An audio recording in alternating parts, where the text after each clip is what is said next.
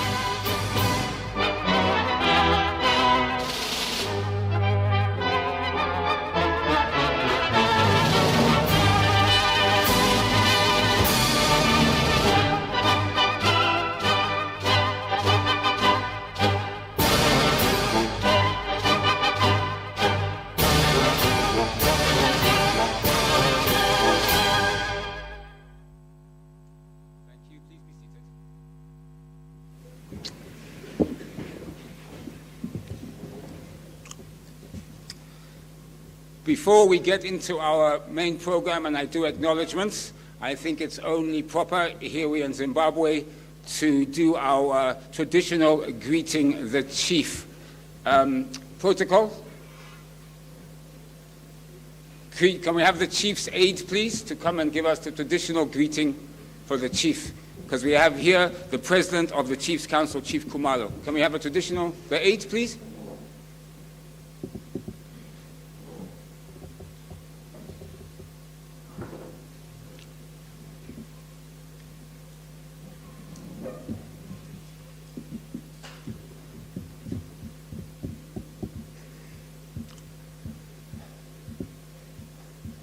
I wish I knew how to do it, so I would have done it myself. I don't know where your aide is, but is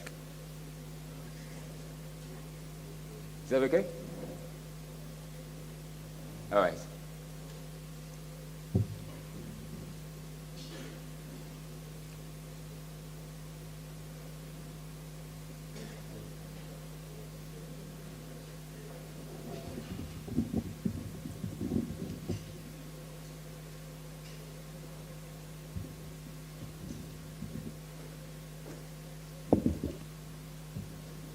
honorable guest of honor, honorable delegates who are here. In Zimbabwe, we've got a culture where before we start any function, we greet our nation, our traditional leaders. So I would like all those who are wearing hats to remove hats. And for the ladies, we are going to greet our chief senator. And on behalf of all chiefs, the ladies, to our Chinese colleagues, you do this to your hands. And you're going to do this 3 times. The men, you do this, cup your hands. We're going to do it 3 times. So if I speak and say hands, we do it 3 times. I say Jakare, means again. We do it 3 times. I say Jakare. We do it 3 times. And then the ladies, you ululate. To our Chinese ladies, you simply do this to your lips. And you say, okay, excellent.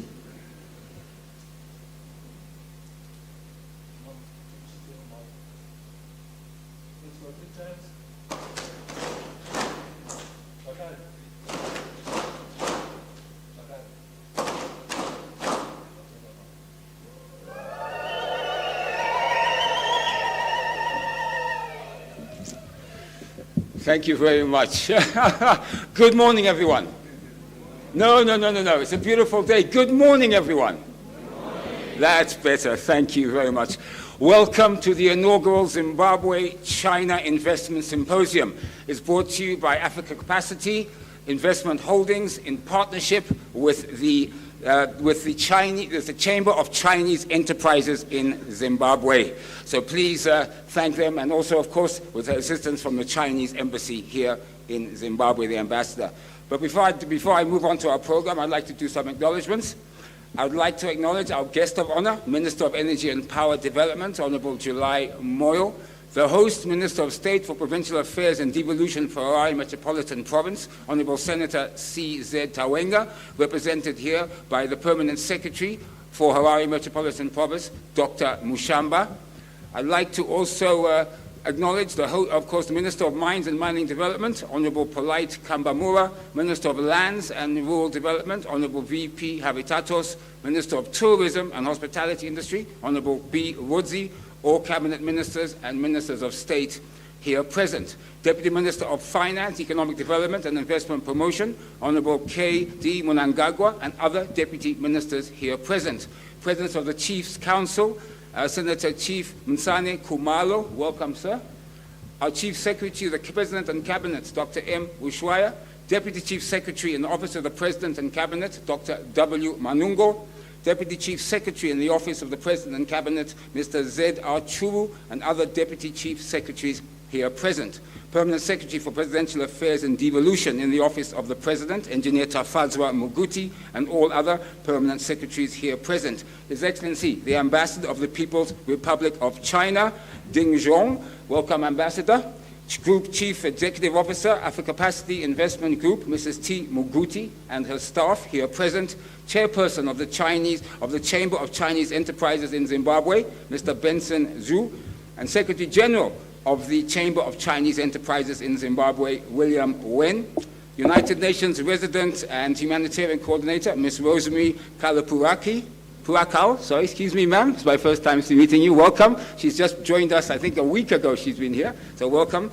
UNDP Country Representative, Dr. Ayodora Odusula, service chiefs here present, all members of the diplomatic corps, captains of industry, senior government officials here present, members of the press, our sponsors, ladies and gentlemen, comrades and friends, welcome. Well, that's a bit of a mouthful, wasn't it? But we got there. But thank you so much for giving us your time. Today is all about open conversations. We've managed to get together an incredible list of panelists over the course of the day, as well as, of course, government representatives who are here present to give us their views on various aspects, covering issues such as finance. We're looking at mining, tourism. We're looking at land and what's happening with our land reforms, and also, of course, we're also looking at issues such as a zero tariffs trade policy. China has put in place a zero tariffs trade policy. We'll also be doing a panel on that. There's a lot to look forward to over the course of the day. Without further ado, let's go into our program. I'll talk more about Africa Capacity as we go on during the day, but we need to move on with our program. I would like to, first of all, play a welcome video for all of you.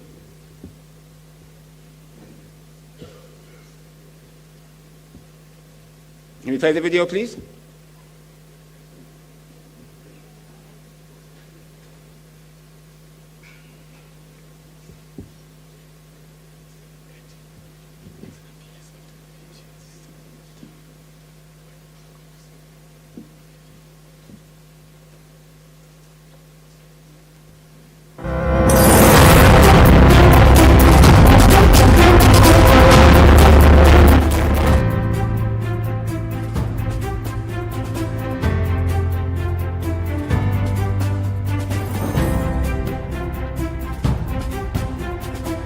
Friends to be depended on in the transformation and journey for us to develop our country.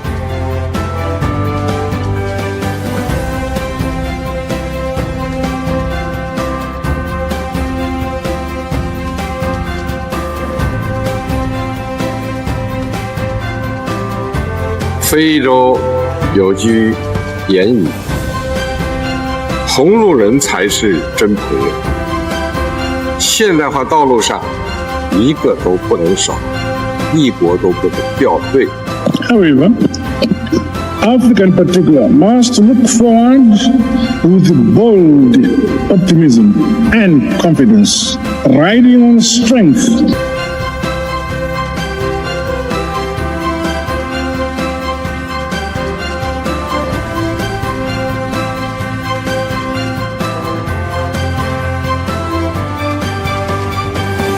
Going to establish friendship association.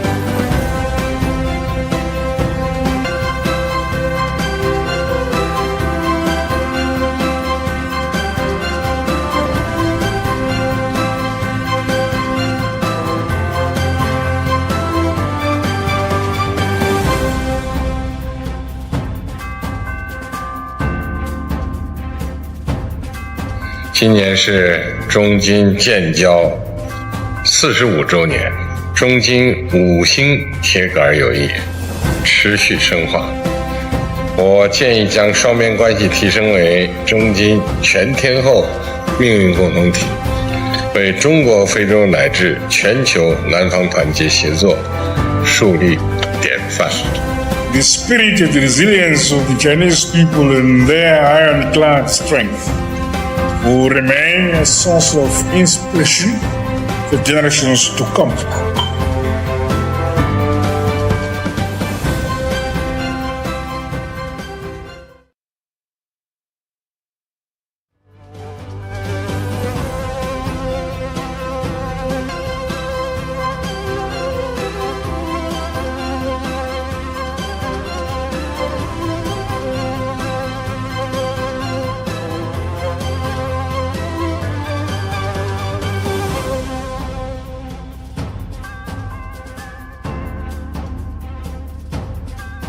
今年是中金建交45周年，中金5星铁杆友谊持续深化。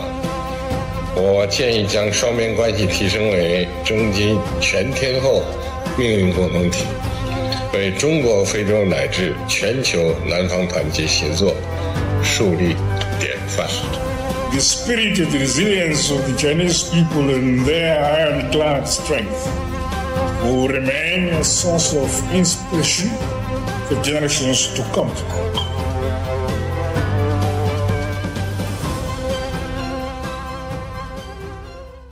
There's a big applause for the strength of Zimbabwe and Chinese relations.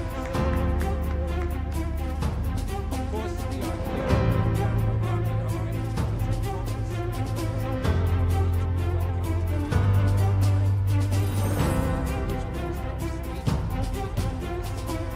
Friends to be depended on in the transformation and journey for us to develop our country.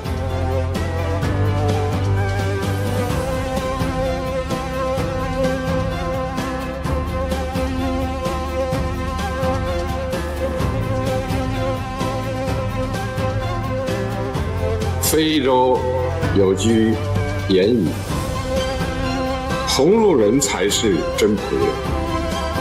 现代化道路上，一个都不能少，一国都不能掉。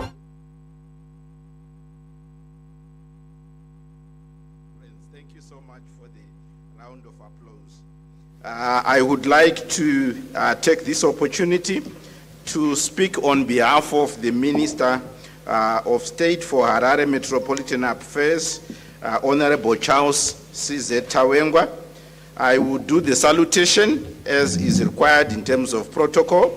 The Director of Ceremonies, Mr. Andy Hodges, who's also the Group Head of Investments and Advisory Services, Africa Capacity Investment Group. The guest of honor, the Minister of Energy and Power Development, Honorable July G. Moyo.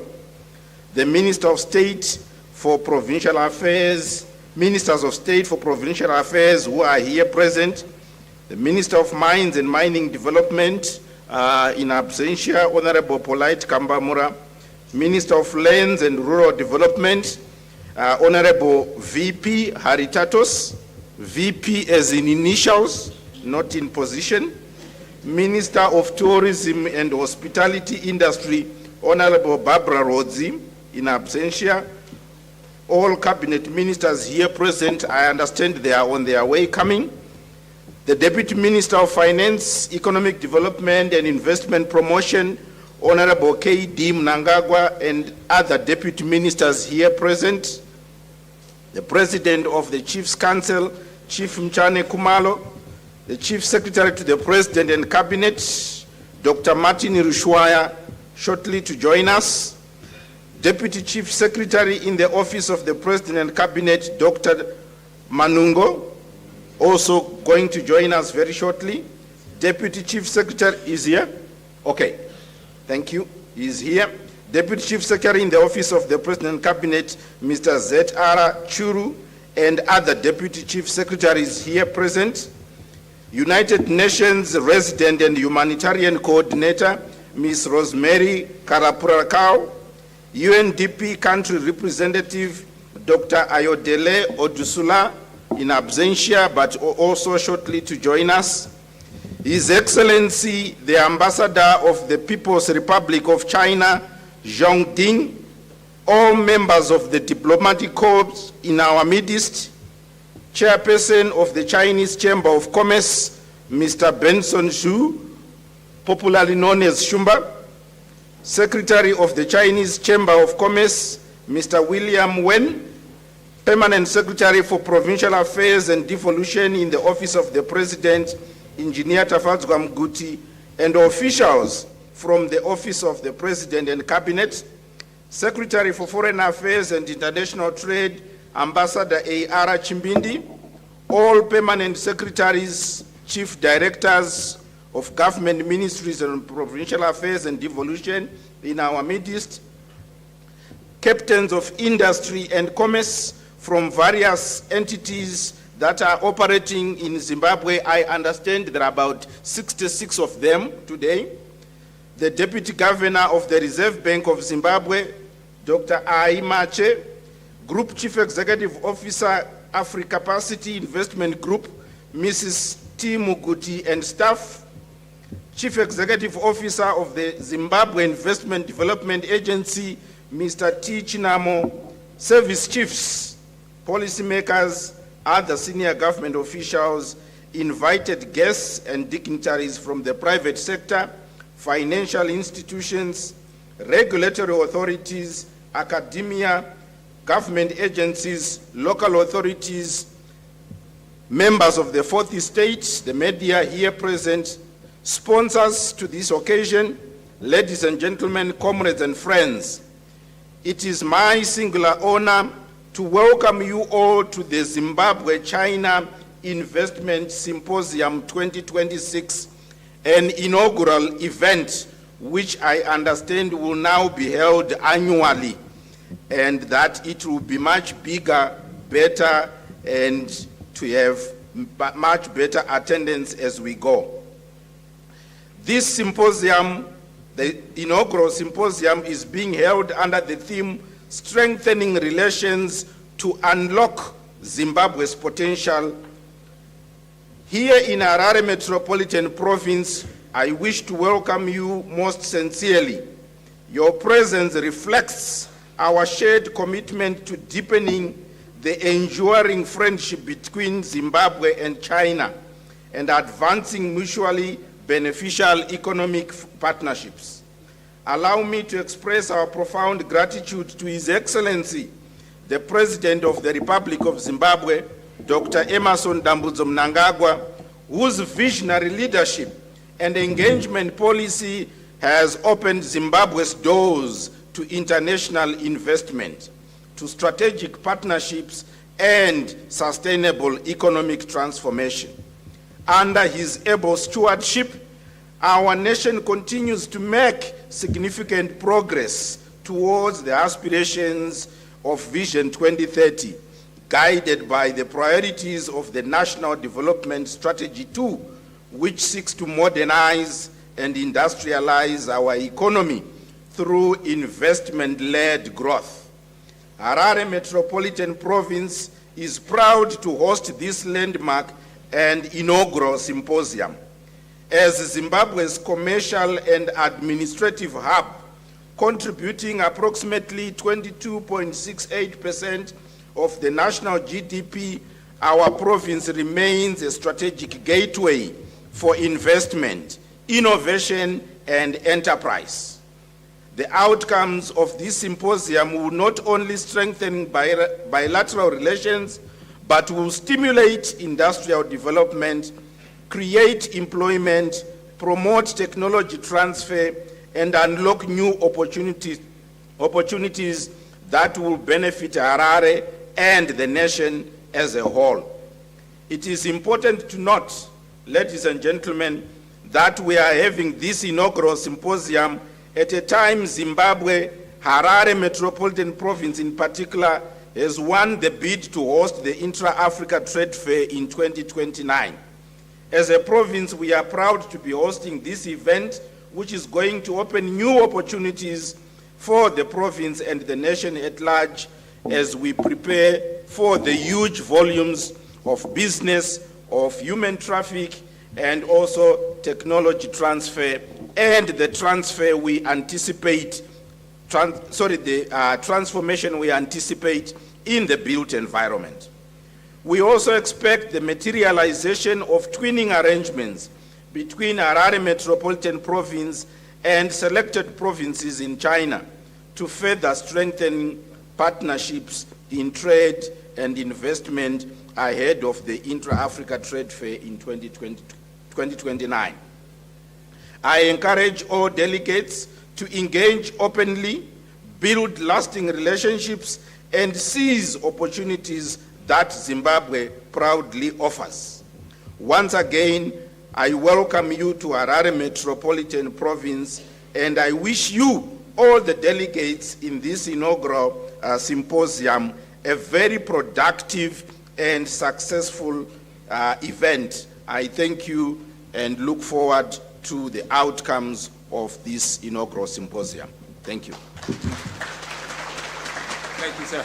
Thank you. A big round of applause for the Permanent Secretary for Harare Metropolitan Province, Dr. Shingirai Mushamba, representing, of course, the Minister of State for Provincial Affairs and Devolution, Honorable S.C. Tarengwa. Thank you so much, PS.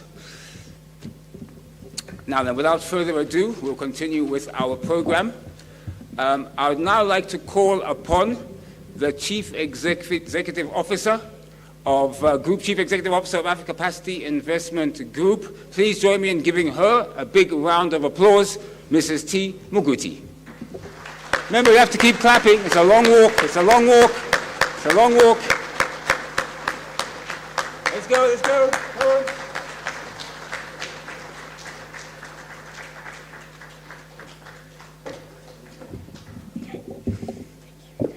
Thank you so much.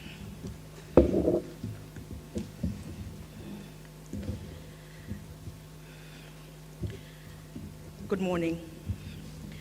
Director of Ceremonies, Mr. Andy Hodges, Group Head of Investments and Advisory Service, Africa Capacity Investment Group, Guest of Honor, Minister of Energy and Power Development, Honorable July Moyo, the Host Minister of State for Provincial Affairs and Devolution for Harare Metropolitan Province, Honorable Senator C.Z. Tawengwa, represented by Permanent Secretary Dr. Mshamba, Minister of Mines and Mining Development, Honorable Polite Kambamura, Minister of Lands and Road Development, Honorable V.P. Haritatos, Minister of Tourism and Hospitality Industry, Honorable B. Rodzi, all Cabinet Ministers and Ministers of State present, Deputy Minister of Finance, Economic Development and Investment Promotion, Honorable K. Mnangagwa, and other Deputy Ministers here present, President of the Chiefs Council, Senator Chief Machani Kumalo, Chief Secretary to the President and Cabinet, Dr. M. Rushwaya,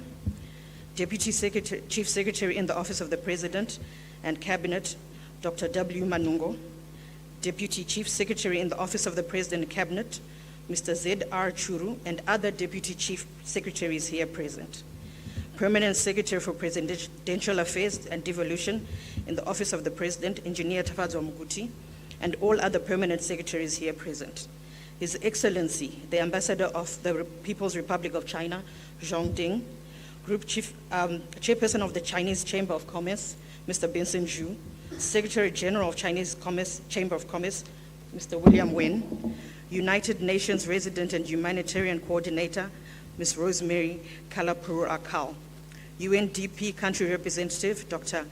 Ayo Odosula, Service Chiefs here present, all members of the Diplomatic Corps, captains of industry, senior government officials here present, ladies and gentlemen, comrades and friends. Once again, good morning. On behalf of Africa Capacity Investment Group, I would like to honor you and welcome you to the inaugural Zimbabwe-China Investment Symposium.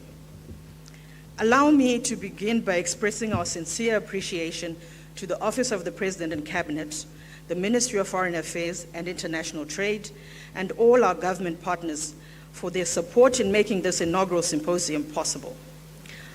I also extend my gratitude to our strategic partners, the Chamber of Chinese Enterprises in Zimbabwe, whose collaboration and shared vision have helped bring this platform to life. Today is more than the opening of a symposium. It is the beginning of a new chapter, a chapter where dialogue leads to collaboration. Collaboration inspires investment, and investment creates opportunity. When we first envisioned this symposium, we asked ourselves one simple question: what does Zimbabwe need most? The answer wasn't another conference. I think we can all agree that we already have enough conferences on our calendars. What Zimbabwe needed was a trusted platform, a platform where the government and the private sectors of both Zimbabwe and China engage openly, a platform where investors connect directly with opportunity, a platform where conversations become partnerships and partnerships become meaningful investment. We believe the best solutions are created when government, business, and investors sit at the same table, not as separate stakeholders, but as partners working together towards a shared vision. That is why Africapacity, together with the Chamber of Chinese Enterprises in Zimbabwe, is proud to convene this symposium. Many know Africapacity for our investment work, but that is only one part of our story. We're an investment and developmental corporation committed to unlocking Africa's potential through strategic investments, project development, advisory services, and innovative financing. Our portfolio spans across many sectors as agriculture, beverage manufacturing, construction, infrastructure, technology, renewable energy, security services, and enterprise development. But our purpose remains the same. We connect people. We want to unlock opportunity. We want to transform potential into lasting impact. That purpose is captured in our guiding philosophy, embracing African ingenuity. To us, these are more than words. It's more than our tagline. They reflect our belief that Africa's greatest resource is not only found beneath the ground, but within its people. It is the entrepreneur solving problems with creativity, the innovator designing tomorrow's solutions, the business leader creating value, the policy maker shaping an environment where enterprises can thrive, the young person whose next idea could transform an industry, and the communities whose resilience continues to inspire progress. At Africapacity, we've made it our mission to build the bridges that make progress possible. A bridge between government and the private sector, a bridge between international investors and local opportunity, a bridge between policy and enterprise, a bridge between global expertise and African innovation. Because capital might fund projects, but partnerships build nations. And that is what exactly today is about. The relationship between Zimbabwe and China has stood the test of time because it has been built on friendship, mutual respect, and cooperation. Zimbabwe offers immense opportunity. China brings deep experience in investment, industrial development, and innovation. Together, we have an opportunity to build partnerships that create lasting value, not only for two nations, but for the broader African continent. Whilst today marks the inaugural Zimbabwe-China Investment Symposium, we believe this is far more than the beginning of an event. It is the beginning of a tradition. Our vision is for this symposium to become an annual platform that brings together government, tertiary education institutions, business leaders from our two great nations, investors and development partners, all to strengthen relationships, review progress, unlock new opportunities, and deepen the enduring partnership between Zimbabwe and China. But our ambition extends beyond today's program. The conversations we begin here must translate into practical, actionable resolutions that strengthen investment facilitation, guide future collaboration, and create a clear roadmap for continued engagement between Zimbabwean and Chinese stakeholders. Because the true measure of today's success will not be the number of speeches delivered. It will be the partnerships we build, the investments we unlock, and the opportunities we create together. As we begin this program, I encourage each of us to engage openly, think boldly, and build relationships that extend well beyond this room. Let us use today not simply to exchange business cards, but to exchange ideas. Not simply to discuss opportunities, but to commit to action. Not simply to strengthen relationships, but to build partnerships that create lasting value and a legacy of cooperation for future generations in both Zimbabwe and China. And if you leave here with only one business card, I hope it belongs to someone with whom you build something extraordinary. If we achieve that, this inaugural symposium will not simply be remembered as an event, but a successful event. It will be remembered as the moment dialogue became collaboration. Collaboration became investment. Investment became opportunity. And opportunity became shared prosperity. Thank you for your presence. Thank you for your partnership. And I thank you for believing in the limitless potential that exists when we work together. Because together, we can strengthen partnerships. Together, let us unlock opportunity. Together, let us embrace African ingenuity. I thank you.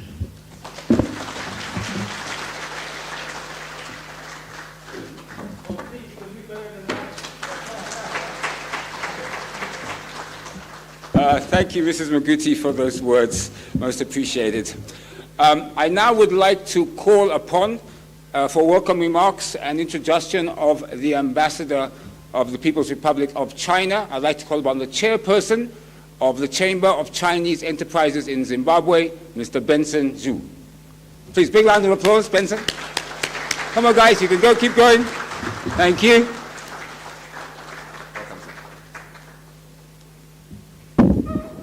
Mambo, mambo, mambo. Chikali, magasimba hele, mauya. Thank you. Good morning, everyone. Morning, mamukase. Yeah, thank you. Welcome, everybody. This place we came to inspect venue yesterday in afternoon. Is a wedding place. It's a beautiful, lovely wedding taking place this place. So it's only finished early hour in the morning. So people busy setting up of the venue. But I can believe that people still feel the warmth, the goodwill, and also the blessing from that marriage, from that wedding. So for me, I would like to capture the spirit of the blessing and carry forward of those blessings. The blessings for this symposium, the inaugural symposium for Chinese-Zimbabwe Investment Symposium, and a blessing for the friendship, the long-lasting friendship for China and Zimbabwe. And the blessing for each one of you who are attending this symposium is very important, it's very special. Once again, good morning, everybody. My name is Tanaka Shumba. You know Tanaka Shumba? You know, sometimes Zimbabwe culture is very fascinating. When I travel to Matabeleland, they will call me Tanaka Sibenda. Tanaka Sibenda, isn't it? When I travel to Manicaland, they will call me Tanaka Shumba. Is it so, Honorable? Tanaka Shumba. So I'm from Manezi, the CEO of the Dinsen Iron Steel. When I travel to Dinsen and work in Dinsen, some people call me Tanaka Shumba Manezi. So they're different names for me. Dagala in Zimbabwe for 15 years. So sometimes a very good opportunity to have this podium. You can learn more Shonas. So today I learned more 2 words. Sachigaru Mutsa. Sachigaru Mutsa for the Chamber of Chinese Enterprises in Zimbabwe. I'm the new chairman of Chamber of Chinese Enterprises in Zimbabwe. So let me come to my speech. Your Excellencies, Honorable Ministers, Deputy Ministers, distinguished government senior officials, esteemed business leaders, ladies and gentlemen, all protocol observed. It's my profound honor and a genuine privilege to address this distinguished assembly at the Zimbabwe-China Investment Symposium. I wish to extend my sincere gratitude to the government of Zimbabwe and all partners who have come together to create this vital platform under the timely and impactful theme, strengthening relations to unlock Zimbabwe potential. The friendship between Zimbabwe and China has stood the test of time, built on trust, mutual understanding, and a shared vision for prosperity. Over the decades, our two countries have developed a close and productive partnership that continue to deliver real benefits for both our people. Established on June 27, 2006, the Chamber of Chinese Enterprises in Zimbabwe, CCEZ, officially marked its 20 years anniversary just last week.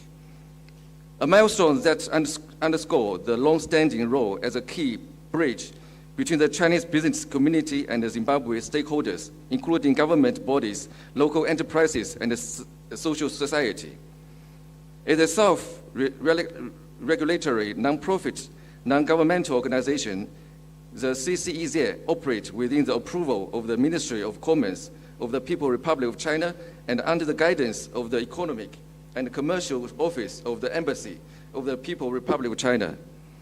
Over the past 2 decades, it has consistently facilitated bilateral trade, investment, and socio-economic cooperation, while promoting corporate social responsibility and mutual understanding between the two nations. Chinese enterprises operating in Zimbabwe remain fully committed to supporting the country's development ambition. Our investment encompass infrastructure, manufacturing, mining, agriculture, energy, telecommunications, logistics, and many other sectors. Let me highlight just a few examples.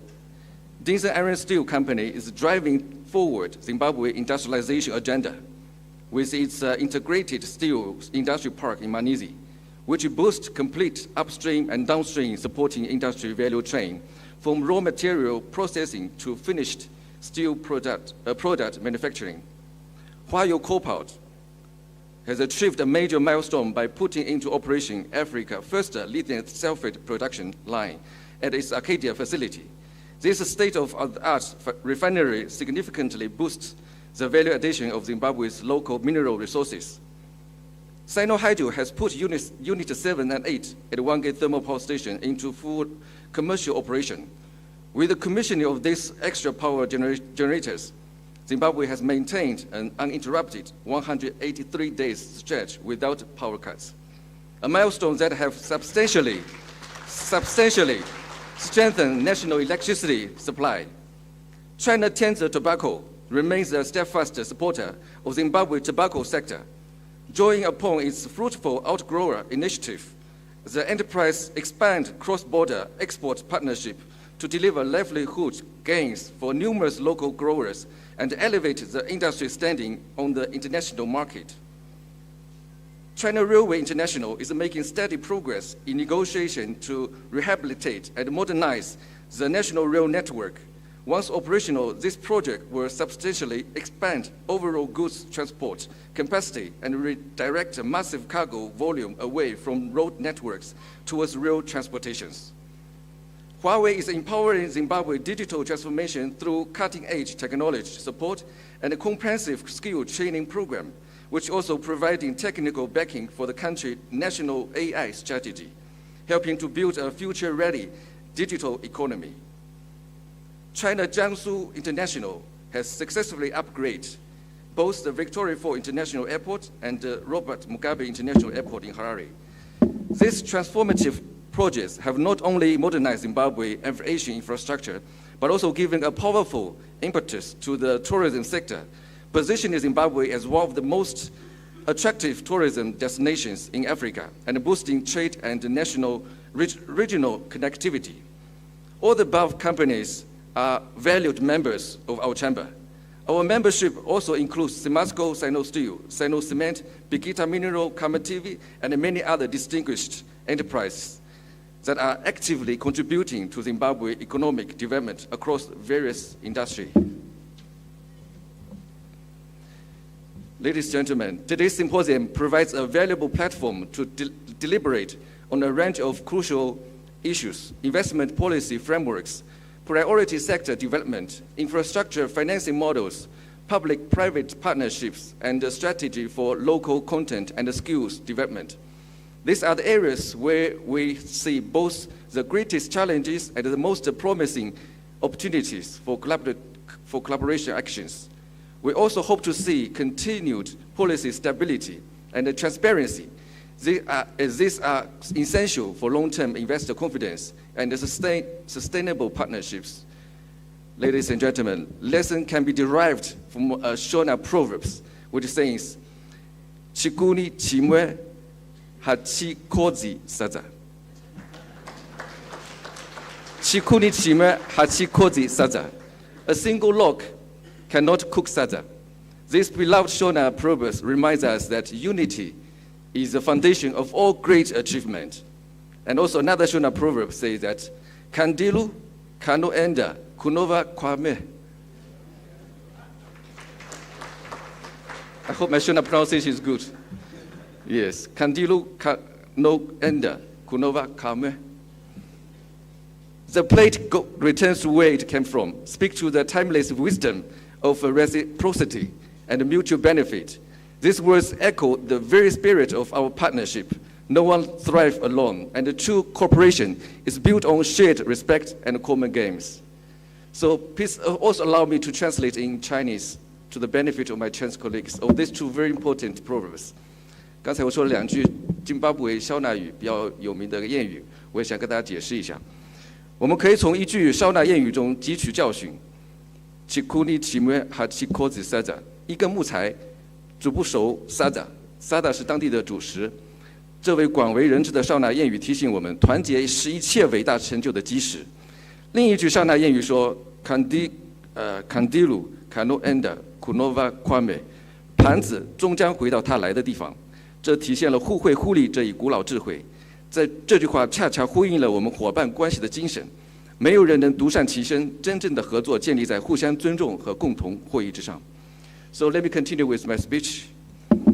At the Chamber, we firmly believe that deeper collaborations among government institutions, local authorities, and the private sectors is the key to unlocking new frontiers of investment. We encourage continued dialogue and a shared commitment to creating an enabling business environment that nurtures lasting partnership.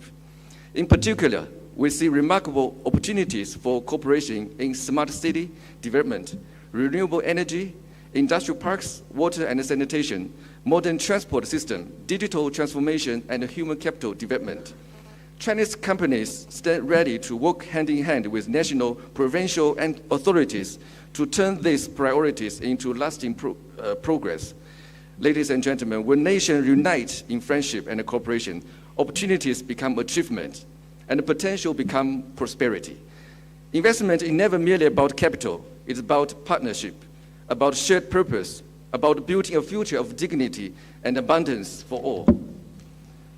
The success of Zimbabwe development agenda will depend on strong, inclusive collaborations among government, business, communities, and international partners. Let us continue to work together, as we have done for many decades, to unlock Zimbabwe's immense potential for the benefit of the present and future generation. On behalf of Chinese Chamber Enterprise in Zimbabwe, I reaffirm our unwavering dedication to supporting Zimbabwe's development aspirations, to fostering mutually beneficial cooperations that leaves no one behind. Dinotenda Shukuru, Dinotenda Chaiju, Tatenda Siyabonga. I thank you. So before I step down, please allow me to welcome Excellency, the Ambassador. It is my distinct honor and pleasure to introduce Excellency Ambassador Zhou Ding, the Ambassador of People's Republic of China to Republic of Zimbabwe.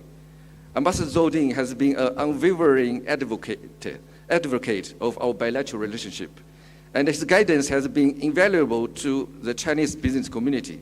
Over recent weeks, he has been exceptionally active in advancing our partnership, addressing business forums, commissioning community development projects, championing women in industry, and promoting cultural and educational exchanges. His engagement consistently demonstrates a commitment not only to high-level dialogue, but also to grassroots cooperation that lives across Zimbabwe. It is my great honor to invite Ambassador. Let's join me to welcome Ambassador. Thank you. Bye, Ambassador.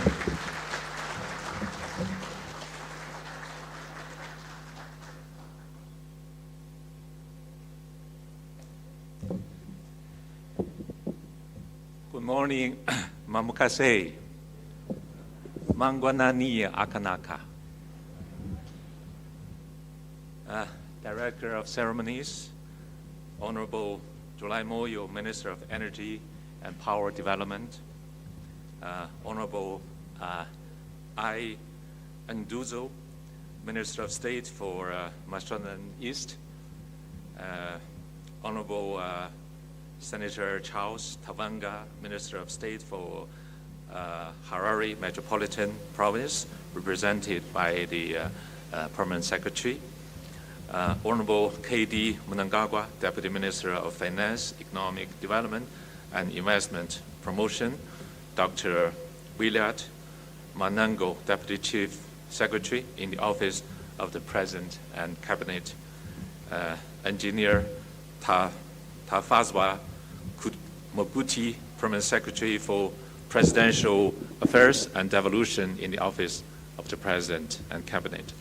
Other senior government officials, colleagues from Diplomatic Corps, Mr. Benson Xu, President of the Chamber of Chinese Enterprises in Zimbabwe, Group CEO, Afri Capacity Investment Group, Mrs. T. Muguti, business leaders, friends from media, ladies and gentlemen, it's a great honor to attend and address the inaugural Zimbabwe-China Investment Symposium under the theme Strengthening Relations to Unlock Zimbabwe's Potential.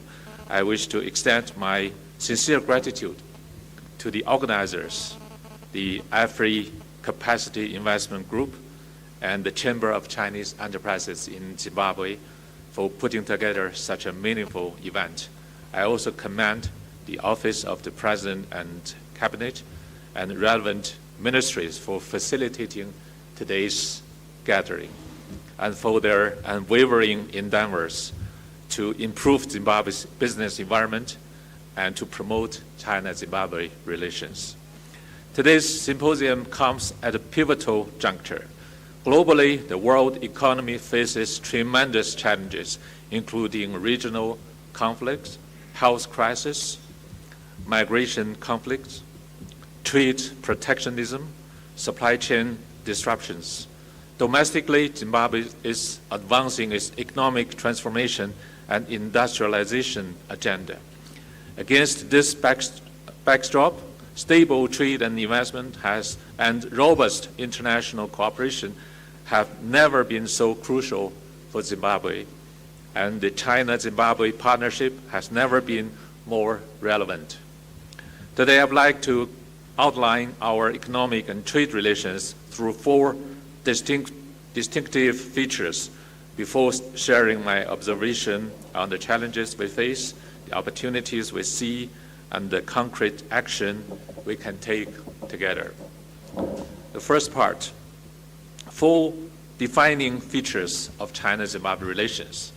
Feature one, deep political trust and an all-weather friendship. The time-honored China-Zimbabwe all-weather friendship took root during Zimbabwe's arduous liberation struggle when China provided crucial political, material, and military support. Since the establishment of diplomatic ties on 18 April 1980, our partnership has grown steadily on the basis of revolutionary camaraderie, common conviction, and shared interest. Just yesterday, on 1st of July 2026, a grand ceremony was held in Beijing to mark the 105th anniversary of the founding of the Communist Party of China. In His Excellency President Xi Jinping's speech, he reviewed the CPC's century-long historic accomplishments, highlighted the party's distinctive strengths forged through sustained struggle, and reaffirmed China's commitment to advancing Chinese modernization and building a community with a shared future. On the same day, we are pleased to receive His Excellency President E.D. Mnangagwa's congratulation and solidarity message to His Excellency President Xi Jinping. This solidarity and strong political mutual trust between us underpins every dimension of our bilateral cooperation. Feature two, remarkable economic and trade outcomes. Over the years, our cooperation has delivered tangible results. China has long been Zimbabwe's largest source of foreign direct investment, with cumulative inflows reaching approximately $10 billion across diverse sectors. Beyond flagship projects such as the Jingzhen Iron and Steel Plant, Prospect Lithium Complex, the Palm River Energy Metallurgical Industrial Park, Chinese investment is also stepping into key industrial segments such as cement, fertilizer, solar power, and digital infrastructure. On the trade front, bilateral trade volume hit an all-time high of $4.4 billion in 2025, rising 15.2% year-on-year, with Zimbabwe registering a trade surplus of $740 million. At the height of Zimbabwe's economic difficulties following the land reform, China introduced a contract farming model for Zimbabwe tobacco. Ever since, China has maintained the largest buyer of Zimbabwe's tobacco, absorbing about half of the country's total tobacco output. Driven by diversified and growing Chinese investment and expanding bilateral trade, nearly 1 million local jobs have been created and hundreds of millions of US dollars in tax revenue have been generated. This momentum is steadily advancing Zimbabwe's industrialization, local manufacturing, and domestic value addition. Feature 3, strong economic complementarity and broad space for win-win cooperation. Our two economies are highly complementary. While Zimbabwe is endowed with world-class reserves of lithium, chrome, and other strategic minerals, along with high-quality agriculture and horticulture products, China offers a vast consumer market, advanced and affordable technologies, and abundant capital. Since 1st of May this year, China has granted zero-tariff treatment to 53 African countries, opening a historic window for Zimbabwe exports. Moreover, our national development roadmaps, China's 15th five-year plan, 2026 to 2030, and Zimbabwe's National Development Strategy 2 and Vision 2030 are closely aligned. By integrating our respective industrial supply and value chains, we have already reaped substantial mutual benefits, and this alignment will unlock even greater collaborative opportunities in the years ahead. Feature 4, people-centered cooperation and sustainable development. China-Zimbabwe economic cooperation is not about short-term gains, but about long-term inclusive growth that improves livelihoods. Beyond job creation, Chinese enterprises have introduced affordable cutting-edge technologies. The waste-to-energy facilities, solar power stations, water recycling system, dust suppression measures, and land rehabilitation practices deployed by Chinese enterprises not only deliver clean energy, but also reduce carbon footprints, putting operations in line with Zimbabwe's climate pledges and the global sustainable development goals. Chinese enterprises have also been actively providing extensive vocational and on-job training, facilitating technology transfer, nurturing local engineers and technicians, and enhancing domestic industrial capacities. In parallel, they have collectively invested over $100 million in hundreds of corporate social responsibility projects nationwide, including schools, clinics, roads, boreholes, and various rural development initiatives that empower women, youth, and vulnerable groups. Ladies and gentlemen, having reviewed the four defining features of China-Zimbabwe economic and trade relations, we must also look to the future with clear eyes. I'd like to elaborate on four areas where we face challenges, see clear opportunities, and can take coordinated, concrete, joint actions. Number 1, infrastructure bottlenecks for industrialization. Zimbabwe's industrialization requires reliable transport, power, and digital infrastructure. Through Chinese concessional loans, key projects, including the expansion of Bwangi and Kariba South power stations, the upgrading of Harare and Victoria Falls Airport, the Tel 1 and Net 1 networks have consolidated the country's development foundation. Chinese investors are also building actively captive power plants with combined installed capacity of over 1,000 megawatts. However, constraints in electricity, water, roads, and railway keep pushing up production costs and delaying the value addition agenda. We applaud the Zimbabwe government's firm commitment to upgrading infrastructure and enhancing industrial competitiveness. Looking ahead, there are significant business opportunities in transport corridor building, railway rehabilitation, renewable energy, industrial parks, logistic hubs, and digital infrastructure to support Zimbabwe's industrialization and value addition. Number two, a pragmatic, phased roadmap for local value addition and mineral beneficiation. China fully supports Zimbabwe's ambition to add value to its mineral resources. With Dingson's steel plant and Prospect lithium sulfate plant now fully operational, a number of value addition projects are set to come online in due course.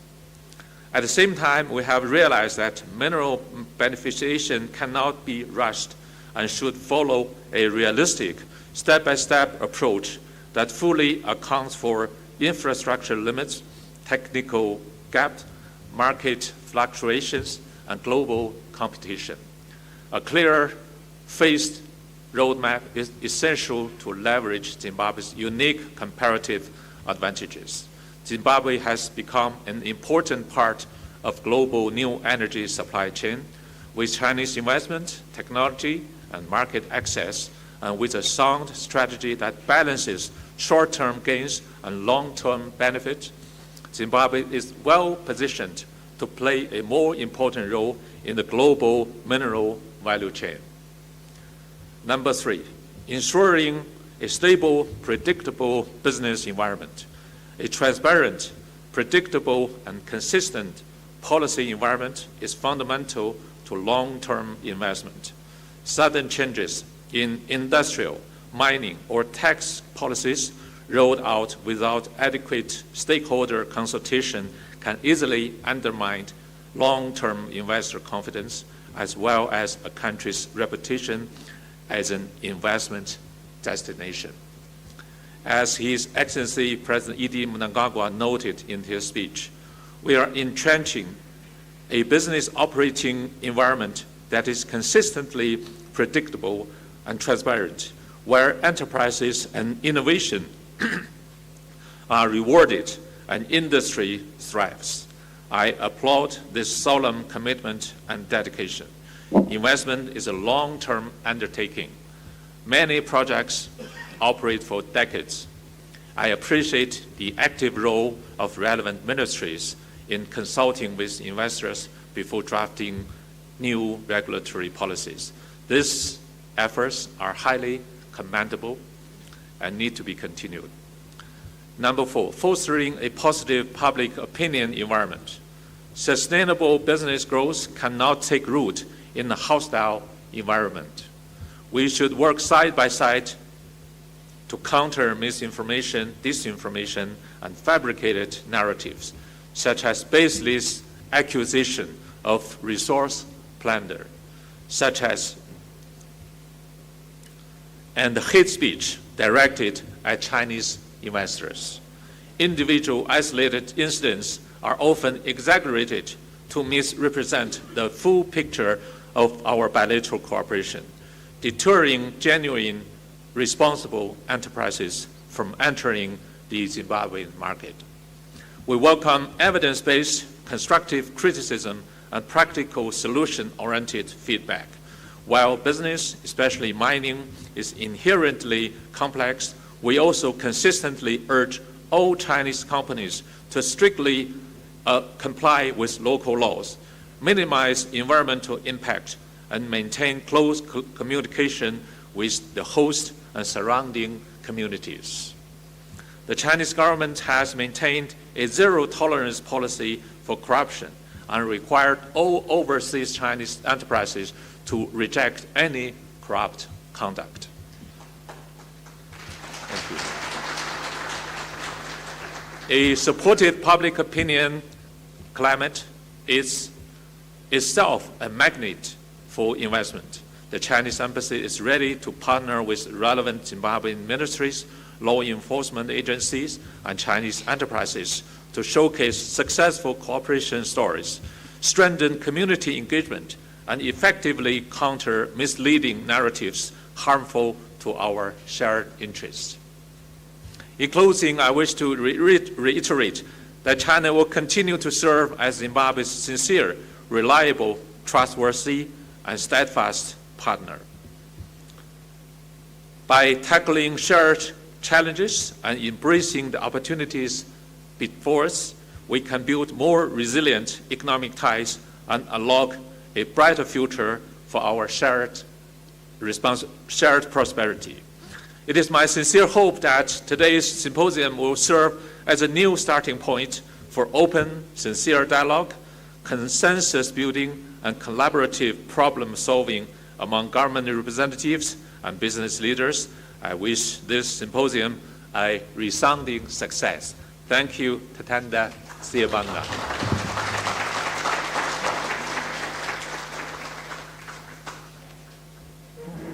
Oh, please, you can do better than that. A round of applause, Ambassador Zhou. Thank you, Ambassador. Thank you for those words, Ambassador. Words that show the People's Republic of China's commitment to not just building stronger and stronger relationships at a government-to-government level, but being a conduit, working with the Chinese chamber to bring investment into Zimbabwe and all those areas. Please, another round of applause for Ambassador Zhou. Thank you so much, Ambassador. As I said, we reiterate the fact that this is a place we can dialogue openly and raise some of the issues that concern us, and also highlight some of the good things that are happening in the country. We see the investors that are here, so thank you. Now, without further ado, I'd like to now call upon our next speaker. He will be talking to aligning Chinese investments with the National Development Strategy 2, NDS2, and of course he will also be introducing our guest of honor. Please, can you deal with the microphone, please? Thank you. Microphone, please. Thank you. Without further ado, please join me in welcoming the Deputy Chief Secretary in the Office of the President and Cabinet, Honorable Dr. W. Manungu.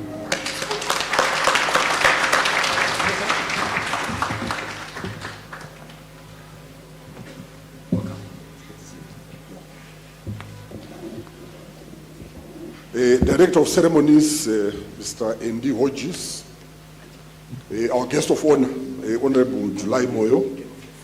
In the interest of time, I will recognize all the honorable ministers and deputy ministers that are here present.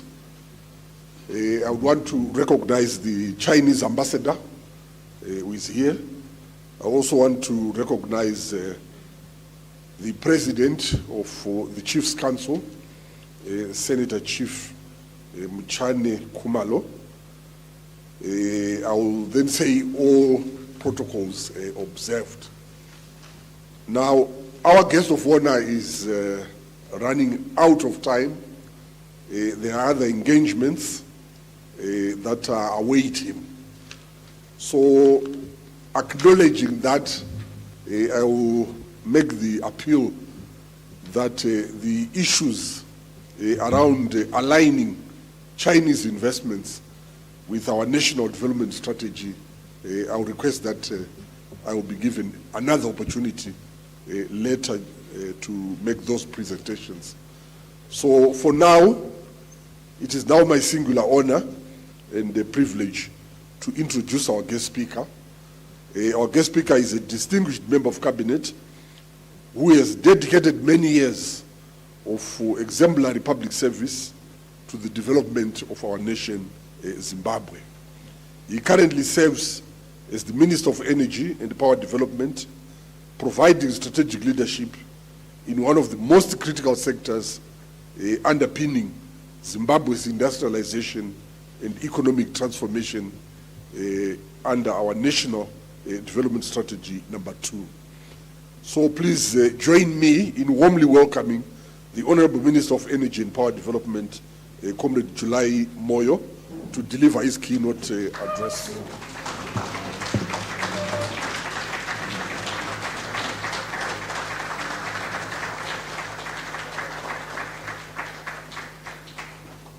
Thank you very much.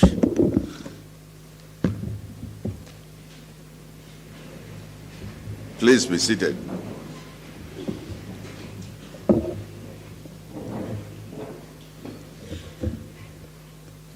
The National President of the National Chiefs Council, Senator Mchane Kumalo, who is among us as an elder representing all our traditional chiefs, from chiefs to headmen to village heads.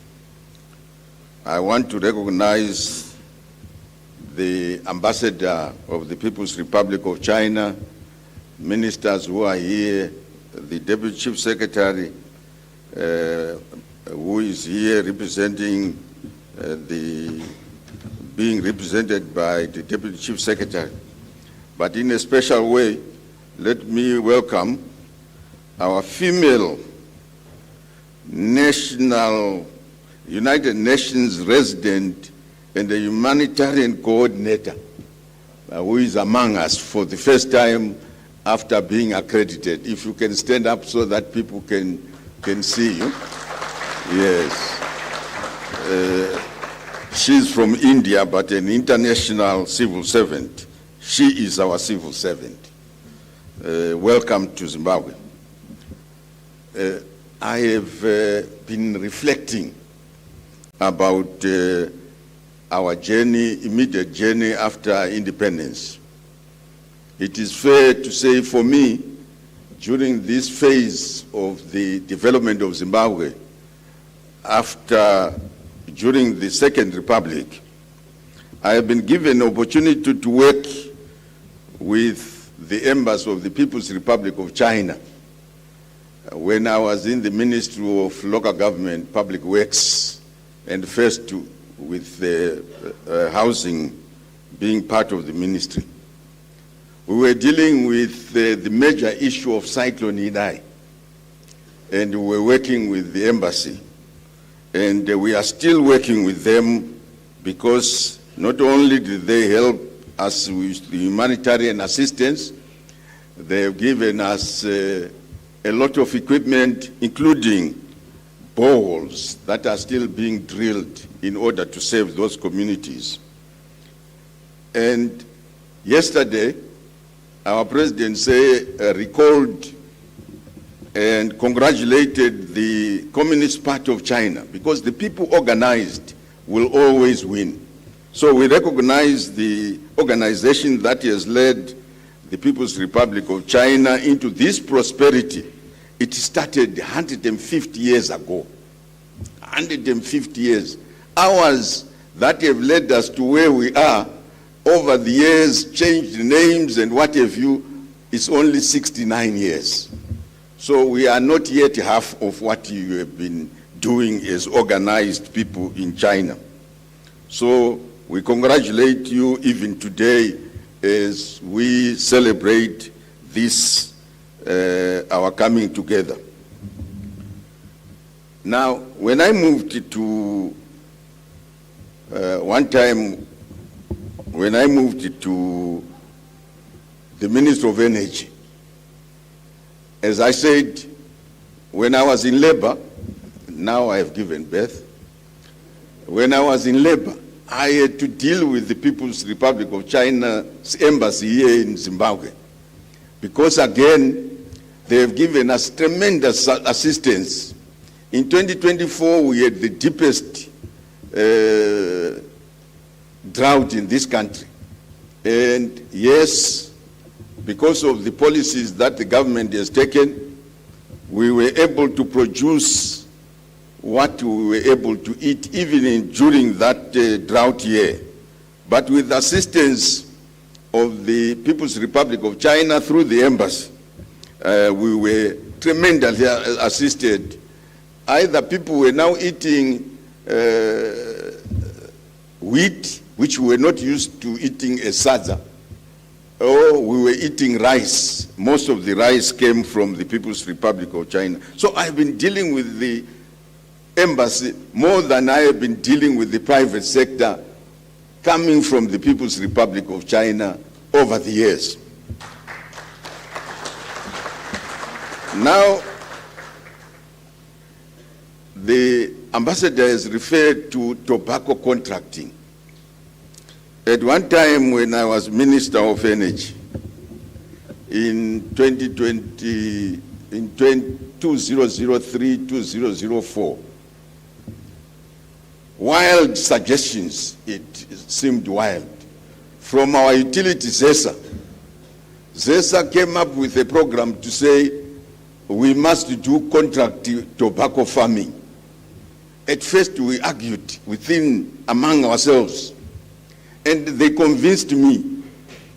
Then I took this same argument to cabinet to say ZESA is now wanting to do contract tobacco farming. And then President looked at me and said, are you okay? ZESA doing tobacco contract farming?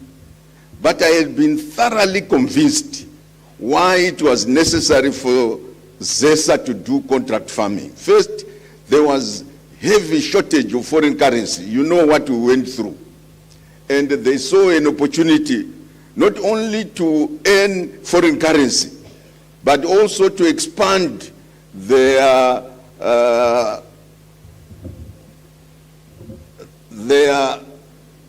grid into agriculture, to focus on agriculture and focus on new stakeholders. And ZESA went as far as saying, we will also buy the machines that we will give to farmers. And this contract farming that you now see started as a desperate relationship between China and ZESA, ZESA wanting to get foreign currency, but also the relationship with the farmers in this country to say, if we don't have farmers who we can give machinery so that they can have irrigation, we will not be able to get foreign currency. Now I find myself more with the private sector. Since I moved to the Minister of Energy, because of the demand of this economy, I have not visited the embassy of China here in Zimbabwe. But I have interacted with more Chinese companies than I have ever done over all the years since 1980, when China established a relationship with us. And so, while I am still here in this capacity, I want to thank the organizers of this conference for inviting me to share my experience of what I think is the demands that we are faced with right now. The demands that we are faced with is an all-time relationship that Zimbabwe, before independence and after independence, has had with the People's Republic of China. And we take the leadership of our president, who not only is our leader today, but he was one of the pioneers in fighting for this independence. And with the knowledge that came from the People's Republic of China when he trained at Nanjing College, Military Academy. And that relationship was deepened not just by the president who is current, but by our former president, our former leaders, our people who are still leading this country. And as we engage in business, let's all be mindful that a relationship that is fathered by the blood of our own people and the blood of our Chinese people must be nurtured by a people who understand this relationship, even if it means business. And we want to encourage that business. I'm confident that as we hold this symposium, and they have told us that they want to do it annually, we will deepen and strengthen the relationship, not just of government to government or party to party, which we cherish, but we will deepen it business to business. And if you are Tanaka, you will deepen it with the language. And that language is not about Shona or Ndebele. That language should also be about Chinese language so that we can learn the cultures of these, our two peoples. Allow me at the outset to acknowledge the enduring relationship that we now must forge in this room, in this beginning, by having serious discussions so that the two countries can be proud of what we have started, the two organizations, African Capacity and the Chamber of Chinese Enterprises, well led now, as has been in the past, by the Chinese entrepreneurs who have stayed in this country, some of them over a decade. So the relationship has grown beyond diplomacy into a strong economic partnership that continues to deliver tangible benefits to our people. Chinese companies have become important partners in Zimbabwe's development, contributing significantly to investments in mining, manufacturing, agriculture, telecommunications, transport, infrastructure, and importantly, I say importantly because that's where I am, in energy. But I also say importantly because energy is an enabler. That's why I can talk qualitatively and quantitatively about energy's contribution to agriculture, what percentage of our energy mix goes to agriculture, what percentage goes to mining, what percentage goes to manufacturing. Because if we don't understand this, then we can't plan well. This year, we are wanting to produce, we have planted 125,000 hectares of wheat. And in order to energize it, we have now ring-fenced 150 megawatts so that we don't lose that wheat once we have planted it.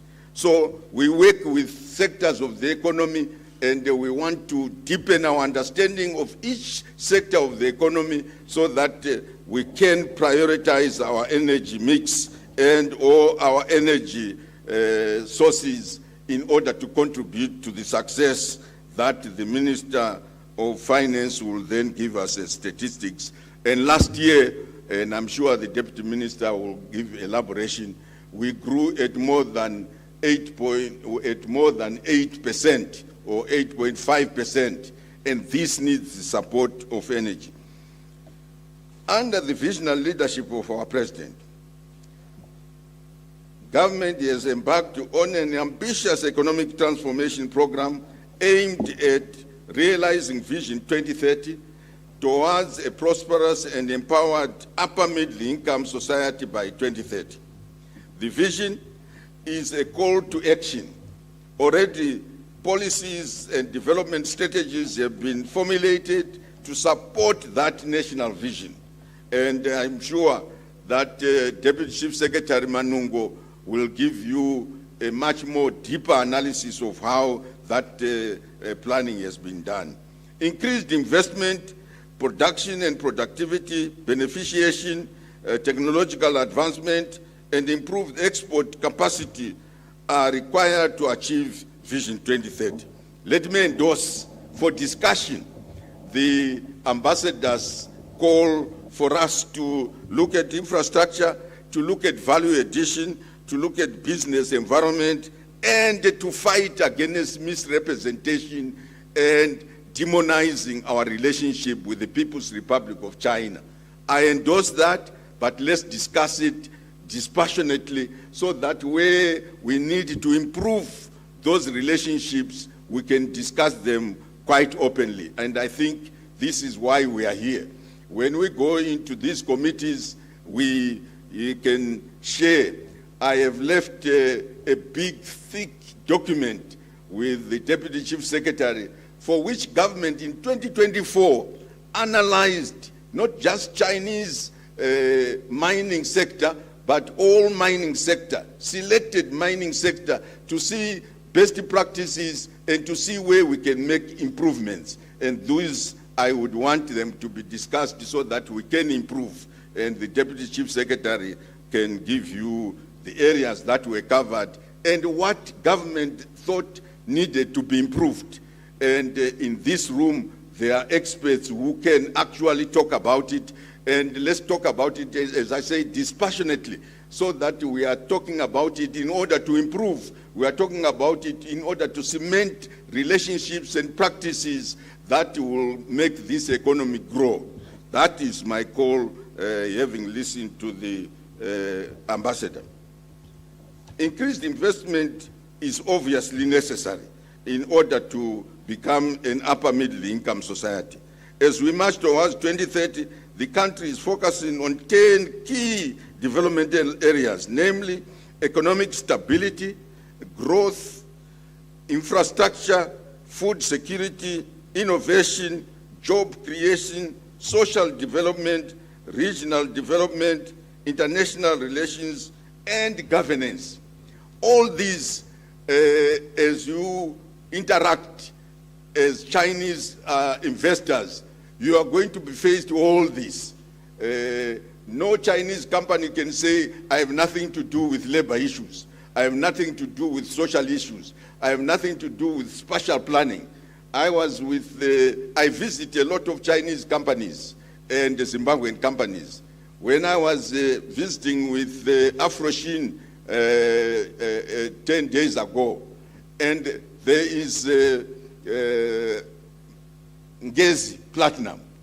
They have a plant in Halfway, they have a plant near Halfway, but what we have not done spatially is to say what is the new city that is going to come out of this setup. And is it planned? Is the Minister of State for Mashonaland and West, have they planned such that there is a nuclear city with 2 big companies here in Zimbabwe, which are based there? We cannot have random settlement in an area like that. So all the issues that we need to discuss, let's discuss, because once you invest in a country like you have done, everything becomes yours, from security to those who steal. You don't want them to steal. So do something about a special planned city where police and other law enforcement agencies will be given areas to settle and be able to defend you. As we march again, let's also be aware that the Zimbabwean economy must continue to grow. Each sector has set itself ambitious targets towards the realization of this Vision 2030. Investment is required in all these sectors. So let's analyze, as the ambassador has said, our transport network has become a bottleneck, definitely. You cannot be transporting these heavy materials. Whether we build a good road from Wange to Bulawayo, that road will be destroyed before we even start thinking about maintenance. So we have to think about tourism, we have to think about construction. The construction industry in this country must now realize, with Manise being there, I'm not a hired agent to advertise for them, but he's here. We must now say, how do we turn that steel industry into the construction industry?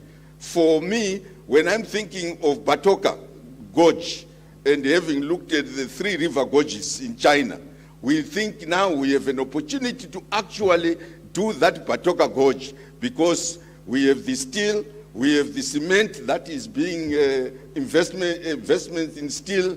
We now have Checha, Matombo, all the materials that are needed to build the dam are now here.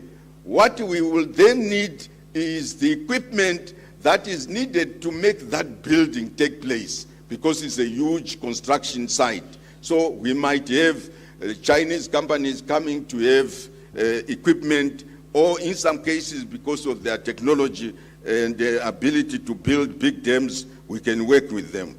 But there must be many more other companies, Zimbabwean companies, working with Chinese companies who can give material support to the building of a Batoka. And we did it yesterday because it's renewable energy. We must balance between our renewable energy and our thermal energy. We will remain with our thermal energy as base load, but the good thing about hydro, it is also a base load. Zimbabwe needs investors then. The investor needs Zimbabwe also. It is therefore important that we continue to strengthen our relationship for mutual benefit. We all need to play our part and play it well.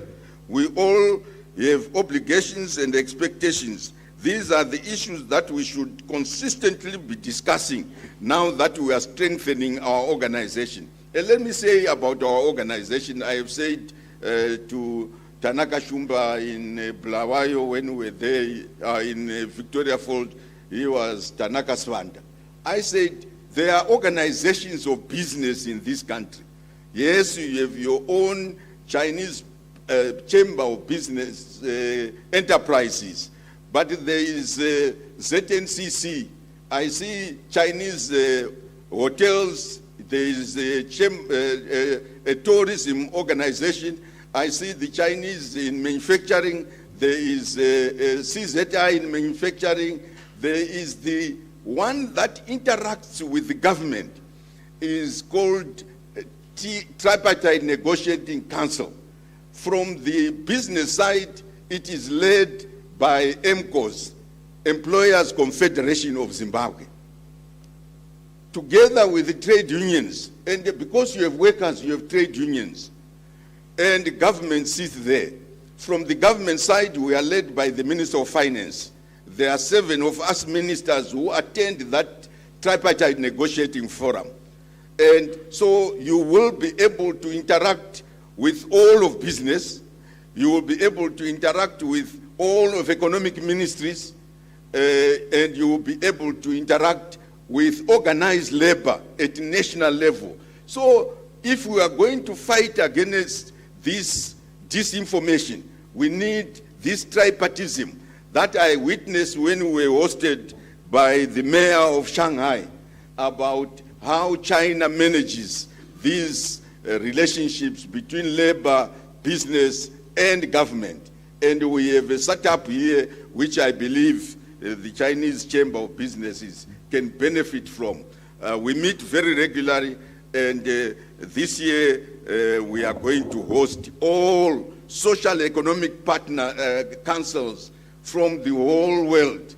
They have seen what we have tried to do, and they are going to come here and in our own situation, led by the Minister of Labor and with support from the Minister of Finance, who is the leader of government business, when we have this interaction.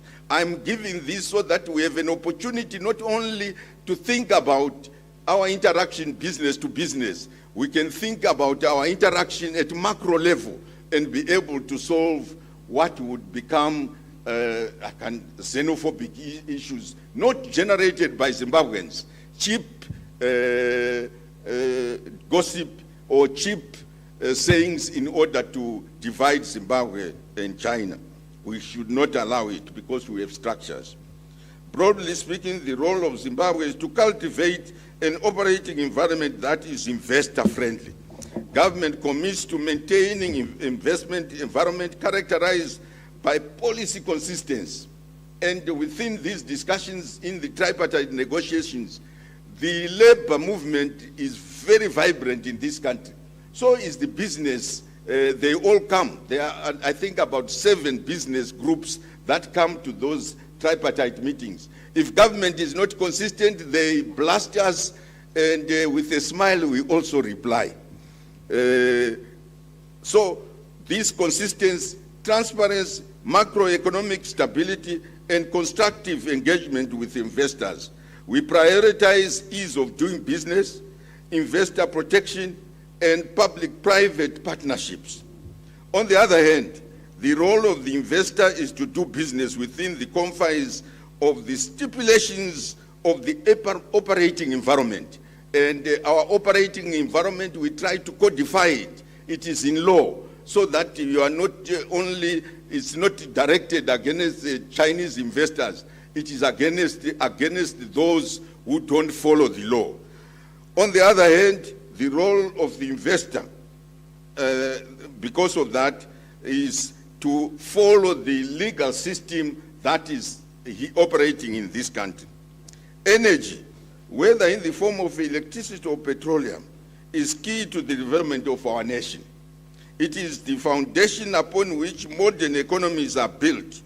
Vision 2030 and the related development strategies would not see the light of day without adequate, reliable, and quality supplies of energy.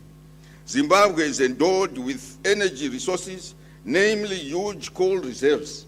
That's why we must continue, to maintain coal as one of our base laws. We want that transition, and in our compact we say so. We need immense hydroelectric potential, not just Batoka. On that river called the Zambezi River, we could build another 3-4 big hydro systems in order to support renewable energy. Gas reserves, which you have just, the Minister of Finance, the Minister of Mines, and myself, have signed that production agreement. We have to start thinking that investors who need to build pipelines, those who want to build power stations, those who want to do gas to liquid, just as you might want to do fertilizer, coal to fertilizer, coal to liquid, all these are open for business, and that potential is there. And exceptional solar irradiation. And we are happy that a lot of companies now, knowing the environmental governance systems that are operating in the international trading system, are not only having thermal, which is coming from ZESA, but they are also supplementing it with solar, so that we can meet our Paris agreements targets. This, together with other renewable energy resources, makes for an exceptional energy mix. We are now understanding what we can do with wind, and we will be announcing the results of where you can place your wind investment in this country. Investment will, however, be required, especially in the sustainable transportation of coal from source to the thermal power stations, as some of the power stations are considerably distanced from the coal mines. I was looking at the ferrochrome systems in Gweru. There are 7 companies there. Each one of them, because of our agreement with them, they are either putting thermal or solar, or combination of both.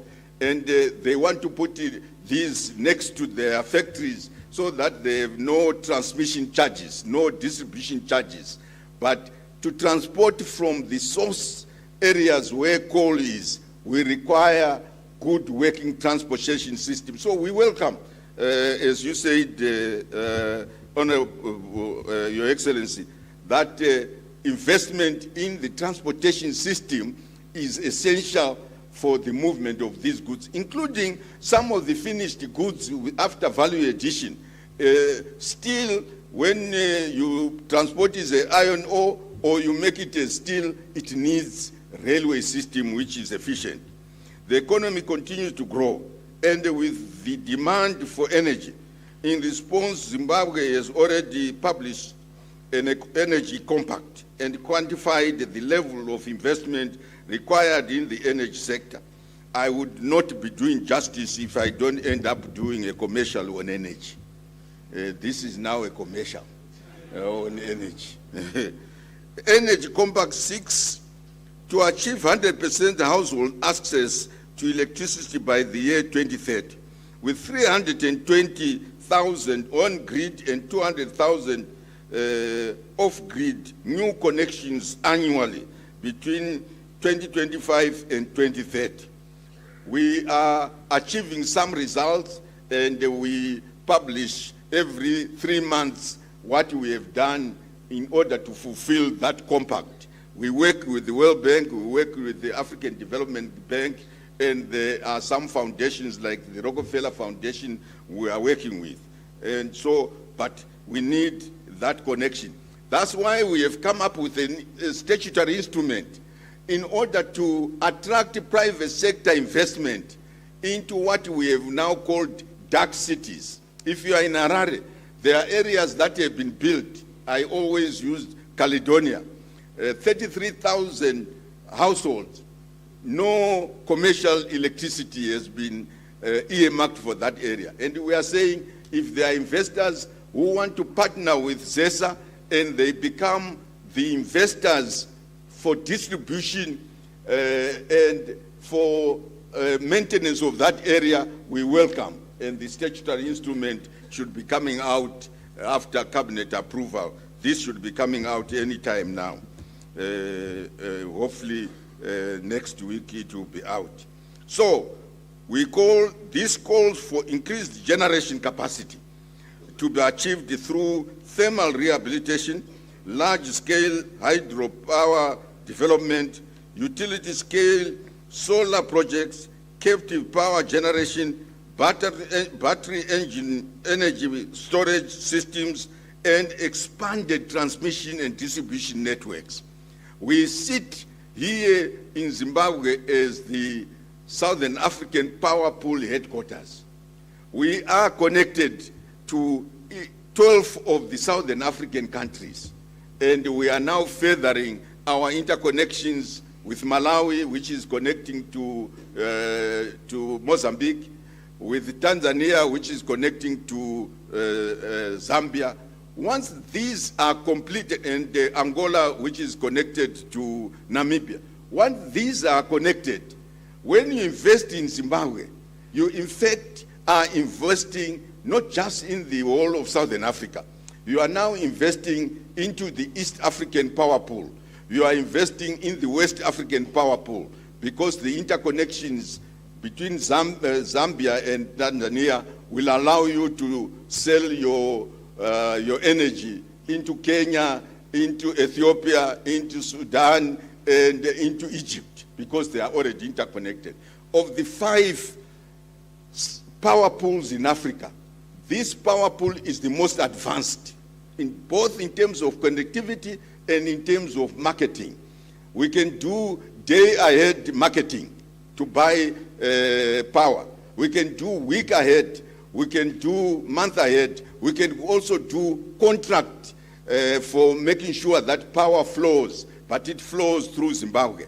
And the bottleneck that is in Zimbabwe, we have to unleash it. That's why we need to do Sizabona between Zimbabwe, Zambia, Botswana, and Namibia. And between Zambia and us, we are already working on an interconnector between Hwange and Mukuni in Zambia. That is having final closure. But we have another interconnector between Mozambique, Zimbabwe, and South Africa in order to strengthen both corridors, and as we also work to strengthen the middle corridor that comes from Hwange to Bulawayo, Hwange to Sherwood, and onward to Kariba. So all these are investable areas. We are saying we have already opened up the market in generation. You can invest in any of the source of energy in generation. Transmission will remain a government transmission company, but we can concession out. If we can concession out a road from Plumtree to Mtare, but it's still a state road, but we have concessions out. If you want to concession a transmission system, we can do that. We are ready to do so. And the distribution and retail, we have already said we have policies that can do so. And let me thank those Chinese companies That I know they are struggling, but they are under, there's a gun over their head, so we need captive power. And a lot of Chinese companies that I visited are now doing captive power. As the ambassador said, up to 1,000 or maybe more. And we hope that with this captive power, it lessens our burden for the utility to reach the last mile of our people who are not connected, both in rural and urban areas. So generation will be assured. Raise access to clean cooking. That is what we also hope that once we have this thermal or hydro or solar power, we can now concentrate also on clean cooking. We are doing this in order to overcome the environmental issues, environmental degradation, biomass, the forestries that we are now using. We need to scale down so that we don't become a desert during our lifetime. Zimbabwe is moving away from the export of raw materials. That the ambassador has already said. Government is actively promoting value addition to enable the country to earn more export revenues. My colleague, the Minister of Mines, will be able to interact with you. I know he, like him, he is attending this meeting that I have to rush to, but he has promised that he is coming to address you. That's why the Permanent Secretary was whispering to me. So let's discuss all this. In conclusion, I give some of government's expectations in relationship to investors. Government expects investors to raise with appropriate authorities any challenges they may face in running their businesses. And I've talked about the structures of how this interaction can be done, but bilaterally also. Be professional in their conduct of business. Be professional in your conduct of business. Adhere to relevant laws and regulations. Prioritize occupational health and safety, especially in those in the mining sector. You know, you go to some communities now, these mining diseases, what do you call them? Something. Outside, the tea is on the veranda, so if we can be back at 11:50, please, 11:50, because we are running a bit behind time. And thank you very much. Thank you. Please give yourselves a big round of applause. It's been a great session. Thank you so much. All right, please help yourselves to tea. I'll see you in about 20 minutes. Thank you.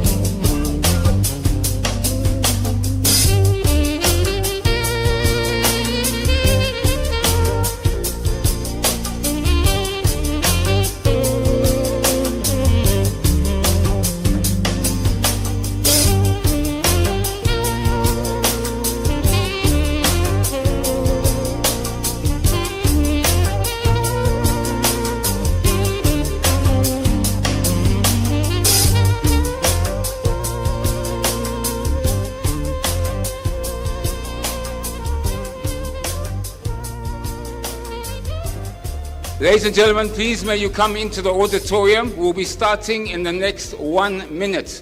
You can bring your teas and your snacks into the auditorium if you want, but please may you come into the auditorium now. We're starting in 1 minute. Thank you.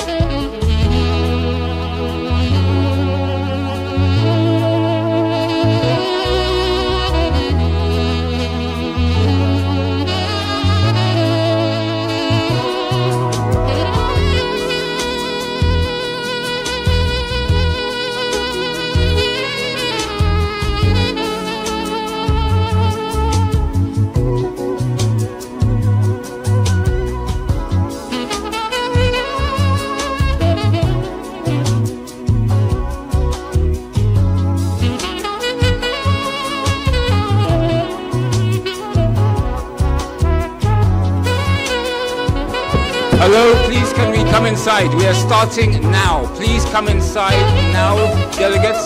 We will be starting immediately.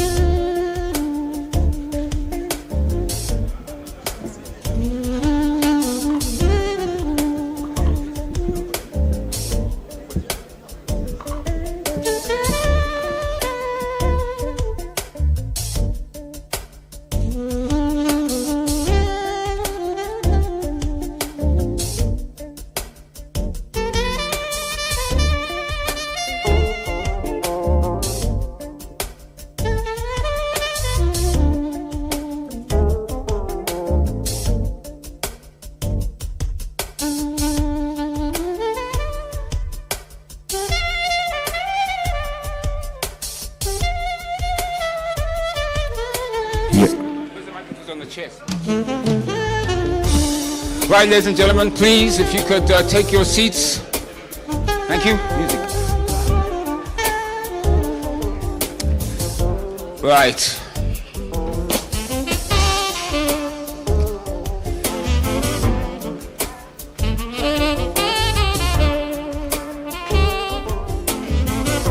Yes.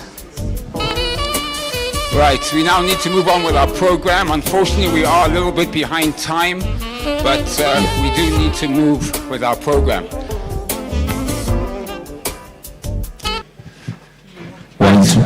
Please move it forward.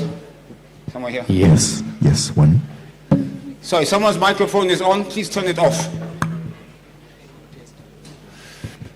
Right, ladies and gentlemen, thank you. That was a good morning session. I really do appreciate that, and compliments to you all. We do have to catch up on time, so bear with us as we quickly rush through our program. Now, of course, we had been expecting the Deputy Chief Secretary in the Office of the President Cabinet, Honorable Dr. W. Manungo, to give us his take on aligning Chinese investments with a National Development Strategy in DS2, and an introduction, and of course he did introduce before our guest of honor, Honorable July Moyo. So please join me in welcoming back to the podium, Honorable Dr. W. Manungo. He is the Deputy Chief Secretary in the Office of the President of the Cabinet. No, come on guys, big clap, big clap, big clap.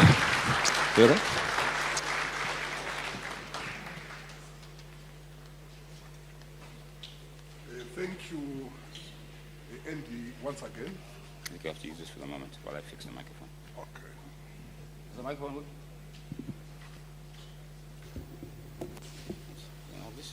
Okay. Now I'll get it fixed. Thank you, Andy. Once again, I would want to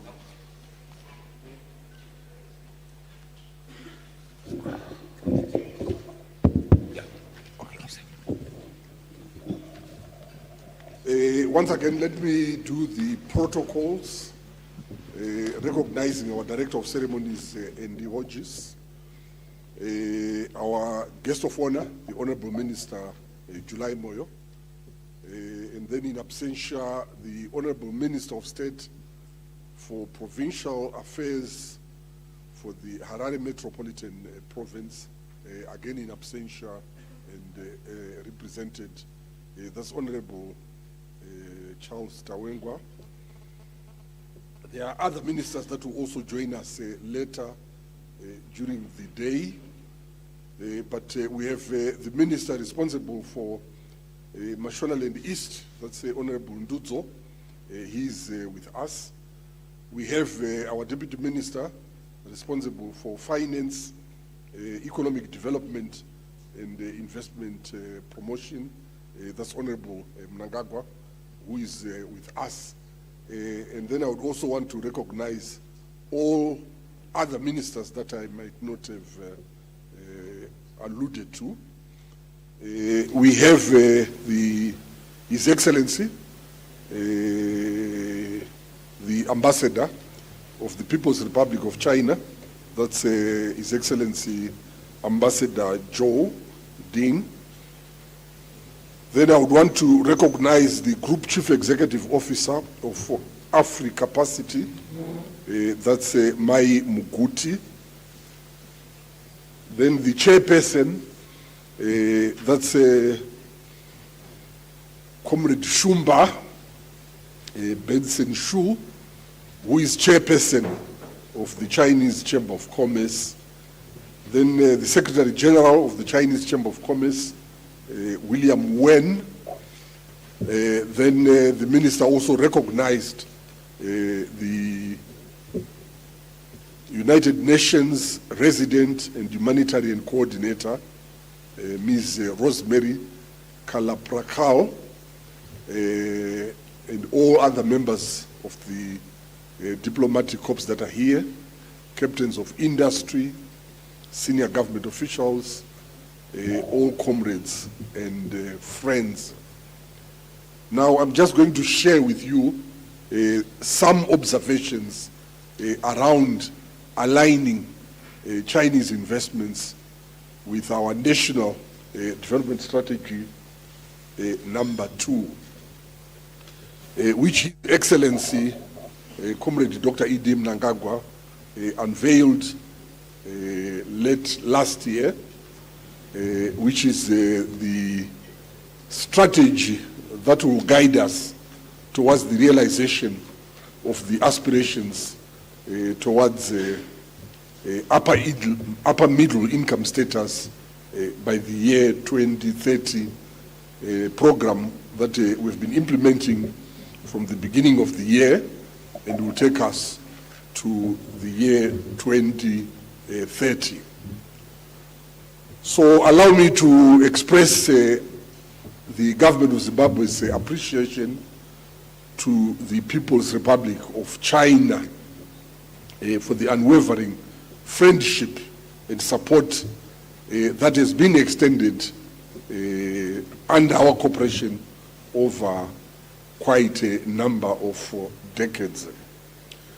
And as we implemented our NDS-1 from 2021 to 2025, the People's Republic of China remained a strategic partner, making significant contributions towards Zimbabwe's development agenda through strategic investments as well as technical cooperation and the provision of financial support. I think numbers have been exchanged. We've realized over 10 billion investments over the past couple of years, again benefiting from the strong political bond that our political leadership, led by His Excellency President Mnangagwa, has provided, cooperating with His Excellency President Xi Jinping, the President of the People's Republic of China. Now, these have covered quite a number of sectors. If you look at mining, there's a huge footprint that is coming from that cooperation. If one looks at our manufacturing, NDS2 emphasizing among its priorities, economic structural transformation. It's a structural transformation that recognizes the need to beneficiate on the country's natural resource endowment. So what we are now witnessing in terms of that alignment is what we've witnessed at Manize, which is an area where we are witnessing a significant transformation of our natural resource endowment by way of iron ore being converted into steel. Again, aligning with the quest that we have for realizing higher incomes in Zimbabwe.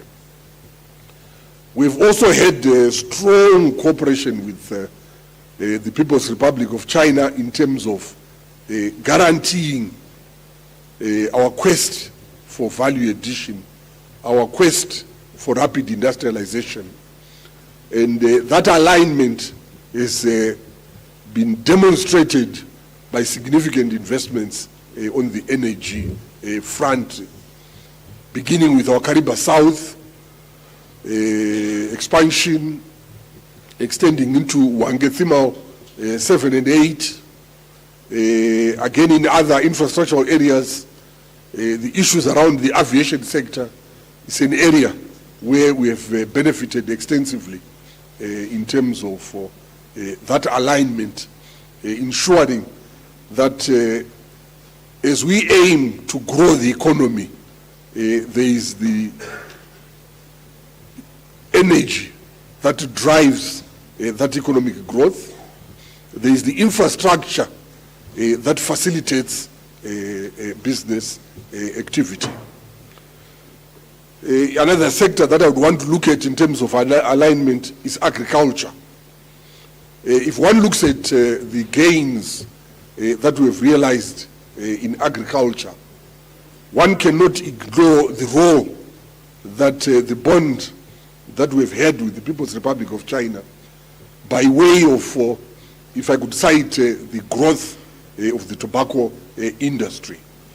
So you find that the extensive contract farming framework that we have has benefited from that cooperation, leading to much higher yields in terms of tobacco, and in terms of aligning the gains that we've made. The thrust now is to then say, we now want to move beyond production of the leaf and extend it into value addition. So we are saying that as Zimbabwe, while we are endowed with abundant mineral and agricultural resources, we need, under NDS2, to shift the focus from exportation of raw materials, exportation of agricultural products, through transformation, through value addition and beneficiation. So it's an area where we continue to cooperate with the Chinese investors. It could be in lithium, it could be in steel. Again, all those are representative of the strong alignment that we have been witnessing. Earlier on, I alluded to the partnership that we have had with China in terms of infrastructure, and that's a recognition that infrastructure remains the backbone for inclusive economic growth. It is one of the principal pillars under NDS2. And as government, in terms of that alignment, we continue to prioritize investments in transport. The issue of rail, I think earlier on the guest of honor made an appeal that we have an extensive rail network, and if we are going to see greater mileage in terms of the investments that are being made, it's an area that we will work closely with Chinese investors towards enhancing the rail modernization. Then there are other areas in infrastructure that we have also continued to emphasize, and therefore they also need that alignment. China has had major investments within the People's Republic of China in terms of infrastructure, and we want to tap into that experience that the Chinese have had. I've spoken to agriculture, which remains central to our economic transformation agenda under our NDS2. And on that front, I've already appreciated the role that Chinese investors continue to play through contract farming. And as I indicated earlier on, in terms of our thrust under NDS2, the issues transformation through value addition, and it's an area where we will continue to cooperate with the Chinese investors in terms of value addition. Then another area that requires alignment, we recognize under NDS2 that human capital is a major asset that we have in Zimbabwe. And therefore, as we align and cooperate with China in terms of new investments, the alignment of our human capital development objectives with skills transfer remains central in terms of the cooperation that we have around foreign direct investment that is coming through China. So such collaboration would develop our human capital, enhance productivity, quicken the pace of reindustrialization, value addition, and strengthen our relationship as two friendly nations. We also recognize that trade remains an important pillar under NDS2. And the support that China has granted to our economy alongside the other African economies by way of granting zero tariff from May this year reflects deepening strategic partnership between our two countries, and we need to take advantage of that opportunity. And then another area of alignment that we continue to cooperate with our Chinese counterparts is the issues of resource mobilization. NDS2 emphasizes greater reliance on domestic resource mobilization. But we do recognize that Chinese financial institutions and enterprises, they remain valued partners in terms of infrastructure financing, industrial investment, and working with us in terms of developing financing arrangements that deliver shared economic benefits. So as we align the investments, His Excellency Comrade Dr. Idi Mnangagwa is doing his part, and his government, under his leadership and under his guidance, is undertaken comprehensive ease of doing business reforms, where we've reviewed quite an extensive range of licenses, levies, permits, and fees. So far, we've covered 13 sectors, and we continue to work with all partners to try and ensure that as we align Chinese investments, we don't want cost of doing business to remain an impediment to future investment by our cooperating partners from the People's Republic of China as well as other jurisdictions. So I would want to reiterate that under His Excellency President Comrade Dr. Idi Mnangagwa, we have a Zimbabwe that remains open for business, and the opportunities under our national development strategy remain extensive and diverse and commercially attractive. So we are here for you in the spirit of enhancing a Zimbabwe that is open for business. I thank you. Thank you. Thank you, sir. Appreciate that. Oh, ladies and gentlemen, you can do better than that. Yeah, we know it's late, but that was the Deputy Chief Secretary in the Office of the President and Cabinet, Honorable Dr. W. Manungo. Now, I did forget to do this, but only because I hadn't realized you were here. But please, can we recognize Chief Seke? Chief Seke, thank you for coming, sir. We really appreciate it. I don't know how I do this. Do I do 1, 2, 3? Thank you. Welcome, Chief Seke. Right, as I said, without further ado, we're going to move on with our program. As I said, we're behind time. And after our next speaker, I do have some nice little thank you gifts for our top table. This was who spoke in the opening session. But without further ado, just for a few comments, I'd like to call upon the Permanent Secretary for Presidential Affairs and Devolution in the Office of the President, talking on call for Chinese participation in provincial economies, development, and devolution. Please, big round of applause for Honorable Engineer T. Muguti.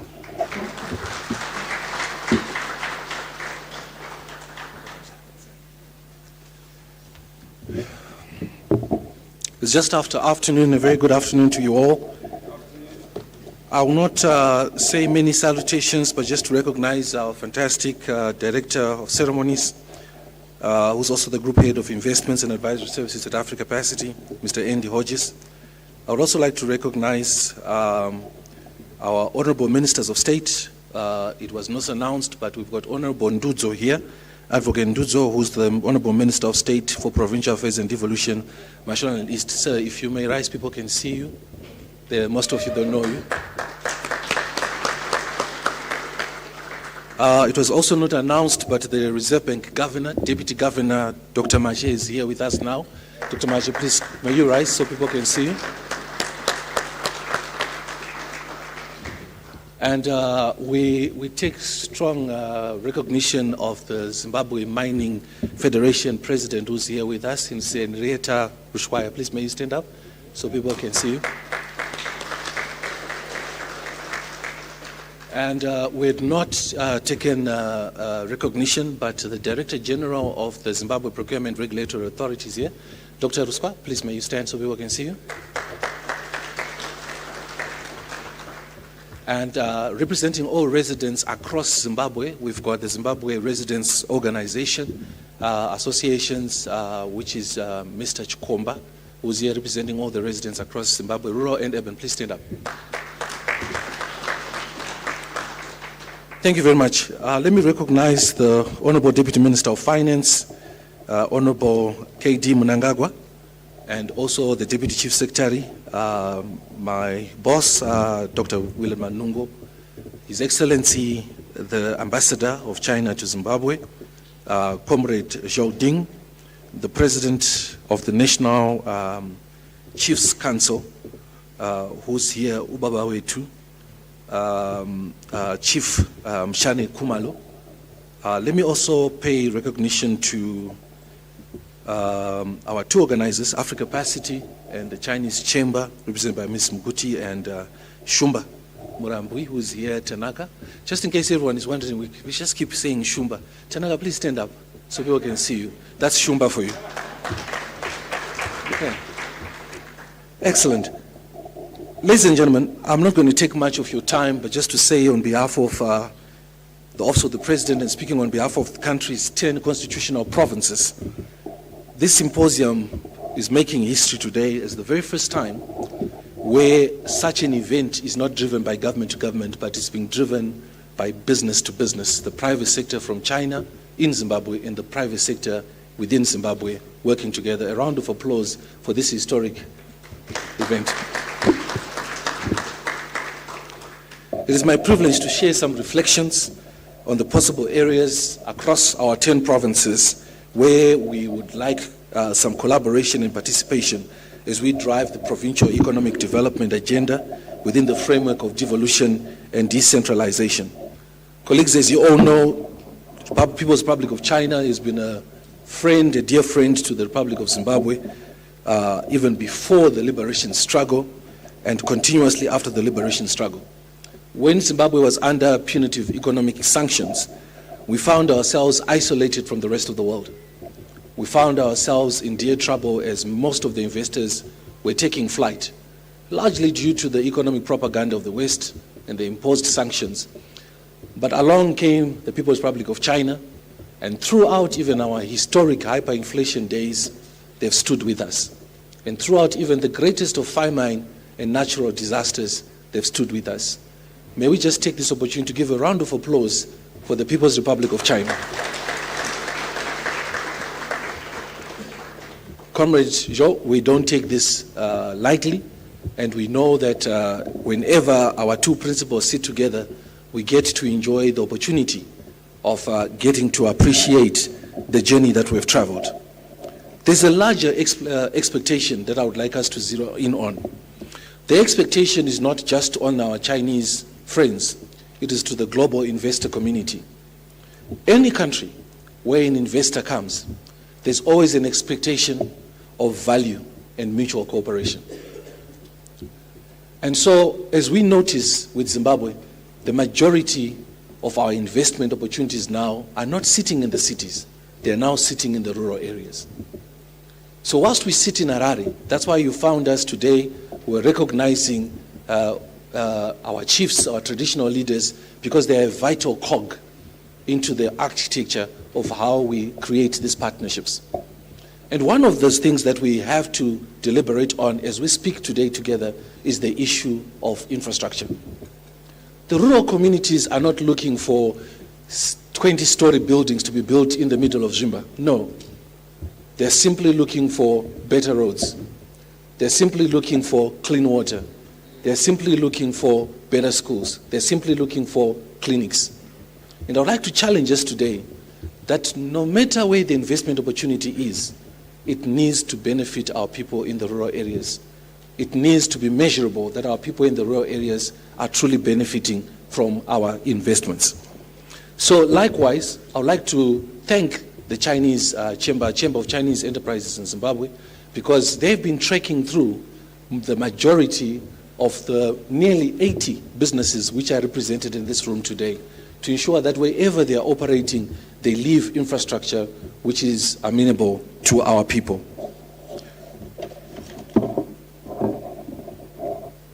Agro-industrial processing is something that we are looking forward to as the Office of the President and Cabinet. We know today that food is very affordable, Your Excellency Ambassador, in China. It is very affordable because you are growing your own food, but most of all, you are processing that food locally. And Zimbabwe, whilst we have made great strides in the last 15 years, from reducing 2 out of 10 bottles of products on the shelves to 8 in our favor to 2 which are imported, we still see that there's great opportunity for us to collaborate in agro-processing and ensure that the vast technology that is within China is brought to Zimbabwe, so that we can also be able to produce enough processed products for the region and export. The smart irrigation systems that we've witnessed in China time and again, and the smart agricultural techniques are some of the key lessons that Zimbabwe can embrace on. So we've seen mining companies come, we've seen transport, hospitality companies now coming from China to build hotels here, but we also are appealing for Chinese agricultural companies to also come to Zimbabwe. As you can see, most of our people own land now in terms of farms, but access to mechanization remains a big impediment.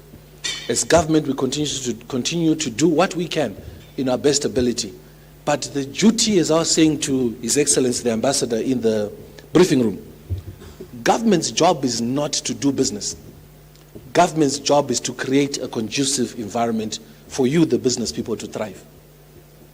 So we want to see less of government enterprises doing what the business community should be doing. So I would like to call upon to say, can we have, as we deliberate today and as we have the networking forum, enough collaboration so that we can be able to work together within those spaces. In terms of the mining sector, I would like to also say that government has been very stern in the last 5 years in terms of our use it or lose it principle under the mines. We have a lot of people who have been holding on to claims, special grants, and even EPOs for speculative reasons since 1980. Some have managed to raise money on the international stock exchanges using the variety of mineral portfolios in Zimbabwe without that money coming to our shores. So going forward, we want you to know, our Chinese partners, that within the government of Zimbabwe, His Excellency has ordered that anyone who's not investing in those minerals, they should be given to prospective investors. But whilst you are also investing, we want you to also create smart partnerships with Zimbabwean communities. And one of those things is that as government now, we're now encouraging that whenever Chinese enterprises come to Zimbabwe, just instead of government partnering with them, we also want to see some equity being provided to our insurance companies, our private equity funds, our pension funds, also taking a stake in some of these projects. Essentially right now, we are on a large, massive trajectory to build energy plants, both hydro and thermal, and even renewable in terms of solar. There's a great opportunity. There's a lot of money in Zimbabwe. So the Chinese investors can bring in 70% of the capital, and our local investors can also participate and also invest in those opportunities. Lastly, when His Excellency called upon that Zimbabwe is open for business, many people did not understand what it meant. And I remember in the early 2000s, and I was speaking at some event when I was a bit younger than this, and I used to tell people that the day that we have a Vodacom, which comes into the country, the majority of our telecommunications companies would close. And people would not understand what I meant. What I simply meant is that wherever we compromise quality of service, wherever we compromise our people, then you'd find when a better option comes, people will rush towards it. And I've had numerous people come into my office complaining, chef with these Chinese, chef my China, chef my China. And I've always asked, When they landed at RG International Airport, RG Mgaba International Airport, the opportunity had been there since 1980, and no one had taken it. And so today, when they see that opportunity, and you are still watching, instead of you learning to say, how does someone come from China and become a millionaire in a year? We should not be fighting them. We should be able to say, let's have skills transfer. Let's have partnerships. And lastly, Ambassador, when we opened up for business, it meant that we had to be patient to understand that when you have a core, that anyone around the world can come and invest in Zimbabwe, you have to be patient as a government. You have to appreciate that there's going to be clashes of culture. You have to appreciate that there's going to be clashes of policy. You have to be appreciating there will be clashes and confusion around expectations. But you need to be humble enough as a government to be able to learn from that. And we've been learning. And we'll continue to learn from our sovereign friends. Let us continue to have this smart partnership. Let us continue to have this dialogue. You can see today we made you mingle. We did not want Chinese nationals on one side, Zimbabwe nationals on one side. I've got many friends and many of you who have now been in Zimbabwe for over 20 years, like Shumba Murambu here. He now says, I'm visiting China. Then when he's leaving China, he says, I'm going back home. So that means that whether we like it or not, very soon we're going to have Chinese Wakwashas and Chinese Waroras. And it means that we are now one people. So this symposium, therefore, sets the platform for us to get to know each other, for us to get to collaborate, and for us to go forward. Long live the collaboration of Zimbabwe-China, and long live our relations in the business community. I thank you. Yes.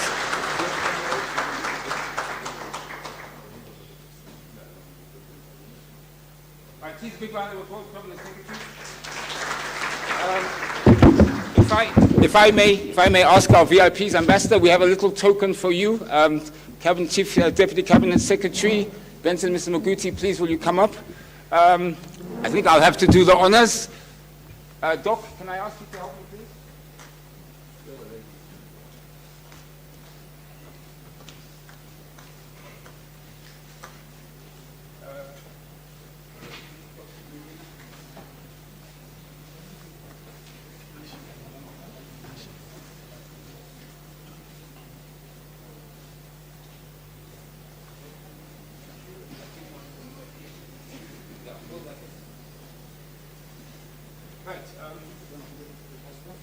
Ambassador, would you like to come up here, sir? I think it's nice. Pictures are ready? Thanks, sir.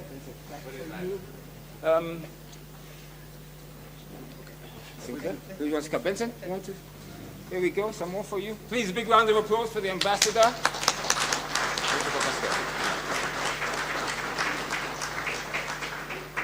Take some pictures there. Deputy Chief, thank you. Thank you, Ambassador. Please, a big round of applause, Ambassador.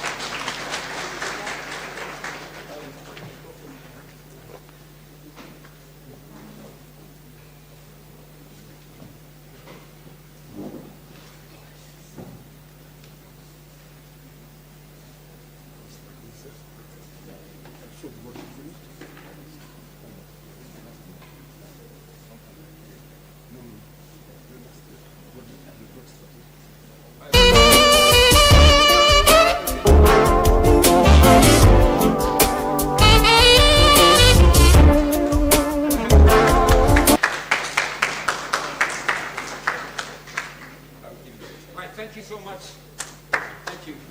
You say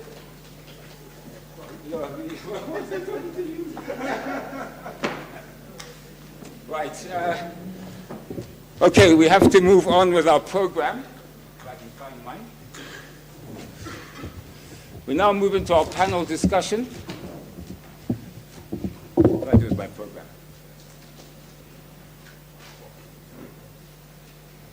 Okay. Now, of course, I'd like to call upon our moderator, which is me, to come up to the stage. I'll be moderating the next session.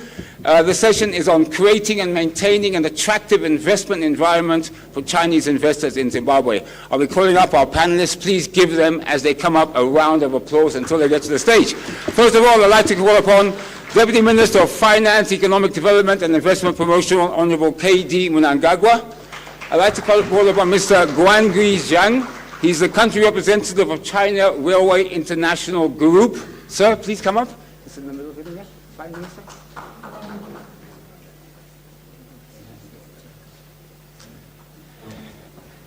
I'd like to also call upon the Deputy Governor of the Reserve Bank of Zimbabwe, Dr. I. Mase. Deputy Governor, please round of applause, please. Chief Investment Promotion Officer from ZIDA, Mrs. Silabasizo Chizwima. Thank you. She's coming. Give her a round of applause. She's far. She's over there. Mr. Oliver Chiperesa, Director General of the Financial Intelligence Unit, FIU. Very important unit. There he is. Oliver, welcome. Ms. R. Chinamasa, Commissioner General, Zimbabwe Revenue Authority. Did I see her earlier? Oh, I think she gave apologies. Okay. And Ms. Priscilla Sadomba, Head Investor Relations and Communications for FBC Group. Big a round of applause, please, for Priscilla. Right. Ladies and gentlemen, please can you turn down the volume? Jeez. Right, thank you so much. Right, we only have about 25 minutes for this, so unfortunately, panelists, you don't have a lot of time. So I'll just start from the Deputy Minister, and then we'll move it through.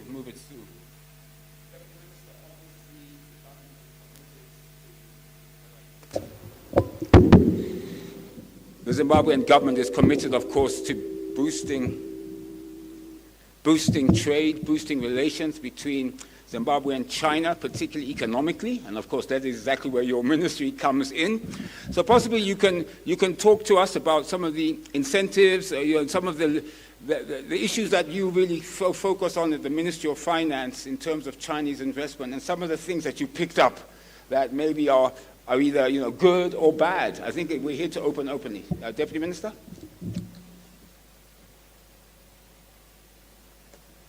Thanks, Andy, for allowing me to set the scene. I think as leader of the panel, I won't speak too much to incentives or else, I'll still comment. But what I will do is maybe dovetail from Secretary's address. I think I picked up something that's very important, which will then allow us as the Ministry of Finance's government to give direction as to how we see things and the trajectory that we'd like to see. We speak of Zimbabwe and Chinese partnerships. Zimbabweans have no access to finance to be able to fund their way into these partnerships. So we then find a lot of business people coming in and going on at it by themselves. And it's a major problem that we have in terms of our economic development in Zimbabwe and access to credit.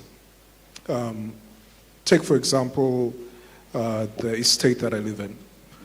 I built 10 years ago from my pocket cash, like most Zimbabweans.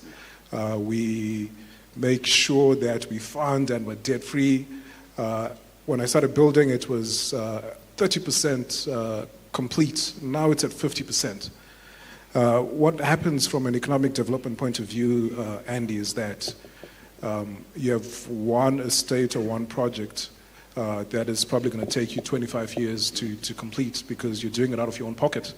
Whereas if you're able to go to a bank, access a mortgage, the whole estate would be 100% complete in 3 years, which means that 10 years ago we'd have 3 estates of the same caliber fully developed, which means that in our development trajectory we're lagging behind. So to allow our people to participate in the economic growth, which needs to translate into economic development, we need to make sure that there is access to financing. And these are some of the things that the governor will speak to. The first level of our national financial inclusion strategy that needs to be implemented is stability. You make sure that there's stability, people are able to deposit their funds a bit more, and then you have that sort of access to financing. We want to encourage our Zimbabwe and Chinese partnerships to be real partnerships, which means that as we deepen our financial and capital markets, Vic Falls Stock Exchange, let's allow the Chinese companies to dual list, whether in China and in Zimbabwe, and have local inclusion of money and participation of our people. Now, this is just an overview of some of the issues that came about in the Secretary's speech. The Chinese are coming in, they're identifying opportunities. Of course, there's more exposure. Maybe as Zimbabweans, we haven't seen it for the last, 40-something years. But now that it's there, how do they participate? And I see Andy pacing. I'll make sure that as I set the scene, I don't eat into too much time. So this is just to give direction as to how, as the ministry also responsible for economic development, to envision our people participating. We also have our pension funds participating in productive sectors. This means that as the Chinese businesses in this room are also seeking for additional capital, we're giving prescribed asset status to some of their projects to allow them to raise financing locally, which in turn allows Zimbabweans to participate through our pension funds, which have a longer-term view at that. So maybe I will leave it at that in case there's some questions that come at the end, and not to eat into too much time for that. Thank you, Andy. Thank you, Deputy Minister. Please, a round of applause to the Deputy Minister. I think this issue of finding finance in Zimbabwe is a real issue, particularly for locals. But at the same time, we're also not imaginative with the way we raise finance. I think everything is about going into a bank, they want security and so forth. It's difficult sometimes for Zimbabweans to raise adequate security to manage big projects. But there are ways of structuring such deals, trying to do them properly. And it's very important, of course, that we start looking at domestic resource mobilization. I think that's important. So we can also come to the party when Chinese firms come to Zimbabwe to invest. We also need to come in as partners with our financing. But it is something that we have to continue working on, and we will keep on working on it. And I'm sure as our relationships grow, we'll be able to achieve that. Deputy Governor, I think it sort of suits perfectly coming after the Deputy Minister of Finance. Here we're really talking to you about liquidity and access, again, liquidity, access to local finance, also financial inclusion, currency stability. There's so much you could talk about. So anyway, please talk to us about the central bank's perspective, offshore loans and so forth. Please go ahead, sir. Is it working?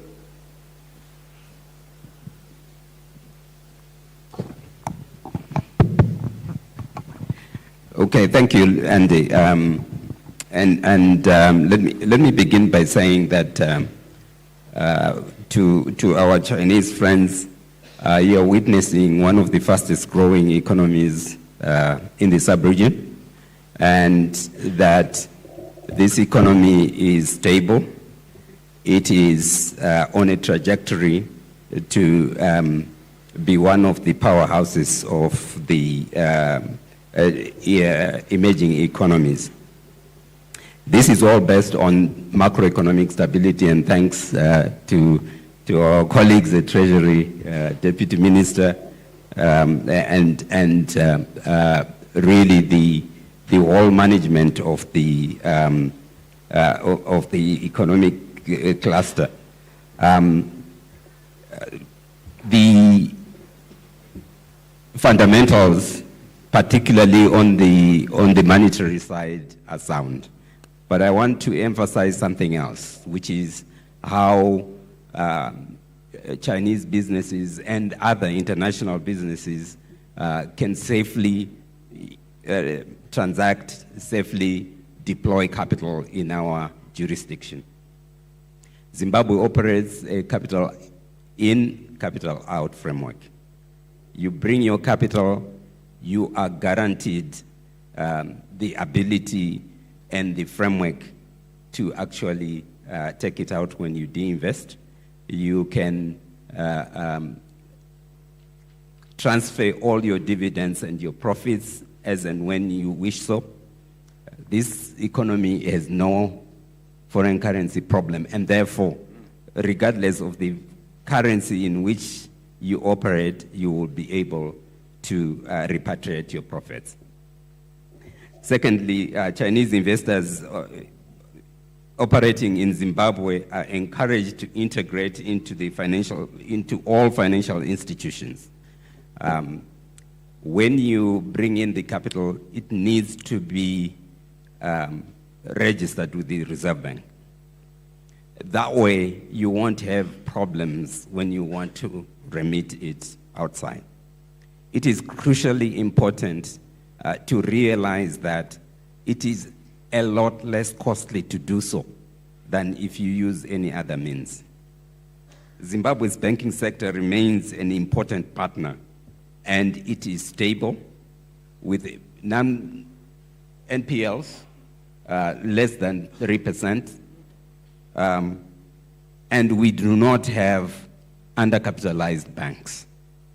So you can safely use the banking sector with no inhibitions. The ecosystem is designed primarily to support investors and consumers from entry to expansion.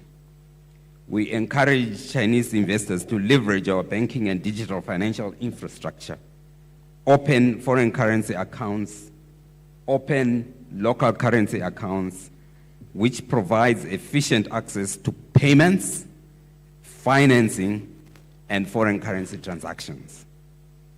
Financial inclusion is at the heart and a key pillar in NDS 2. We believe that our route to financial inclusion is via the digital economy. The development of a platform to try and enhance the participation of the less excluded in our economy is also a route through which companies and economic agents can access a larger part of this economy. In terms of the reserves, which is key to stabilizing our currency, national reserves in this country have been growing at an accelerated rate over the last 2 years. We have reserve cover for both the ZIG and our foreign currency accounts in both physical form of gold and in foreign currency. And we believe that within the next 2 years, we will be having between 3 to 6 months import cover. Right now, we experience a trade surplus since October last year. We hope that we can maintain it on average. There will be months in which we will have a fluctuation, but on average, this country is experiencing a trade surplus. And therefore, this speaks to the stability, not only on the exchange rate and the provision of cover, but also on macroeconomic stability. I thank you. Thank you. Please, big round of applause, Deputy Governor. In fact, we must thank the Deputy Governor because today I think they're announcing the midterm monetary policy review at the central bank, are they not? Is it today?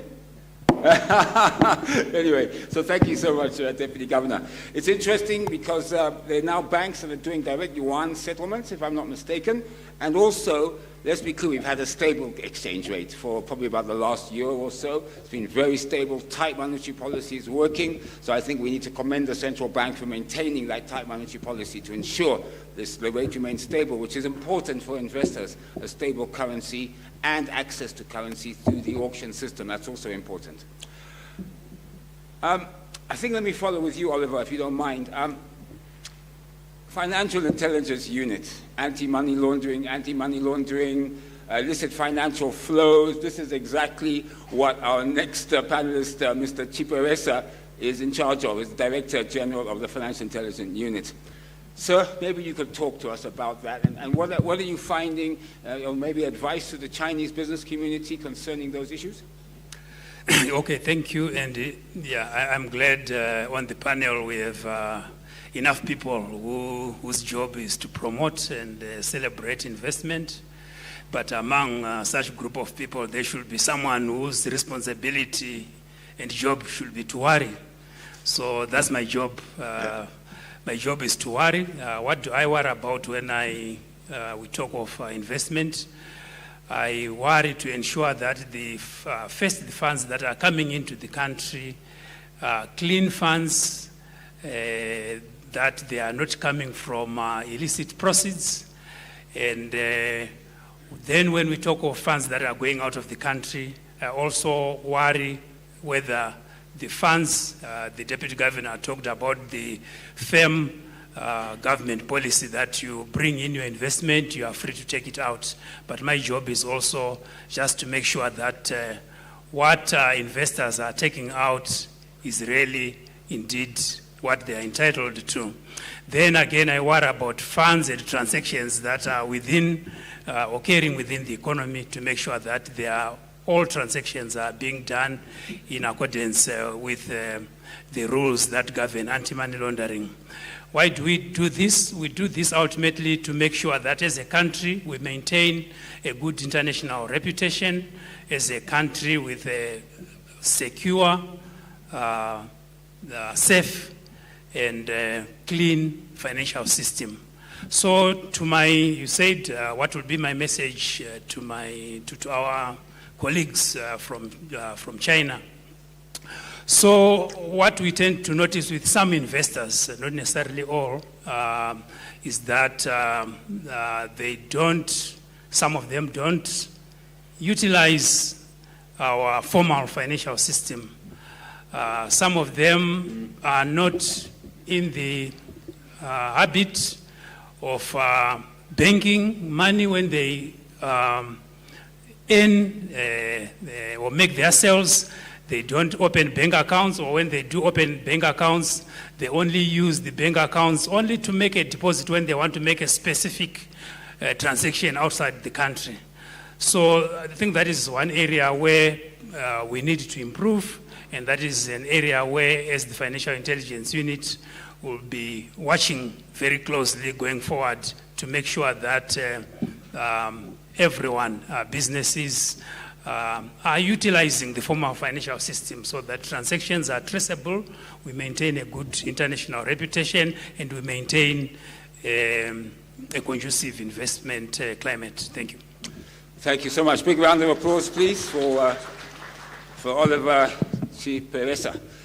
You know, ladies and gentlemen, people believe that Zimbabwe is a cash economy. We have cash, we should spend it, and it's all about cash. But actually, it's really important that we have a strong, stable banking institution where the funds are flowing through. I mean, the numbers are incredible. I think it's between, $2 and $3 billion is sitting out there. We call it pillow banks. $2 to $3 billion US sitting under people's mattresses. I saw a story the other day, someone in Zimbabwe got burgled. They got away with 120,000 US in Zimbabwe. So that shows you how much money is out there. But it's a dangerous economy to have a cash economy. It's open up to criminals, terrorist organizations, funds flowing through us. It's a big problem, particularly for Oliver here at the FIU who has to monitor it. So I think we'd like to encourage people to start banking your money, moving away from this cash idea of cash economy, creating proper banking deals, opening accounts and so forth. It's also good to create a track record, because at some point, as Chinese investors or Chinese companies in Zimbabwe, you still may want to access local finance from banks in Zimbabwe. So it's important that you build up that relationship with the banks and financial institutions so you can do that. Thank you, Oliver. Appreciate that. Now then, I'd like to now turn to Head of Investor Relations Communications for FBC Group. That's Priscilla Sadomba. Priscilla, thank you for coming. Welcome. So now, She represents a bank. She's the one person on the panel who's actually working for one of our banks in Zimbabwe. So welcome, thank you for that. You'll give us your perspective. So obviously Zimbabwe is actively saying that we want to be a destination for investment. I mean, that's very clear. The government is clear about that. Across all sectors, we're talking agriculture, manufacturing, infrastructure, tourism, energy, technology, and mining. I think the ambassador was clear, and Benson from the chamber was clear, the Chinese chamber. So what role does the banking sector play in enhancing investor confidence and supporting that economic growth? Thank you, Andy, and good morning, everyone. Riding on the protocols already observed. As the Deputy Governor actually said earlier, the role of the financial services sector really is to create an enabling environment for our investors. So we know that as investors, as Chinese investors, you're attracted by all the other areas, the sectors that Andy talked about. But guess what? If you don't have that enabling financial ecosystem that's working, functioning effectively, then it all comes to naught. So banks and financial services institutions are critical because they are going to assist in the efficient movement of capital, which is a very important aspect. We want to be able to have that access to financing for you as you come. We want to be able to facilitate international trade. And we want to make sure that you are provided with the expertise that is necessary so that we are able to ensure an efficient financial investment. So the banking sector, and I'm sure that many of my banking colleagues will attest to this, we're able to provide smooth treasury and cash management services, which are at your disposal. We are able to ensure that you have a very efficient onboarding process. That means when you're opening an account with us, it is fast, it is efficient, and it makes sure that your accounts are going to be active in the shortest possible time. We have a dedicated relationship management systems. So for many of you, sometimes the English language is a barrier. So you will find that many of us are actually having dedicated Chinese services desk, whereby we have translators who are able to efficiently communicate with you and able to ensure that you know exactly what products and services are on offer. In terms of export processing of documents, you will find that the local banks are extremely efficient in CD1 processing so that your transactions are moved with ease and with efficiency. One of the biggest concerns, I think, that also our investors have is the ability to move funds, your cross-border payments, both incoming and outgoing. You will find that the local financial services community has put in place very efficient methods of processing your payments. In many instances, in institutions such as ours, you're able to have same-day value on transactions, so which is a big thing. You want to make sure that when you've made that transaction and you've sent that money out, or when that money is coming in, your funds are reflected in the recipient account in the shortest possible time. So we want to make sure that, in short, that when you are coming to Zimbabwe, and as espoused by the Deputy Governor, as espoused by the Deputy Minister, we want to make sure that you feel confident in our banking system. And us, as the banking institutions, are ready, willing, and able to ensure that process. Thank you. Priscilla Sadomba, Head Investor Relations and Communications for FBC Group. I think she made a very good point there at the end, and I'm sure the Deputy Governor will back it up.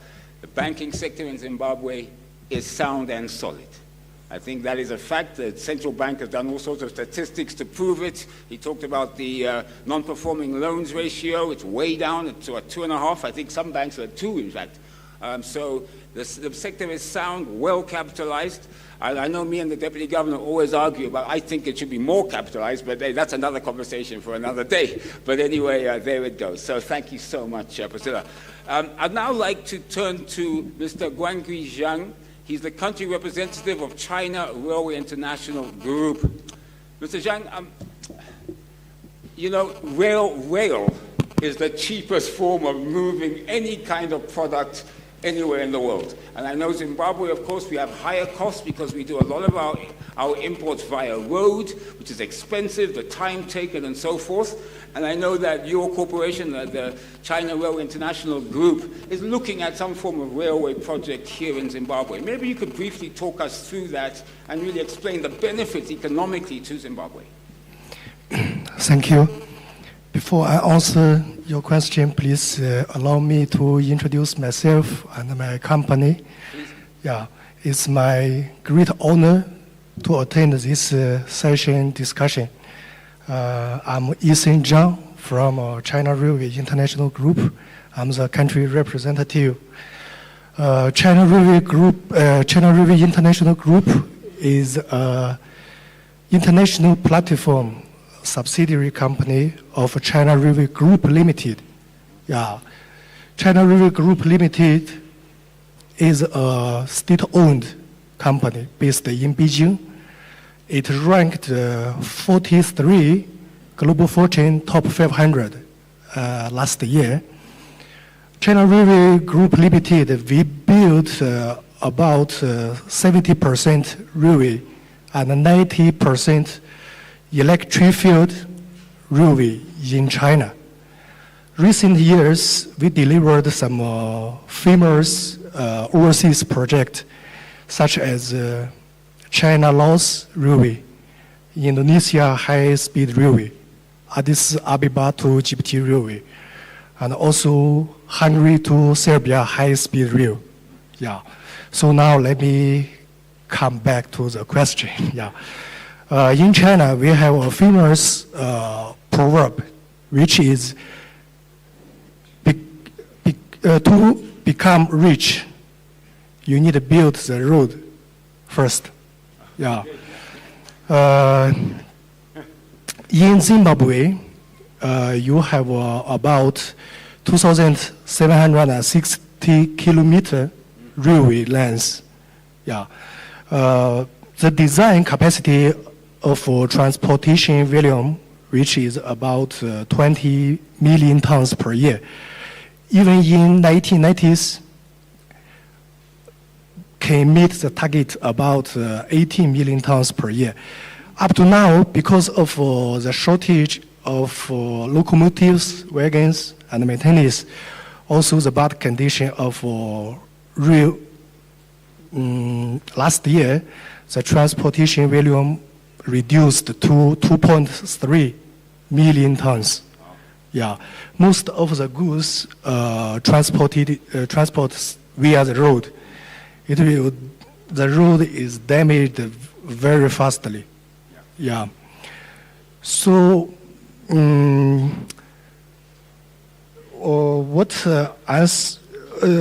let me come to introduce the current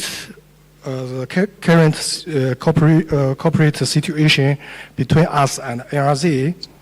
Since 2023, we cooperated with ARZ. Now we complete the feasibility study of the National Railway System upgrading project.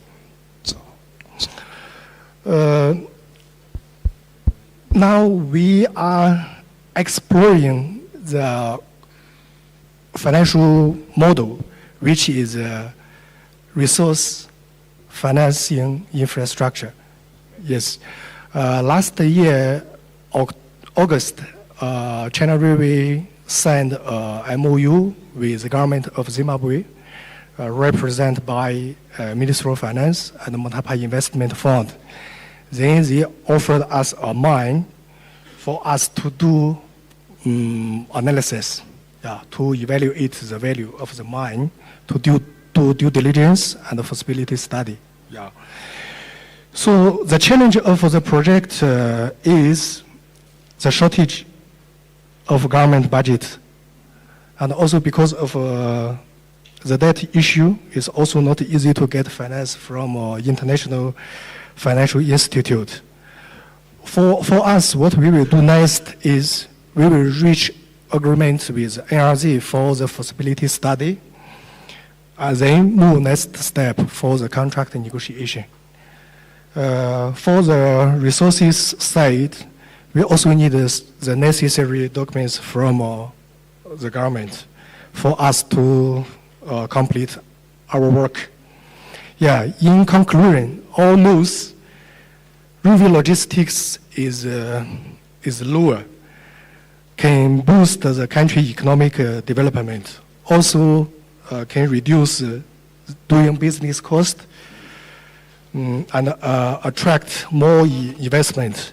China Railway, we have confidence to cooperate with the government of Zimbabwe to deliver the national railway system upgrading project successfully, and contribute for these two countries and two people. Thank you. Mr. Zhang, thank you so much. Big round of applause for Mr. Zhang. Thank you, sir. I think it's a critical project. I think we've been talking about trying to resuscitate NRZ for a while. The numbers being thrown around, if I imagine, I think it was $700 million US. I think that was what we needed for real. But the benefits to our economy will be uncalculable. Fuel costs down, road networks in better condition, the borders patrolled, borders less congested. There's all sorts of economic benefits, and of course, getting product to us or out of the country when we export quicker and faster to the right destination. So I hope that the China Railways International Group and the government of Zimbabwe, and well as local investors, come up with something to be able to achieve the objective and hopefully get it done in the soonest possible time. Now then, I'm going to ask our last panelist from ZEDA to comment, and then I want the Deputy Minister to just roll up the whole thing after that. So, without further ado, I'd like to call upon Mrs. Silabasizo Chizwima, Chief Investment Promotion Officer, ZEDA. Ms. Sili, ZEDA is so important. You are the gateway for investors. You are the people that you need to be spoken to. You need to have everything there. You're talking about one-stop shop and so forth. Maybe you can talk to us about ZEDA and some of the possible issues or some of the things that you're doing with Chinese firms. Ma'am? Thank you very much, Andy. And I know you're watching the clock, so I'm going to try and make this really fast. Thank you for the invitation for ZEDA to sit on this panel this morning. I just want to highlight a few statistics to put into context the impact of the Chinese investment into Zimbabwe. Just to say, over the last 4 or 5 years, the agency has licensed circa 1,750 Chinese investments into the country. The figures in terms of the value, we use projected investment, and then after 2 to 3 years, we'll be checking whether there's compliance. So most of them will start reviewing in the next couple of months. But we're looking at about 50% of them operating and having been reviewed and showing a current investment level of about 5.5 billion, of which we're looking at the active investments. Mining leads, obviously, with 455 licenses in the last 4 or 5 years, 274 in manufacturing, 17 in energy. I'm sure the Ministry of Energy would be interested in that fact. And then around 42 in construction. And then agriculture is sitting at about 18, but we do understand there's been an increase in interest from our Chinese companies. What is very interesting, and I think very important for our Chinese partners to take back to their Chinese counterparts out there, is the growth pattern that we've been noticing with a lot of our companies. Benson, sitting over there, will tell you that from the time that he's been in the country, he has diversified and expanded to almost 15 new licenses in this country. And obviously, most of you who have engaged with them can see what the impact is. We have quite a number of them, about 20 companies with 3 or 4 licenses in different sectors or subsectors. And the growth pattern is clearly being seen, and the impact is Chinese investors remain our highest number of investors in the country as compared to other source markets. What we are able to confirm as an agency is that we continue to drive for performance improvement across all our platforms to ensure that our Chinese investors have knowledge about what's happening in the country.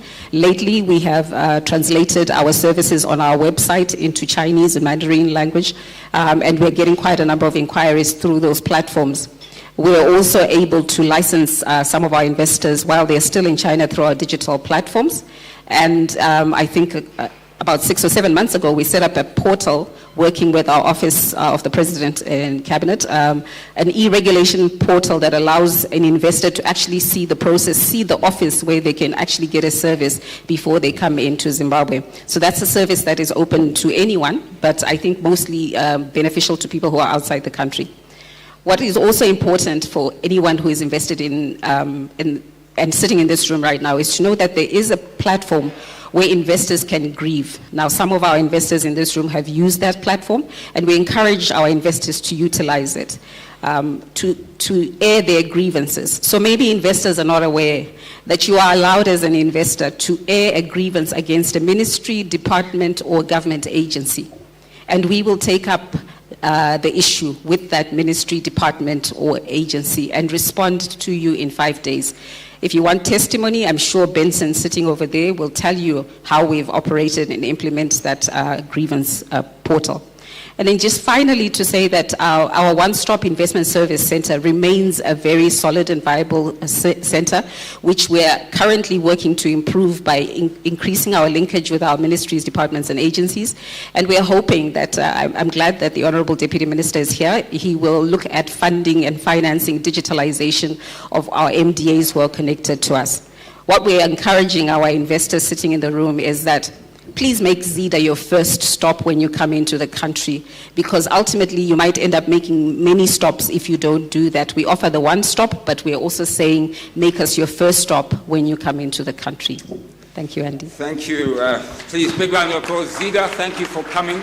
They are the one-stop shop into Zimbabwe. And it's interesting, you know, we're all talking here about country risk and how some people, the international lenders, don't want to put money in Zimbabwe.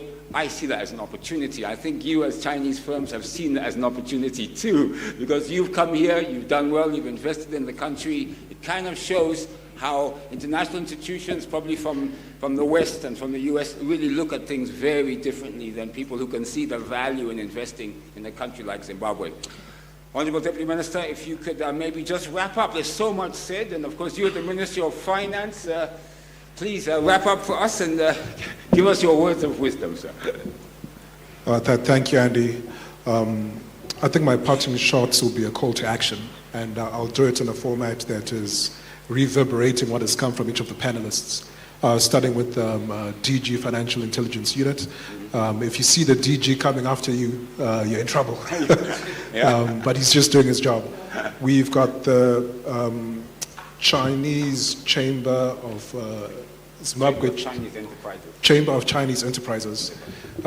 What we expect from the chamber is that they should keep tab of all the businesses that are coming into the country and have a register of who's doing what, so that we also have a one-stop shop when it comes to monitoring all Chinese businesses. If there are translation issues or understanding issues or cultural issues, this needs to be the platform to be able to translate that to the Chinese businesses. What this will allow is to make sure that there's never any attrition or friction between policymakers and Chinese business.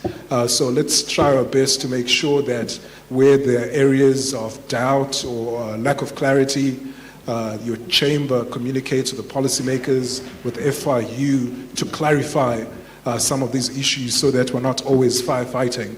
And it's fortuitous that you have China Railway sitting on this platform.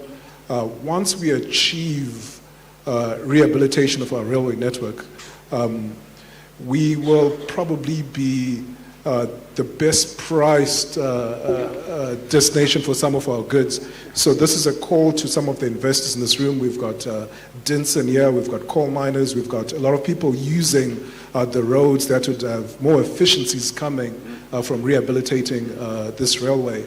So while there is a government structure in place, let us be more innovative in some of the structuring and crowd in some of the funds coming in from the players in this room, from our pension funds, from the banks.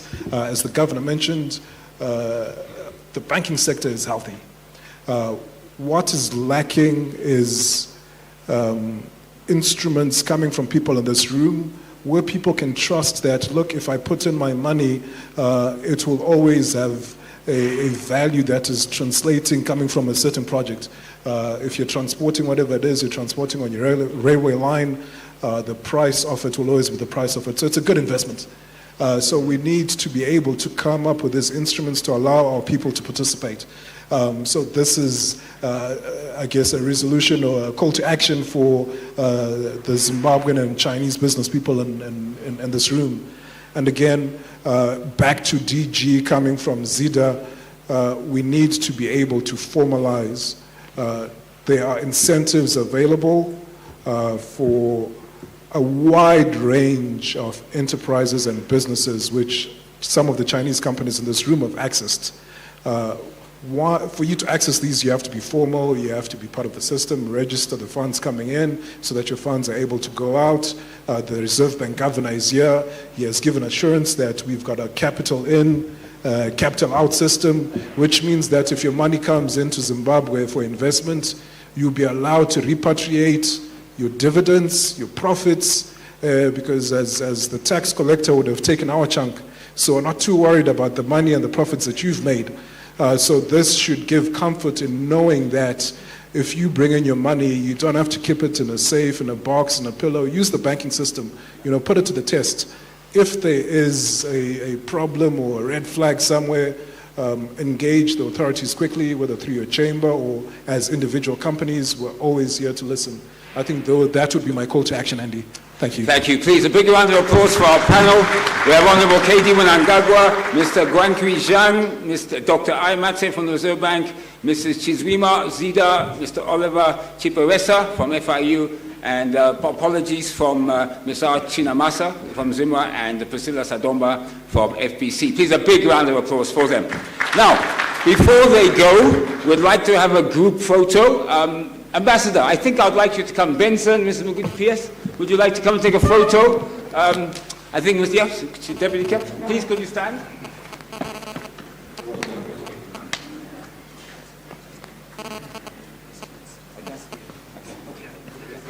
I'm taking the time. I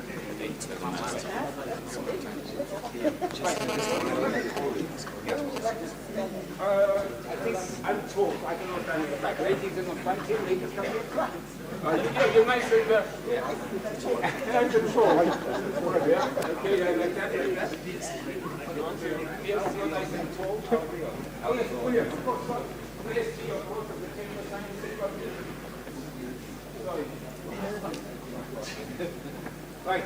Is everyone, are we in with you? Ambassador? I'm in the middle here.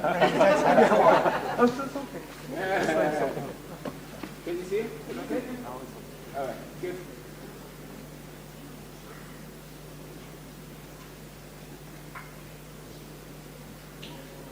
Thank you. Good. Can I ask the panelists to take a seat, please? Yeah. Because I've actually been asking, maybe I have a few questions for you. How's that? Grab a seat.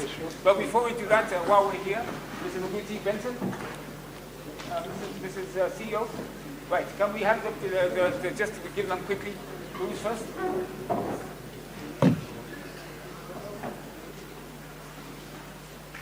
Okay, unfortunately, yeah, hold on, Benson, and the package.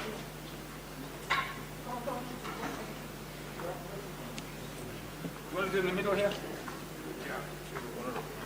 Yeah, to Zida. Zida, look at the camera, guys. Pictures, please. Okay, next.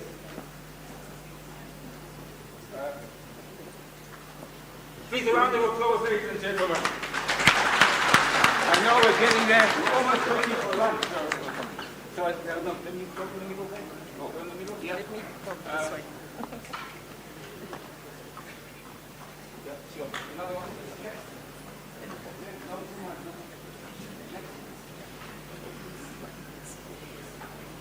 Oliver?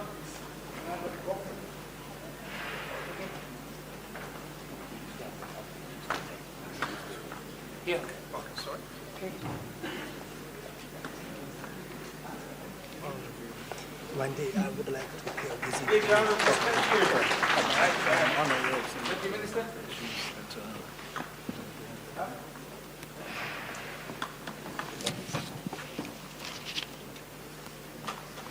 Now, round of applause, please, Deputy Minister. Thank you.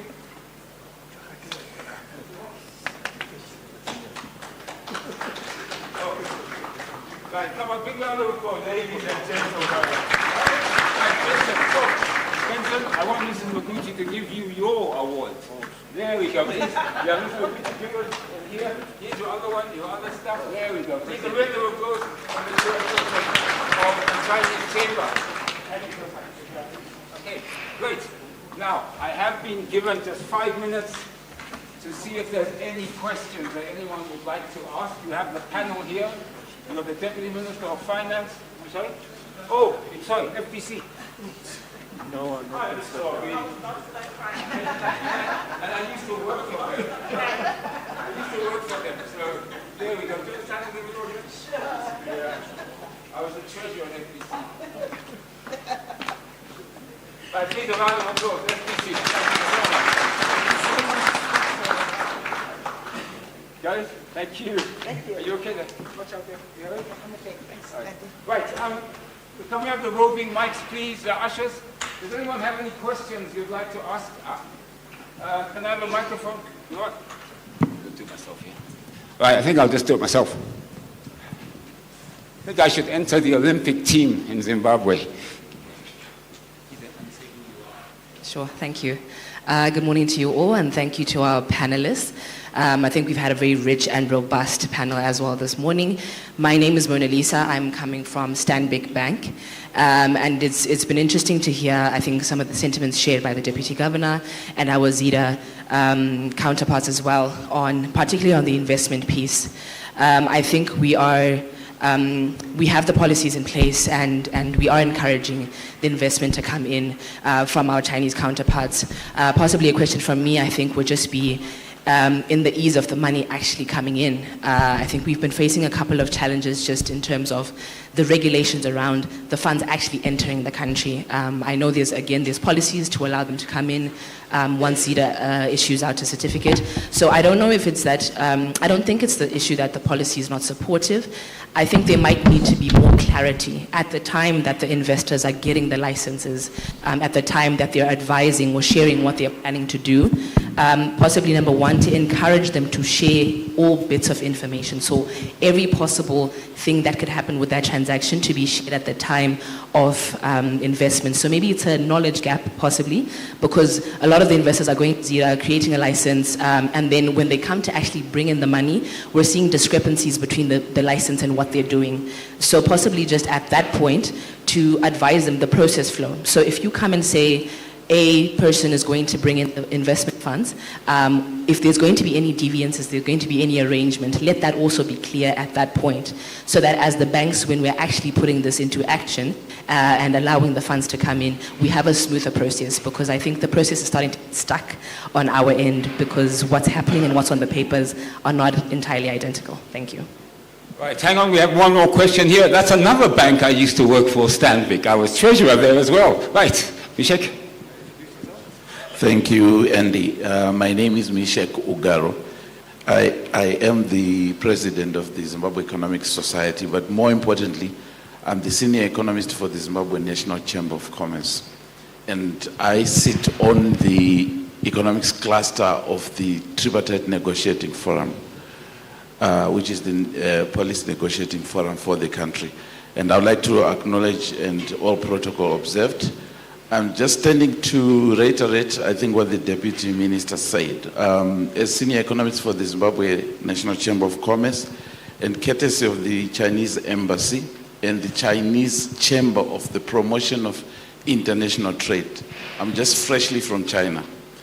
And we have identified opportunities and now in the process of negotiating bipartite agreements with Chinese fora in China to take advantage of this zero tariff regime which is there in the current negotiations. So I'm urging, I think, all Chinese business in Zimbabwe and current present here to kindly see me so that you join the formal structures of policy negotiations in the country, because we are very keen that we work together through the Chamber of Commerce or through the tripartite negotiating forum.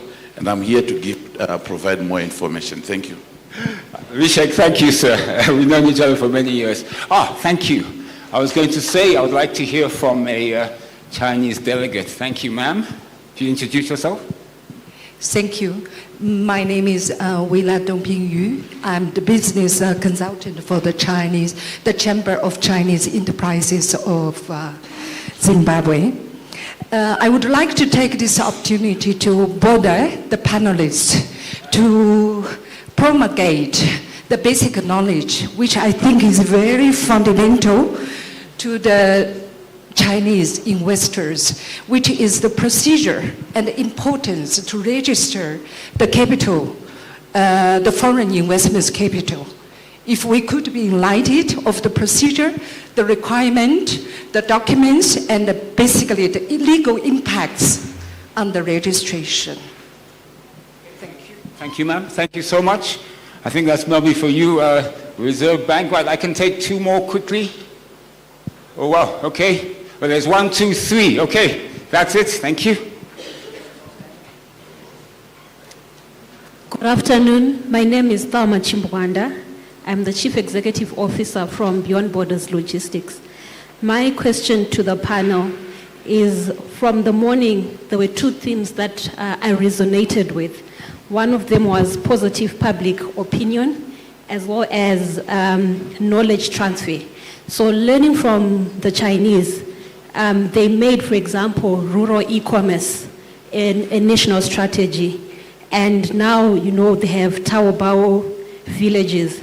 So I'd like to understand from our own panel, what social problems have we made a national strategy?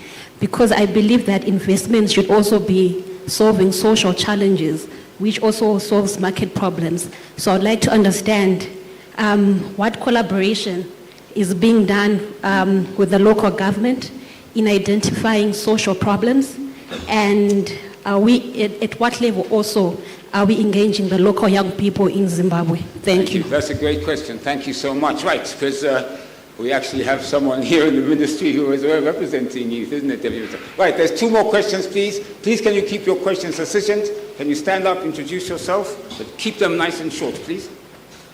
Good afternoon. I'm David. I'm David Ndambakwa, the CEO of Champions International. So apparently the organization, we work with a lot of Chinese institutions. And one of their main issue, I heard from the panel, they were mentioning on, emphasizing on banking, their monies and stuff like that. One of the main challenge I realized that we always get from the Chinese is policy inconsistency.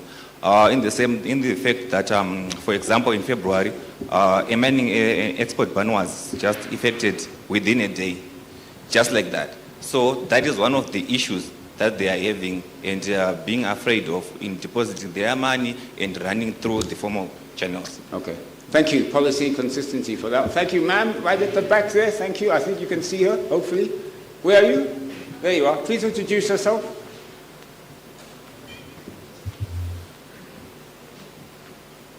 Good morning, Mamkase Saliwonani Linjani. Ni hao. Good morning. Afternoon. Yes, my name is Wonobuhle Buhlungu. I'm the current president for Africa Women's Summit Zimbabwe. My question, or a plea rather, is in as much as we're discussing the issues of investment and the policies that are there, I would like to put it on the table that can the part where women are involved, clearly articulated. Usually when policies are presented to us, there is the representation and we are considered as all body. But you know, once it is said, once the policy says everyone, women are hidden under there, but their full representation when it comes to investment issues is quite low. So I am here to advocate that even when we are going to push the issues of investment with the Chinese, that what portion goes towards women in terms of their representation becomes clearly highlighted. And also to the Chinese, we have seen a growing representation of them when it comes to investment in the country. That may you please look at the issues of health, where you guys are mining as the Chinese, where you also just put user-friendly facilities when it comes to toiletries, and we have seen that there are artisanal miners who are women who are represented there. Can we have sanitary way? Because we have seen circulating videos where women have no safe space to throw in their sanitary used pads. I thank you, Nyabonga. Thank you so much. I think we do have a mining panel later. We may actually task some of the panelists then to answer that question, but we'll have to close the questions there. Have you got some questions there, Deputy Minister?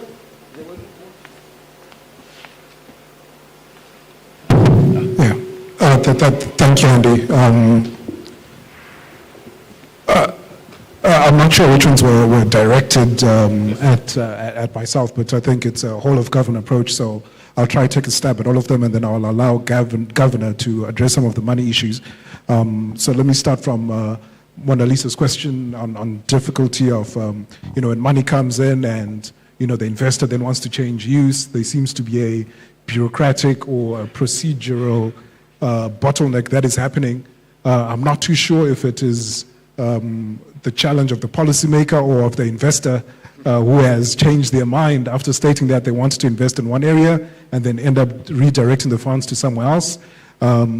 If maybe Governor will then allow us to know what the procedure is for changing or re-registering the purpose of that fund. It's quite important because, you can change your mind. Meshek Ugaro, again, was giving a rallying point to the investors in the room. I think that was more of a suggestion. And then there was a lady who was the business consultant for the chamber. She's asking for procedures to be highlighted, particularly for registration of capital, investment, repatriation. And we'll go back to the last panelist, Zida. For every Chinese business person in this room, we've got a one-stop shop. What this means is that do not go anywhere else, just go to Zida. Once you go to Zida, they will assist you from company registration, opening of bank accounts, even meetings with the relevant authorities, whether it's local or government agencies, parastatals. Zida is your one-stop shop. They will make sure that there is linkage between yourself and the RBZ. No one in this room ever has to go to the RBZ. Am I correct, Dr. Mache? So no one in this room ever has to go to the RBZ to register anything. So try to utilize Zida as much as you can. I understand that they also have a translator in place or should have one soon. So let us utilize Zida as much as possible as our interface. This should be a one-stop shop. Thelma is asking what collaboration is being done to ensure that we identify social problems so that we've got deliberate policy towards that. And I must say, when it comes to issues of business, particularly private sector, what we want to do is, as government, to become an enabler or a catalyst. So if we are having a symposium where we've got Zimbabwean private business and Chinese private businesses, and issues arise that need policy intervention, this is where we come in. NDS1, this is the Bible that was being preached by Dr. Manungo, is our guiding policy. If you go in that document, and we're going to speak to policy consistency, NDS2 from this year until 2030 is our strategy as a country, it's our policy pronouncement, and within that, you will find that there will be refinements that happen.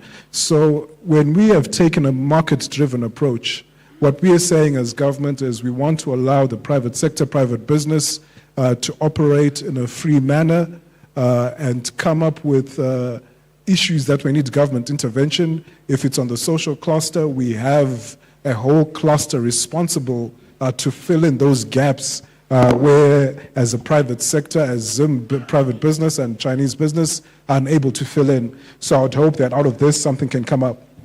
David spoke about policy inconsistency, which is something that can propel some of the Chinese businesses not to bank.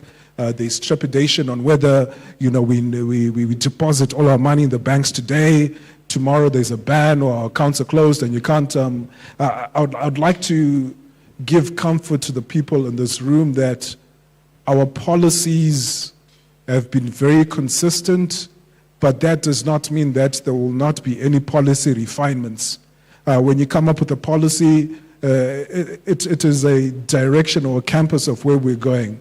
If issues arise, we'll need to refine. So if you look at our national development strategy and some of our circulars in the Ministry of Finance, our intention has always been very clear in terms of beneficiation plans, timelines. If new issues arise in between, I would agree it can be inconvenient to have an immediate ban, but I believe those issues were resolved. I was talking to the CEO of Bikita Minerals, the vice president of Bikita Minerals. They will have 100,000 ton a year smelter for lithium sulfate within the next 12 to 18 months. You see, these discussions have come about because we've come back to the table so that we discuss some of the issues that were hanging. But there's been no inconsistency with regards to that. There's been no inconsistency in our fiscal policy. There's been no inconsistency in our monetary policy. There's been no inconsistency in the national development strategy. As a matter of fact, the past few years have registered the most consistency in the last 3 decades, I would like to say. So for the people in this room, I would like to give comfort that these are things that we are keeping a tracker on, and policy consistency is number one on government's radar and tracker. And then the last one came from, it's Madam President in the presidential scarf with a small p, Madam President, the small p, I didn't get your name. She was talking about women involvement in some of these discussions. Again, when we are dealing with the private sector, we do not want to dictate whom you hire, how you hire. This is something that should purely be a business function. But what we've done in the Ministry of Finance, and for those who are formal and apply for some of these incentives don't know, there's something called the YETI, that's the Youth Employment Incentive. If you hire a young person below the age of 35, you will get a tax credit of $1,000 US. So if you have 100 employees below the age of 35, that's already $100,000 that can be a tax credit towards you. Similarly for women, I think Dr. Clever Ruswa is here. He will have a chance to explain how as government we've got quotas when it comes to procurement for the youth, particularly for women as well. But all these can only come when you're participating formally and in the right manner. So these are areas that I'm sure the next panelists will be able to highlight how the women are participating, how the youth are participating. But there are incentives for young people, for women. The quotas are there. As far as doing business with government is concerned, private sector will continue to conscientize that you create jobs for our young people and be more sensitive towards the gender plight as well. In conclusion, I would like the governor to address anything that I might have left in my answers. Governor, you only have a few minutes, literally, so I leave it to you. No, very few minutes. Firstly, I want to start with the inconsistency issue. I think sometimes we need to be honest with ourselves. It's not really constructive to repeat things that we can't substantiate. If you remember, Honorable Minister, SI 213 of 2022 talked about this issue of beneficiation. I know there will be a mining session 2022. So how is government's assessment of what's going on? And the deadline is 2027. When is 2027? It's next year. So you look at progress. That's how governments operate. They have to review these things. If progress is slow or there is a stickiness, then there is interventions. So those interventions are strictly aligned to policy as pronounced earlier. So I think we should look at these things much more carefully. In terms of registration of investments, I think Honorable Minister was very clear. ZIDA operates a one-stop shop, but within the Reserve Bank, we have support for the desk at ZIDA. So if there are any issues around registration of the capital flows, anytime, at any point, you can get in touch with our capital flows and compliance divisions. They have an open line anytime you need to do that. But I want to also emphasize, I'm surprised it's coming from the banks, because the Adlers have got limited authority and they have a direct line through the association to the bank. So if there is any issue, if there is change of circumstances, it has to be registered. Otherwise, you will have that stickiness in the system. Lastly, I want to emphasize also the fact that the use of the banking system is actually key to some of these repatriation and movement of capital flows. If there is no evidence that there is bank use, it becomes very difficult to issue the certificate for you to continue to repatriate your funds. So it is crucial that Bank Use Promotion Act needs to be viewed in the same breath with all these other policies on repatriation. That way, like I said before, this country has no foreign currency problems. So even if some of your proceeds have been received in local currency, if you have registered your capital flow, you will be able to repatriate your profits, your dividends, and your disinvestment process. Thank you very much. Ladies and gentlemen, what a fantastic panel. Give them a big round of applause. If I may end on a parting note, Africapacity and of course the Chamber of Chinese Enterprises in Zimbabwe is here to facilitate your access into Zimbabwean markets. We're here to help you and assist you. So please contact us should you need to, and of course you meet the bankers here. The panelists will be around this afternoon, or at least for a period, so they should be able to answer some of your questions. So please, thank you. I ask you to go. Please, the Deputy Minister of Finance. Please, big round of applause, ladies and gentlemen. Honorable Mnangagwa. We've also got Mr. Guangchui Zhang from China Railways International, Dr. Mase, Deputy Governor of the Reserve Bank of Zimbabwe, Mr. Chizwima from ZIDA, Mr. Oliver Chiperesa from FIU, and of course Priscilla Sadomba, Head Investor Relations Communications for FBC Group. Last, final round of applause for the panel, please. Thank you. Ladies and gentlemen, I'm sure as you are aware, there are various other meetings going on in Harare at the moment, particularly the Central Committee meeting is happening now. So we've managed to get our next speaker. I'm going to just delay us for another 20 minutes before we have lunch, because I think it's important that our next speaker does speak with us.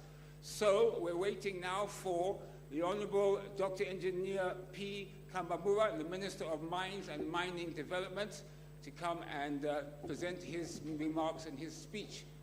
Is the Minister here?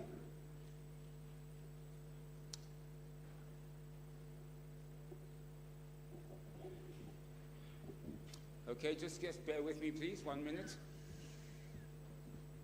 I think what is really good about this symposium, ladies and gentlemen, of course, is the way that you are now really listening to what the Chamber is, what the Chamber has to offer. We'll hear from the Secretary General later on, the Chinese Chamber, and how the Chinese Chamber is really for advocacy, for creating pathways, for helping investors, for existing and so forth, and really doing their best. But I think Secretary General will talk about that later.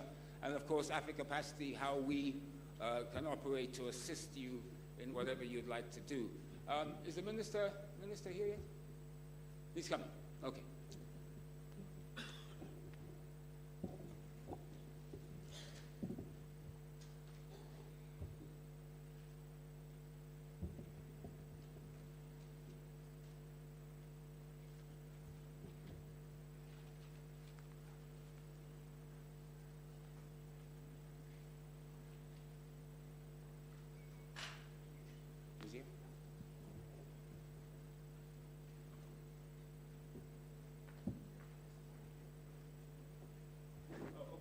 Do you want to just put a little bit of music on, please, while we wait for the minister? Just a little bit, not so loud. Please remain seated, please. And after the minister's speech, we'll then have lunch, and then we'll have the signing ceremony after.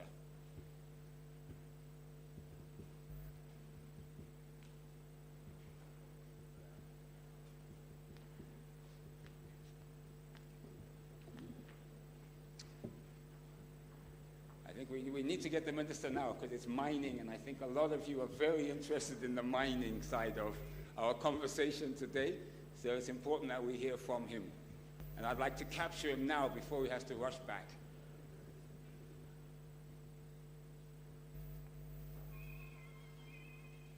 I think we really should appreciate some of our guests who are taking time away from their Central Committee and party duties to come here to speak to you. It really shows commitment from the government. Thank you.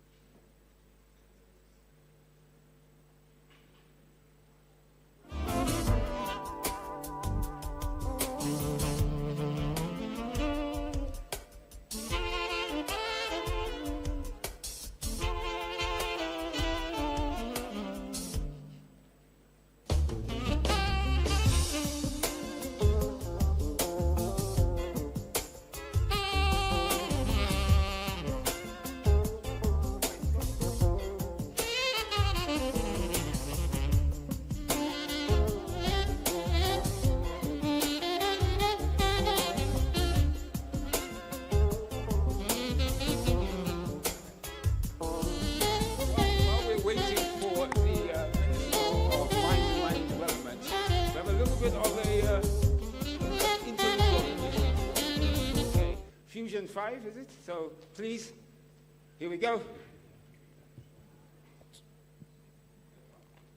1, 2.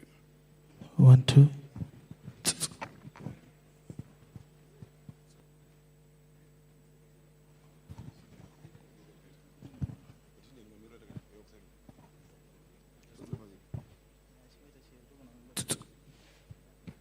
Good afternoon, ladies and gentlemen.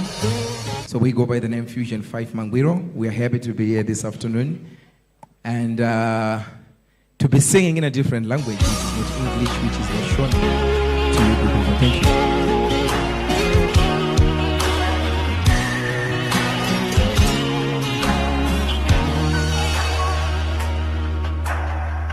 在你辉煌的时刻，让我为你唱首歌。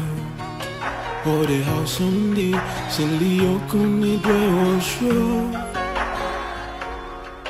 长风大路一起走，哪怕漆黑一起过。蝴蝶类根又能算什么？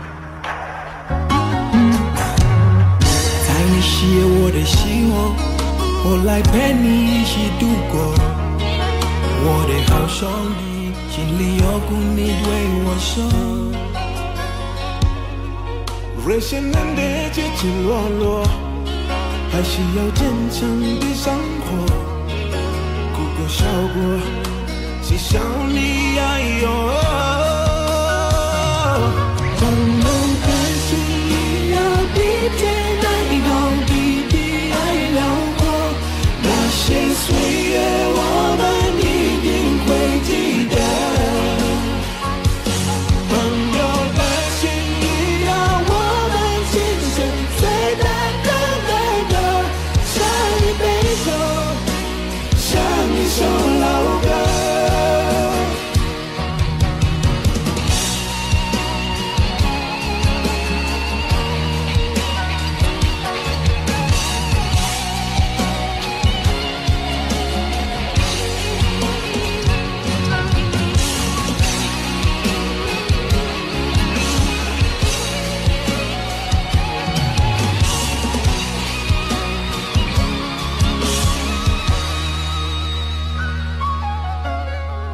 在你辉煌的时刻，让我为你唱首歌。我的好兄弟，心里有苦你对我说。前方的路一起走，哪怕漆黑一起过，哭点泪点又能算什么？在你写我的希望，我来陪你一起度过。我的好兄弟，心里有苦你对我说。人生难得起起落落，还是要坚强的生活。哭过笑过，至少你爱我。当我担心你要比天爱高，比地爱辽阔，那些岁月我们一定会记得。朋友担心你要我们今生最大的爱歌，唱一杯酒，唱一首老歌。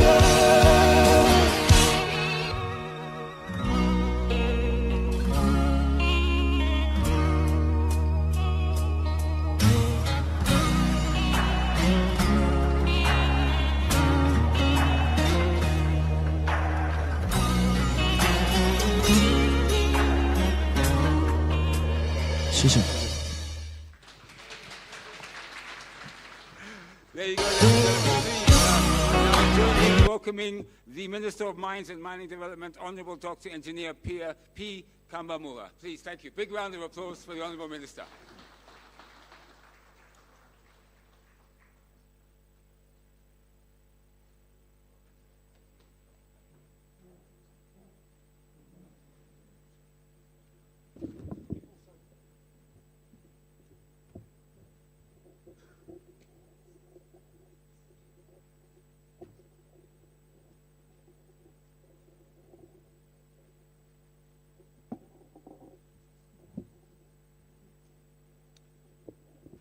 Good afternoon, everyone. Good afternoon. Thank you. It's nice to be talking to you, especially after having lunch. I'm told you haven't had lunch, so it's going to be difficult talking to people who are hungry. But at least just smile at me. Don't show me that you are hungry and angry. The Director of Ceremonies, Mr. Hodges, Group Head of Investment and Advisory Services, Guests of Honor, our Minister of Energy and Power Development in absentia, the Host Minister of State for Professional Affairs and Devolution, Senator Tawengwa in absentia. Because of our time, all protocol observed. Ladies and gentlemen, and those men that are not gentle, I can see you. It is both an honor and a privilege to join you Today, at this important symposium, was the theme Strengthening Relations to Unlock Zimbabwe's Potential, captures not only the purpose of this gathering, but also the direction in which two countries, Zimbabwe and China, continue to move together. Allow me to preface my remarks with a reflection that reminds us why the relationship between Zimbabwe and China is both unique and enduring. Several decades ago, when Zimbabwe was still fighting for its independence, our people looked beyond our borders in search of friends who believed in our right to determine our own destiny, friends who believed in us to own our resources. The People's Republic of China stood firmly with us during these defining and trying years of our liberation struggle. China extended solidarity, friendship, and practical support at a time when our nation was striving to secure its freedom and sovereignty. Today, history presents us with a different but equally important mission. A liberated Zimbabwe once again extends its hand to China, not in pursuit of political liberation, but in pursuit of economic transformation, industrialization, technological advancement, and shared prosperity. The struggle has now changed. Yesterday it was a struggle for independence and freedom. Today it is a struggle for sustainable economic freedom and also to jealously guard our hard-won sovereignty. Yesterday we fought to reclaim our land. Today we seek to unlock the full value of the abundant mineral resources beyond our soil. The enduring friendship between Zimbabwe and China is therefore evolved with the aspirations of our people. What began as solidarity during the liberation struggle is matured into a strategic partnership for development, one founded on mutual respect, shared interests, and a common commitment to building prosperous economies. The partnership has never been more important than it is today. Zimbabwe has entered a new phase of its national development journey through National Development Strategy 2, which is government's development blueprint for the period 2026 to 2030.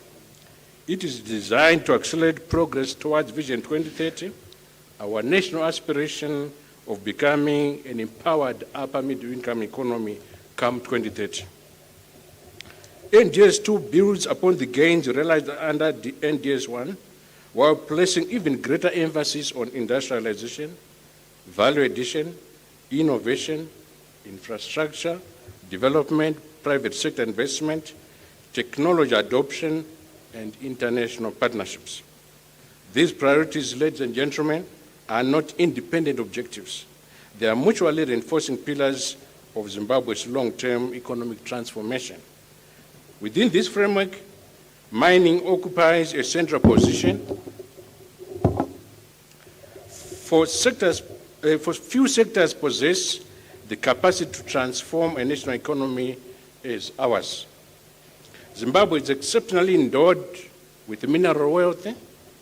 Our country hosts more than 40 known and commercially exploited mineral commodities, including gold, platinum, PGMs, chrome, lithium, diamonds, coal, nickel, graphite, iron ore, rare earth elements, and a wide range of other industrial minerals. Few countries possess such geological diversity, yet our greatest comparative advantage lies not beneath the ground. Our greatest opportunity lies in what we deliberately choose to do or not to do with these resources. Government therefore regards mining not mainly as an extractive industry, but as a strategic catalyst for industrialization, infrastructure development, for export growth, manufacturing, technological advancement, employment creation, and raw industrialization. Mining must become a platform upon which Zimbabwe builds a diversified, modern, and globally competitive economy. The industry already plays a pivotal role in national development. It contributes approximately 14.5% of our GDP and accounts for nearly 75% of Zimbabwe's export earnings, and attracts a significant proportion of foreign direct investments and supports hundreds of thousands of livelihoods indirectly and directly. Recent performance illustrates both the resilience and the potential of the mining sector. Mineral exports marketed through the Minerals Marketing Corporation of Zimbabwe reached approximately 3.4 billion in 2025, while our national gold production rose to approximately 46.7 tons last year. This year, we are looking forward to delivering about 50 tons. This reflects our confidence in the continued growth of the subsector. These achievements demonstrate more than just growth in production. They demonstrate that Zimbabwe's mining industry is entering a new phase of transformation. Distinguished delegates, natural resources alone do not create prosperous nations. History teaches us that prosperity is created when natural resources are combined with a sound policy, capable institutions, long-term investments, technology, innovation, and a skilled workforce.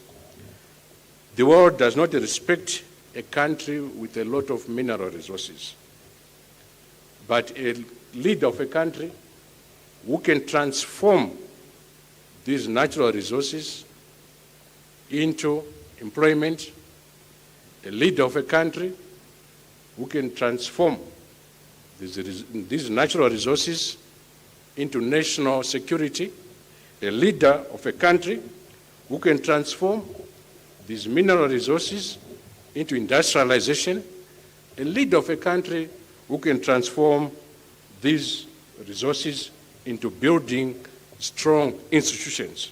This way, we can attain a hegemonic status. In other words, mining must not become an engine of industrialization rather than merely a source of exports. This vision aligns fully with His Excellency the President's Vision 2030, which seeks to build a prosperous, empowered, and industrialized middle-income economy through inclusive and sustainable economic growth. Together, these priorities constitute government's roadmap for building a modern mining sector capable of creating employment, strengthening industrial capacity, and improving the quality and life of all Zimbabweans. The transformation of Zimbabwe's mining sector requires a comprehensive and integrated approach. Government is therefore implementing a number of strategic priorities that collectively define our mining development agenda under NDS2. These priorities are not isolated policy initiatives. They form an integrated framework designed to unlock the full economic value of Zimbabwe's mineral resources while ensuring that mining contributes meaningfully to our national development. The first priority is to accelerate geological exploration and mineral resource development. Very soon we'll be starting on a national flyover whereby we will do an airborne geophysical survey to quantify our mineral resources and our mineral reserves. That way we'll be able to plan strategically when to exploit our resources, with who to partner, and for what value, and government is stake in those resources. Although Zimbabwe possesses one of Africa's richest and most diverse mineral endowments, significant part of the country remain underexplored. Expanding our geological knowledge base is therefore fundamental to unlocking new investment opportunities and sustaining long-term mining growth. Government is therefore strengthening geological mapping, airborne geophysical surveys, geochemical investigations, and mineral resource evaluation to improve the quality and availability of geological information to our investment world. We are also modernizing our geological data system and increasingly incorporating digital technologies. The computerized mining cadastral system is currently work in progress. We are looking forward to finalizing that before end of this year. Our objective is clear: to transform geological potential into bankable mineral projects capable of attracting responsible investments and supporting industrial development. The second strategic priority is to maximize the value that Zimbabwe derives from every ton of mineral extracted. An ounce or a gram of gold mined, a ton of lithium produced, a pound of steel produced, a carat of diamond cut and polished, should find its way to government and benefit a community in Nyanga, and benefit a community in Chimanimani, benefit a community in Mzarabani, and benefit a community in Sanyati. For many decades, developing countries exported raw minerals only to import finished products at a significantly higher price. This model accelerated building of national security, strong institutions, industrialization, and created employment, and set a hegemonic status in the global north, yet limiting meaningful transformation back home or in source countries. Government is therefore actively promoting investment in mineral beneficiation, refining, smelting, battery precursor materials, jewelry manufacturing, ferro-alloy production, and downstream mineral-based industries. We therefore call for investment in these subsectors, and government will fully support investment in these sectors and also avail some incentives to our investors.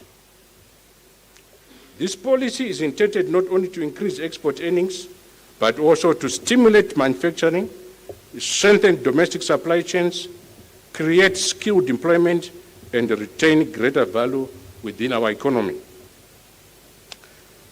Africa's first shipment of lithium sulfate was from Zimbabwe. Produced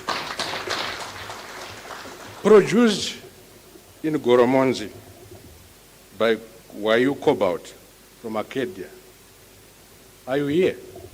Wayu Cobalt, are you here? Unfortunately, they are not here. Thank you and congratulations in absentia.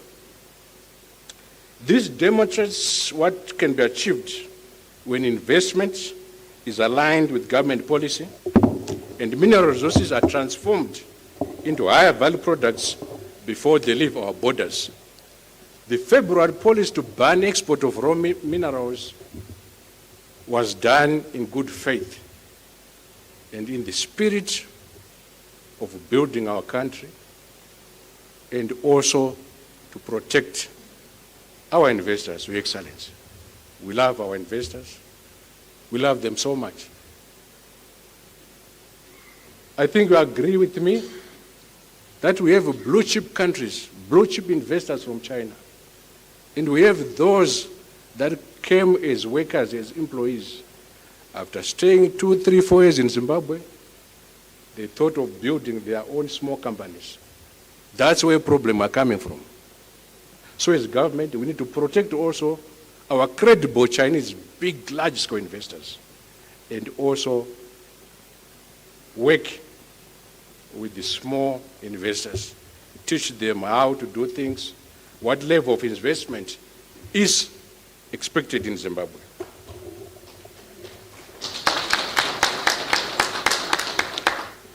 Ladies and gentlemen, one of the defining lessons of modern economic history is that no nation has achieved sustained industrialization in isolation.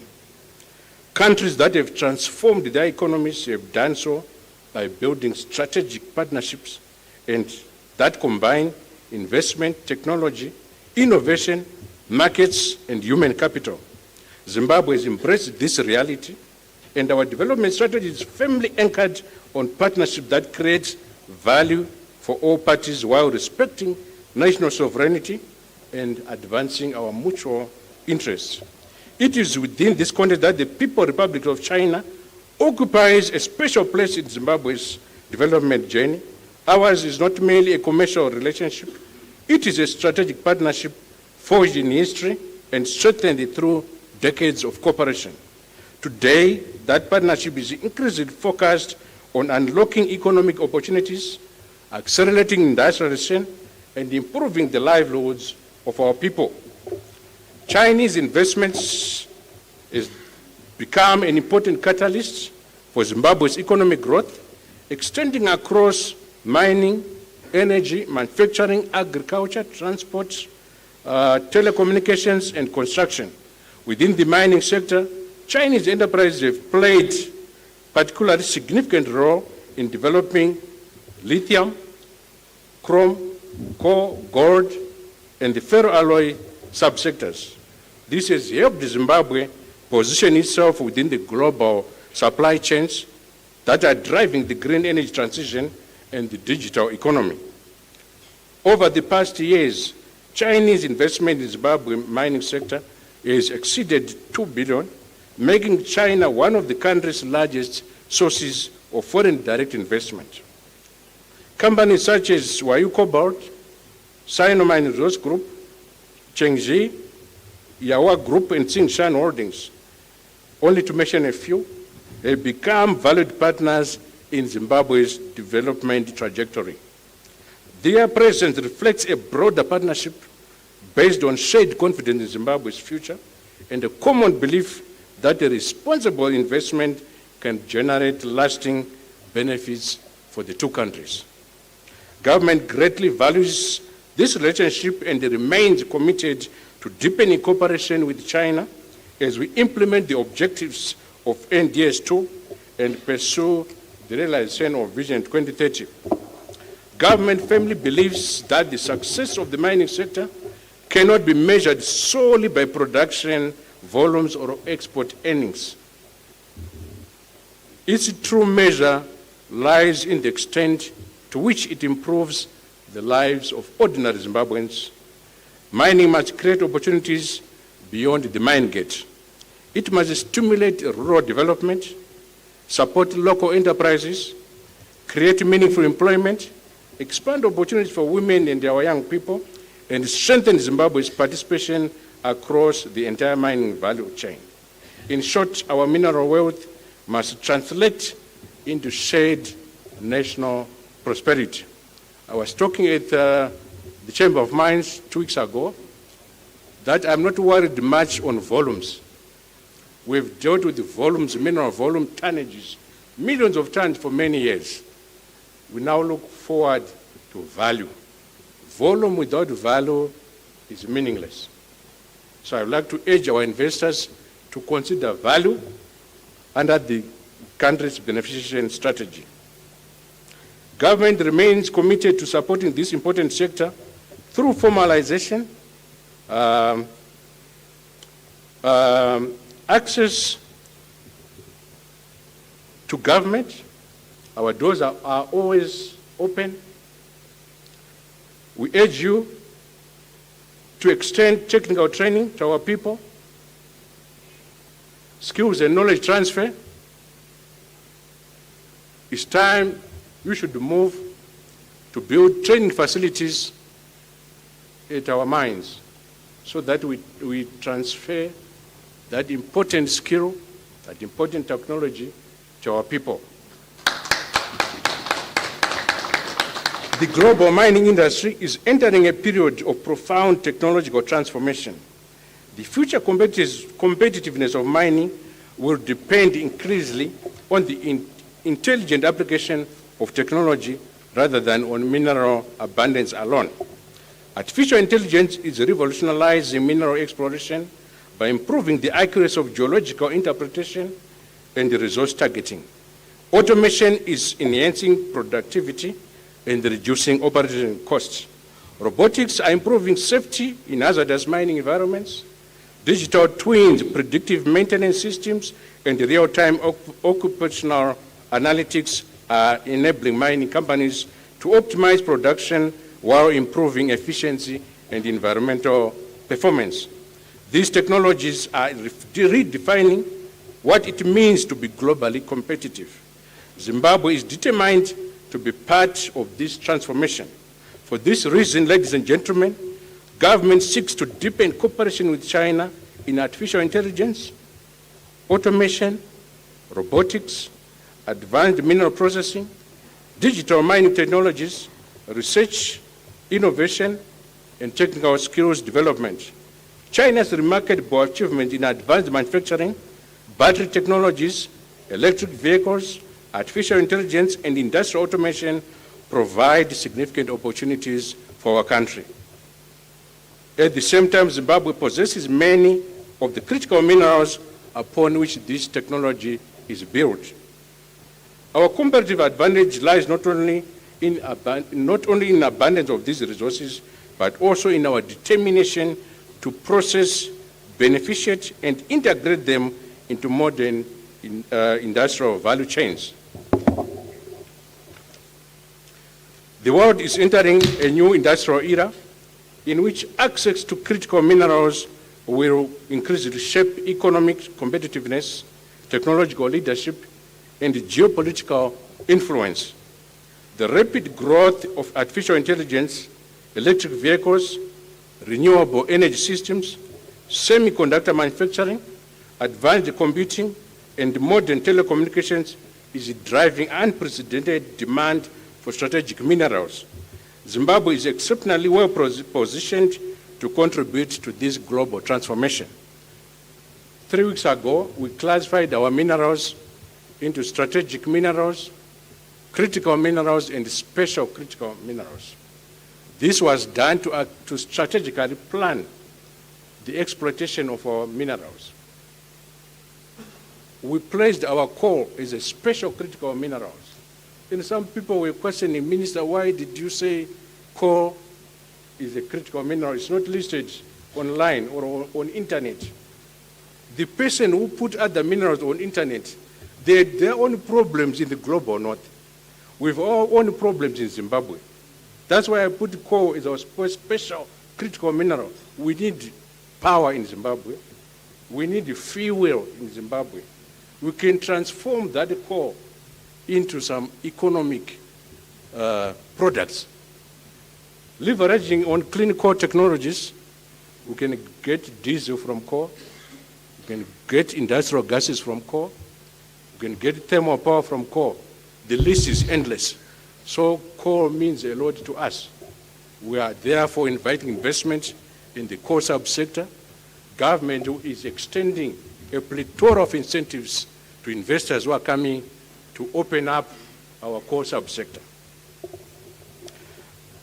Our country possesses significant deposits of lithium, nickel, graphite, chrome, copper, platinum, group metals, and rare earth minerals. Many of these materials required for semiconductor manufacturing and advanced battery technologies are found here in this soil. Government, therefore, sees tremendous potential for Zimbabwe and China to collaborate in this phase. Zimbabwe's invitation to investors extends well beyond the discovery and extraction of minerals. Our vision is to build complete mineral value chains that transform natural resources into industries, industries into jobs, and jobs into sustainable national prosperity. This presents enormous opportunities for investment across the entire mining ecosystem. These opportunities span geological exploration, mine development, contract mining, mineral processing, smelting and refining of battery precursor materials. We therefore encourage investors to look beyond individual mining projects and consider Zimbabwe as a long-term industrial partner. As we look beyond the immediate opportunities before us, we must also recognize that the global mining landscape is changing rapidly. Around the world, ladies and gentlemen, new mineral discoveries are becoming increasingly scarce. Ore grades are declining, mines are becoming deeper, more technical complex and more capital intensive. Sustainable expectations are becoming more demanding. Supply chains are becoming reshaped by geopolitical developments, while rapid advances in artificial intelligence, automation, and advanced manufacturing are transforming the economics of mining itself. At the same time, new technologies, including synthetic and laboratory-grown materials in certain mineral markets, for example in diamonds, are beginning to shape patterns of global demand. These developments present both challenges and opportunities for us. So we need to join hands, work as a team, and fight the common enemy.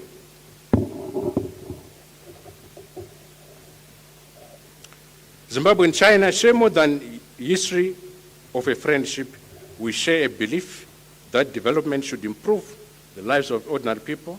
We share a conviction that long-term planning, investment in infrastructure, technological innovation, and industrialization provide the surest path towards sustainable national prosperity. Above all, we share a commitment of building partnerships founded on mutual respect, equality, and shared benefit. In conclusion, history will always remember the friendship that united Zimbabwe and China during our struggle for national liberations. Future generations, however, will judge us not only by the history we inherited, but also by the future we choose to create and build for ourselves. Today, we stand at another defining moment in that journey again. The challenge before us is no longer the struggle for political independence. It is the pursuit for economic transformation. It is the challenge of converting abundant natural mineral resources into lasting national prosperity. It is the responsibility of ensuring that our mineral wealth creates industries, develops skills, generates decent employment, advances technology, and improves the quality of our ordinary people. NDS2 provides Zimbabwe with a clear roadmap for this. Our mineral resources provide the opportunity. Our people provide the talent and determination. Our international partnership, particularly our long-standing partnership with the People's Republic of China, provide the experience, technology, capital, and collaboration necessary to accelerate this transformation. The future of Zimbabwe's mining industry will not be defined simply by the volume of minerals that we extract from the ground. It will be defined by the industry we build, the industries we establish around these minerals, the technologies we deploy, the value we add before we export, the skills we develop locally, and the communities that we uplift and change their lifestyle, and the enduring prosperity that we create for future generations. This is the vision that we have as a country. On behalf of the government of Zimbabwe, I thank our Chinese friends for their enduring partnerships. I also extend my sincere appreciation to the organizers of this symposium, and to every investor, every researcher, every policymaker, every industry leader gathered here today for your continued confidence and support in Zimbabwe. Allow me to conclude with this conviction. The strongest partnerships are not measured by agreements that we sign, but by the prosperity they create within our communities. Together, let us transform Zimbabwe's mineral wealth into industrial strength, shared opportunity, and enduring prosperity for the benefit of both our countries. Our doors, my office is open. Those who want to make money in Zimbabwe, please come and see me. Thank you. Thank you. Big round of applause, Honourable Minister of Mines and Mining Development. Honourable Minister, we have a little gift for you. Mrs. Maguti and the Secretary General, please will you come up?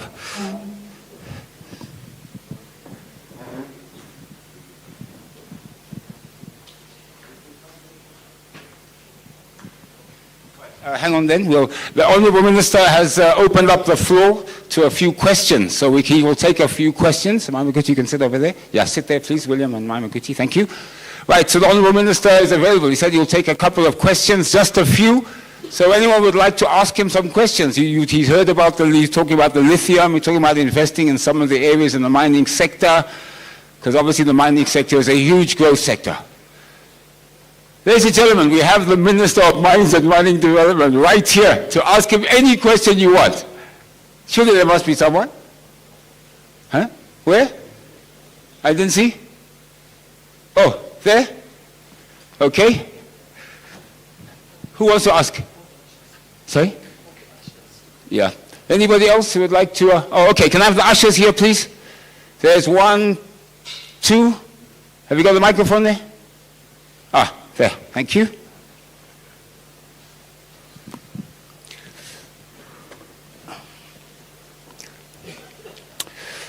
Okay. Right. So let's start here in the middle, please.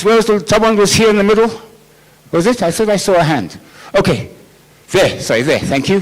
Thank you, ma'am. If you could introduce yourselves, keep your question very succinct for the Minister. Thank you. And then someone over there. Okay, thank you. Please go ahead. Is it on?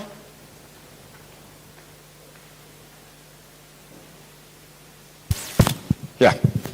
Good afternoon. My name is Monica Cheru. I'm a journalist with Zim Now. My question to the Minister is on the communities. I think one of the thorny issues in mining has been what are the benefits for the local communities and the lack of a clear strategy to say how exactly do the locals benefit. Is there a government policy being crafted to address this, to avoid conflict with the investors in mining, whether they are local or foreign? Thank you. Thank you very much for your question. She's asking about the communities, how are communities benefiting from their mineral resources. Go to other countries, they call them First Nation, that's is it Canada. In those countries, before any mining company applies even for a mining title, they engage the communities. So what we are doing here is not new, it's happening in the global north. Government is currently coming up with a policy through the Ministry of Industry and Commerce that speaks to those issues. We are moving from corporate social responsibility to corporate social investments. I cannot fully open up the policy that is currently being underway, but there's something concrete on the cards which will make sure that communities benefit from the mineral resources within their area. In most cases, you find out that mining companies do not contribute even to the economic development of communities around them. From the way labor is sourced, from the way communities are empowered.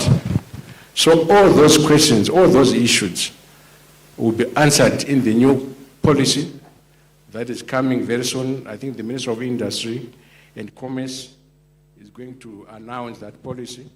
Last week, government departments were in Kadoma undergoing training on how to implement that policy. Thank you. Thank you very much, Minister. There's one there, and then we've got HDCs will be talking there, please. Can the usher come? Thank you. Go ahead, please, sir. Please introduce yourself.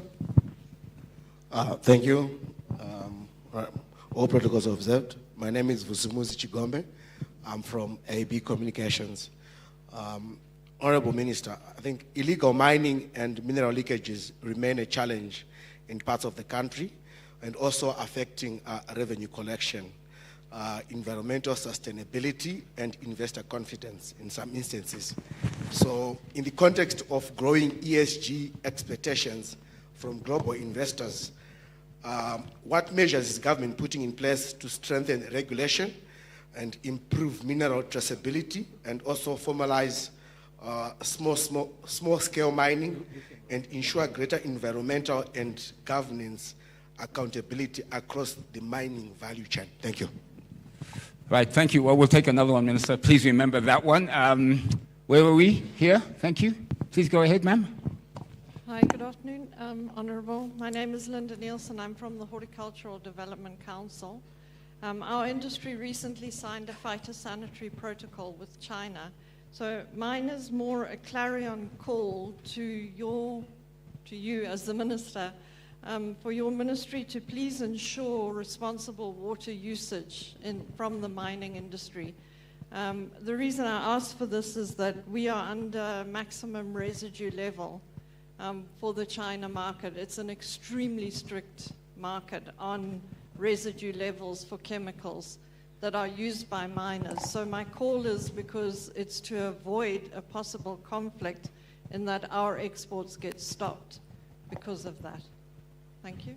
Thank you. And any final questions? Minister? Thank you very much for your question on illegal mining. I agree with you. There's a lot of illegal mining currently happening around the country. We've noted that.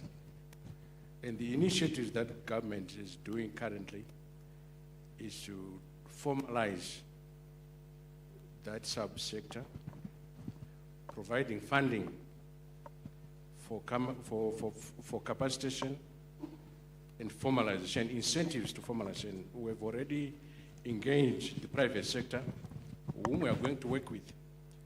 I think you agree with me. We have noted that the Zimbabwe School of Mines has been going around engaging the small-scale sector and also teaching them on safer means of mining or mining standards. We are not ending there. We are also strengthening our legislation. The Mines and Minerals Bureau is currently in Parliament. We are looking forward to finalizing the bill in the second half of the year, so that the bill, the current bill, the incoming act will recognize the small-scale sector or the artisanal small-scale miners. That will now come up with a ASM policy that will govern the ASM subsector. We have already started going around expediting processes of mining titles. The main cause of illegal mining is delays in the processing of mining title. We have taken note of that, and we have requested for resources, vehicles, fuel, and manpower, so that we speedily process mining title. The computerized mining cadastral system, like I've said in my speech, is work in progress. We are currently doing data capturing. This has taken time because of the nature of the historical data that we have. We need to make that data compatible to the new software that we have. We need to sanitize that data. So that has taken us a lot of time. But once the computerized mining cadastre is operational, many of these issues will be a thing of the past. Thank you. And any comments on responsible water usage, Minister? I did not hear a question clearly. She was talking about how the Horticultural Development Council has got into a MOU with people in China, and one of the issues is about the water and how we use the water in Zimbabwe. Is that right, Linda? Is that sort of there? No? Almost, right? Almost. I was almost there. That's no problem. Sorry, Andy, it's almost, but not quite. So it was a clarion call to the Ministry of Mines to avoid a potential conflict, because the phytosanitary requirements that we have in our sector, fresh produce, the Chinese market is very, very strict on maximum residue levels of chemicals that are used in our sector. So there could be a potential downstream effect, particularly with riverbank mining, where chemicals are leaked into the water system unknowingly, and then there's a downstream effect, and we could get blocked for exports. I'm saying there's a potential, so the clarion call is, can we please work together to avoid that?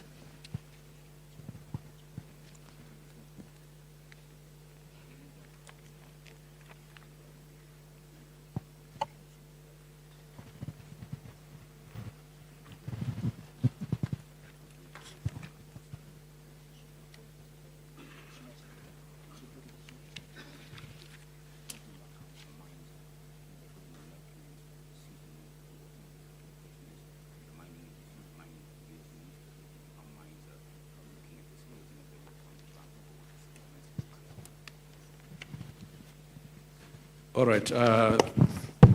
Thank you very much. Unfortunately, my ear is on breakdown, so I'm driving on one engine. Okay. Zimbabwe is a signatory to the Minamata Convention with regard to handling of mercury and other hazardous substances. I believe you are having, or the potential conflicts with miners who are using mercury right downstream, and it's affecting water that is, you are using in your operations. Right. We are currently in the process of implementing the Minamata Convention to completely move away from the use of mercury and use other means and methods to extract, especially gold. Mercury is mainly used in the gold subsector. We found funding from US aid. All the funding forms were removed, but that one is still there because we are a signatory to the Minamata Convention. So it's currently a work in progress. Our teams are going around to areas where we have small-scale miners. We've talked to the large-scale producers also to start using safer methods and cleaner methods of gold recoveries. Thank you. Thank you. Please, a big round of applause for the Minister for Mines and Mining Development. Now, please, Minister, we have a little token for you. Sorry. Oh, something else? There's a question which I thought somebody was going to ask. Okay. In the policy that government announced, with regard to this, to reserving the small scale to local Zimbabweans, I said our threshold capital gonna be $15 million. Is that so? Mm-hmm. And we're looking forward to be getting minimum of 20 kgs per month. And there were issues out of there. When we measured the 15 million capital threshold, from the time you start investment coming to Zimbabwe, prospecting, exploration, mining development, purchase of capital equipment, production, purchase of processing plants, all those monies, if you bring them together, how much are they? If they're coming to $1,000, please pick and go. That's all what we're saying. If you are coming to invest in Zimbabwe as a foreign investor, how much are you putting on the table towards prospecting? How much are you putting on the table towards exploration? How much are you putting on the table towards mine development, production, training, or the whole value mining chain? Is it clear? Is it clear? Right. Then someone asked me, if I'm doing small scale in Rwanda, another small mine in Rwanda, another small mine in Marondera, a small mine in Inyati, in Nyanga, and I'm producing 500 grams there, 1 kg there, 2 kg there, and if I sum them all, they're coming to 20 kgs. Am I accepted as an investor? My answer is no. Develop the current location where you are. If you want to expand it, my office is open, we'll give you more land. You expand that, you develop it to a large scale production. Thank you. Thank you. Big round of applause, please. The Minister for Mines and Mining Development. Minister, Mrs. Muguti, she's the CEO of Africa Capacity Investment Holdings, and William Wen, he's the Secretary General of the Chamber of Chinese Enterprises in Zimbabwe. Please, a big round of applause for the Minister. Thank you for your time.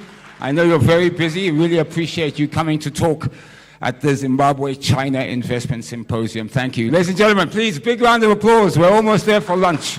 Big round of applause. Thank you. You want to look at the camera, Mrs. Muguti? Thank you. No, stay there. Look at the camera for a picture. Thank you. Thank you. That's it. Thank you. Right. Thank you. Now, Minister, I hope you're joining us for lunch. Are you able to join us for lunch? You know what? As a member of Parliament, we're taught to disclose everything that we have. I've asked said there's Chinese tea in there. Chinese tea, and this one is voodoo. Will you be able to make us lunch? Right, thank you. We are going to be, we're going to be now breaking for lunch. If I could ask the VVIP table, please, to proceed. And they will be followed by the panelists and speakers and moderators. You go through this way, please, Piers. Piers, the door is this way. Piers Muguti, the door is that way for the lunch, yeah. And then the panelists, the speakers, and the moderators, as well as the VVIP. The rest of the delegates will go across. The ushers will show you where to eat. It's set up in the other hall. You can set up there, and it's buffet service. Okay, so if we can just wait for the guests. Do you want to come this way, sir? This way here? Please, can you open the door? Thank you. Over this way, sir. This way. Oh, you're going to greet. Sorry. Dr. Ayo, you've just come right in time for lunch.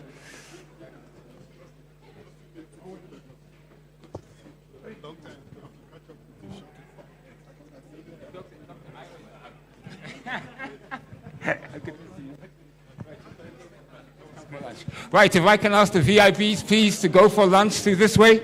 The protocol will show you.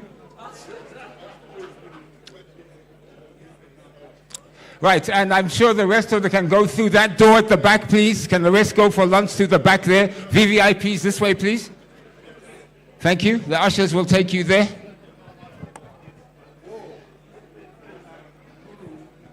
Ambassador? Thank you. Please follow the ushers there. Ambassador, thank you. Okay. Chief, welcome, sir. It's good to have you here. If I can excuse myself? Of course you may. Do you want something?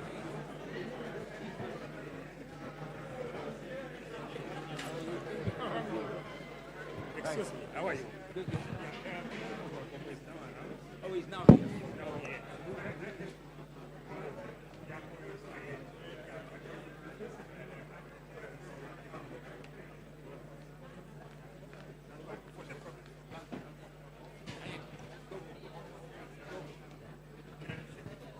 Right, VVIPs. The rest of you, please, the ushers will show you where lunch is. You have 45 minutes for lunch.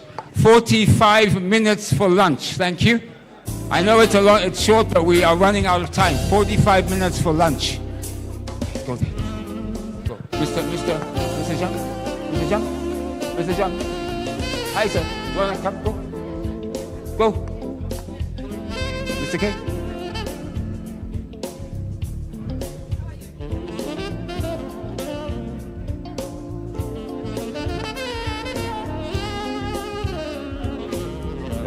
Good to see you. Okay.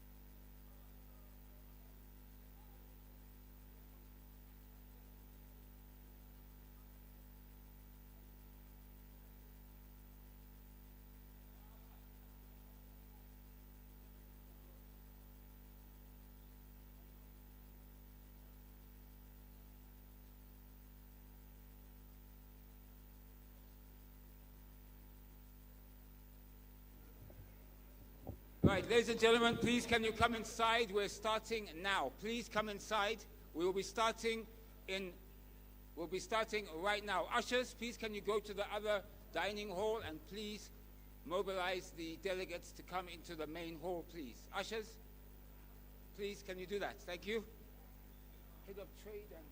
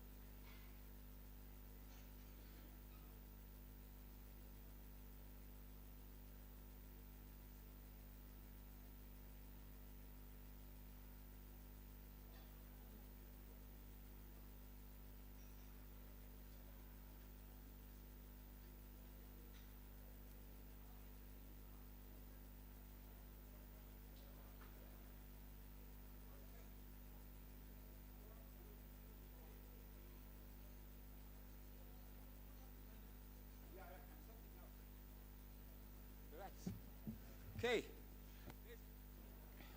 Right, ladies and gentlemen, we're now going to move into our next session. Please, can you come inside and take your seats? We're starting now.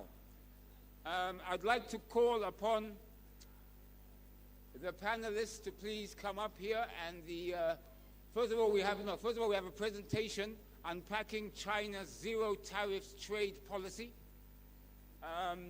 Mr. Minghai Wang from the embassy. Where are you, sir? I saw you just now, Mr. Wang from... Okay, please, thank you. Please put your hands together.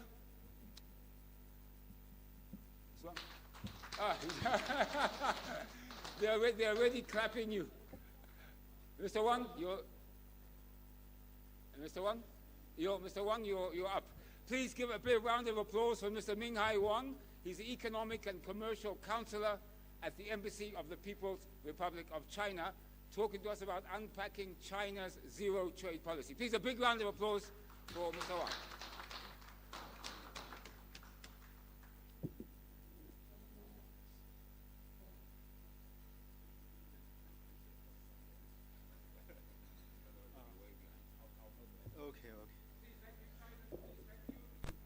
Thank you.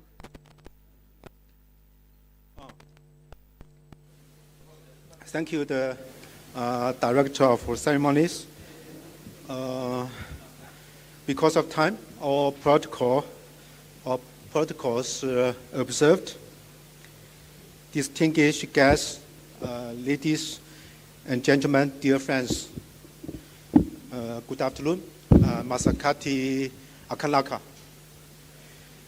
It is my great honor to join you today at this session themed unpacking the China's zero tariff policy.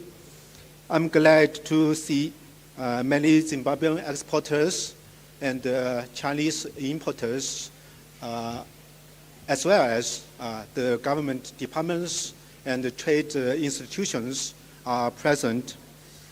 On behalf of the Chinese Embassy, I would like to briefly share the significance, opportunities, implementation arrangements, supporting measures, and suggestions for Zimbabwe regarding China's zero tariff measures. Dear friends, effective 1st May 2026, China has granted zero tariff treatment to all 53 African countries, including Zimbabwe.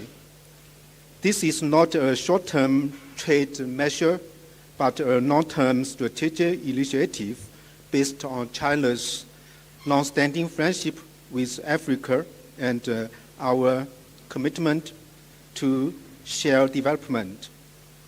So it goes far beyond trade and reflects China's vision of high-level opening up and mutual benefits. In this way, China has become the first major economy in the world to introduce comprehensive unilateral zero tariff measures to all African countries. This policy delivers on the outcomes of the Forum on China-Africa Cooperation, supports the building of an all-weather China-Africa community with a shared future for the new era, and reflects China's philosophy of sincerity, real results, amity, good faith, and mutual benefits.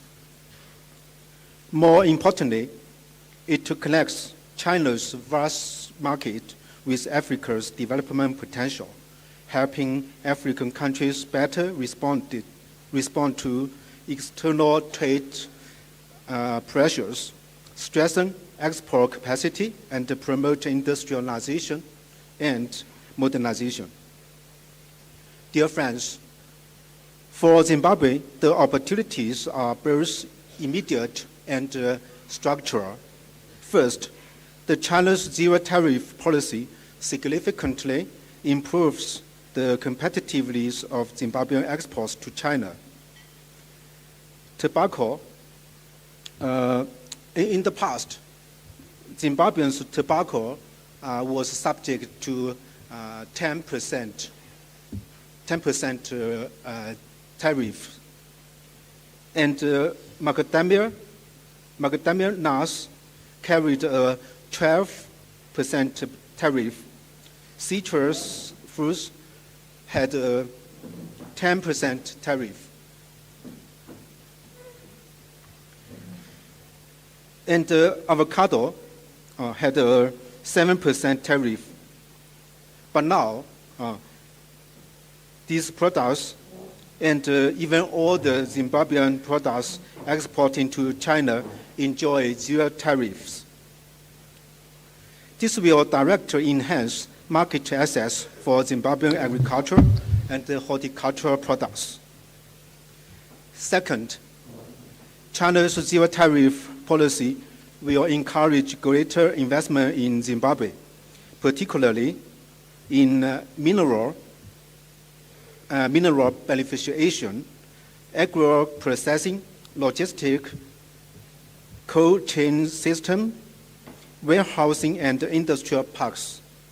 This will help improve production capacity, stabilize supply chains, and integrate Zimbabwe more deeply into regional and global value chains. Third, it will promote export diversification and value addition.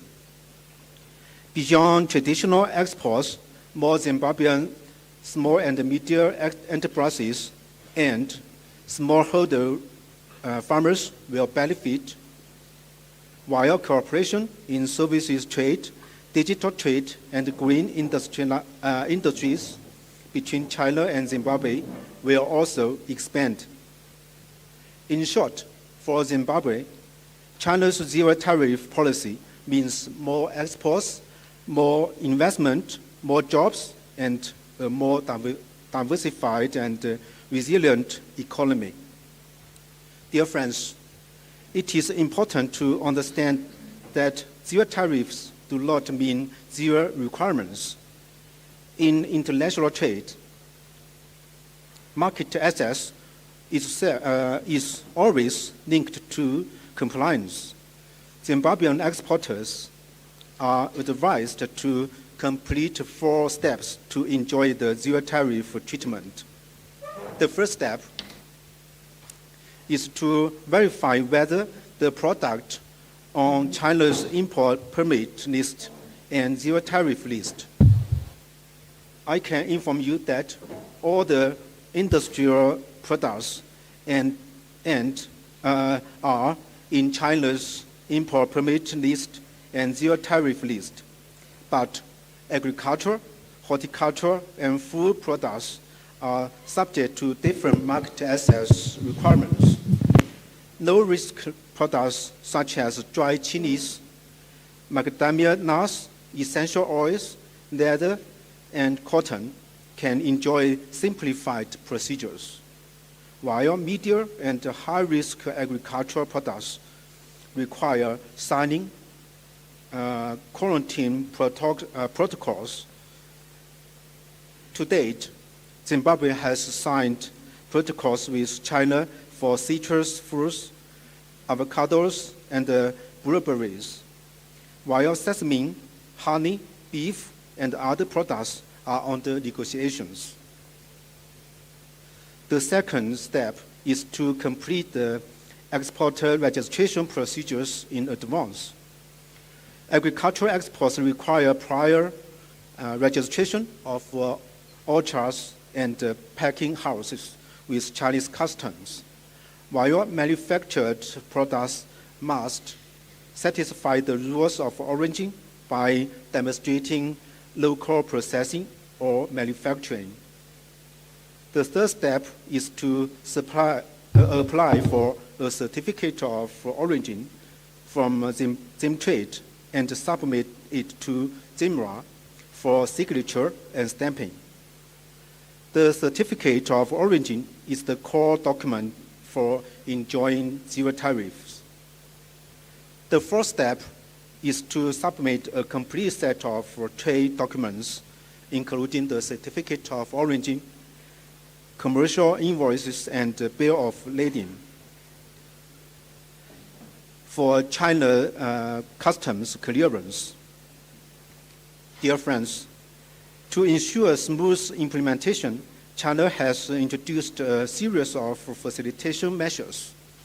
We have upgraded green channel arrangements for Zimbabwean and African exports to reduce clearance time. We are coordinating and training the Zimbabwean side to using online system for certificate of origin, enabling faster and more transparent processing. We are also providing technical training to help exporters better understand Chinese standards and requirements. Here I would also like to acknowledge the strong cooperation among Zimbabwean institutions, including Ministry of Foreign Affairs and International Trade, and Zimtrade and ZIMRA. Also, I would like to express my appreciation for their efforts to streamline issuance of certificate of origin and move forward online system, which will further improve efficiency and reduce costs for exporters.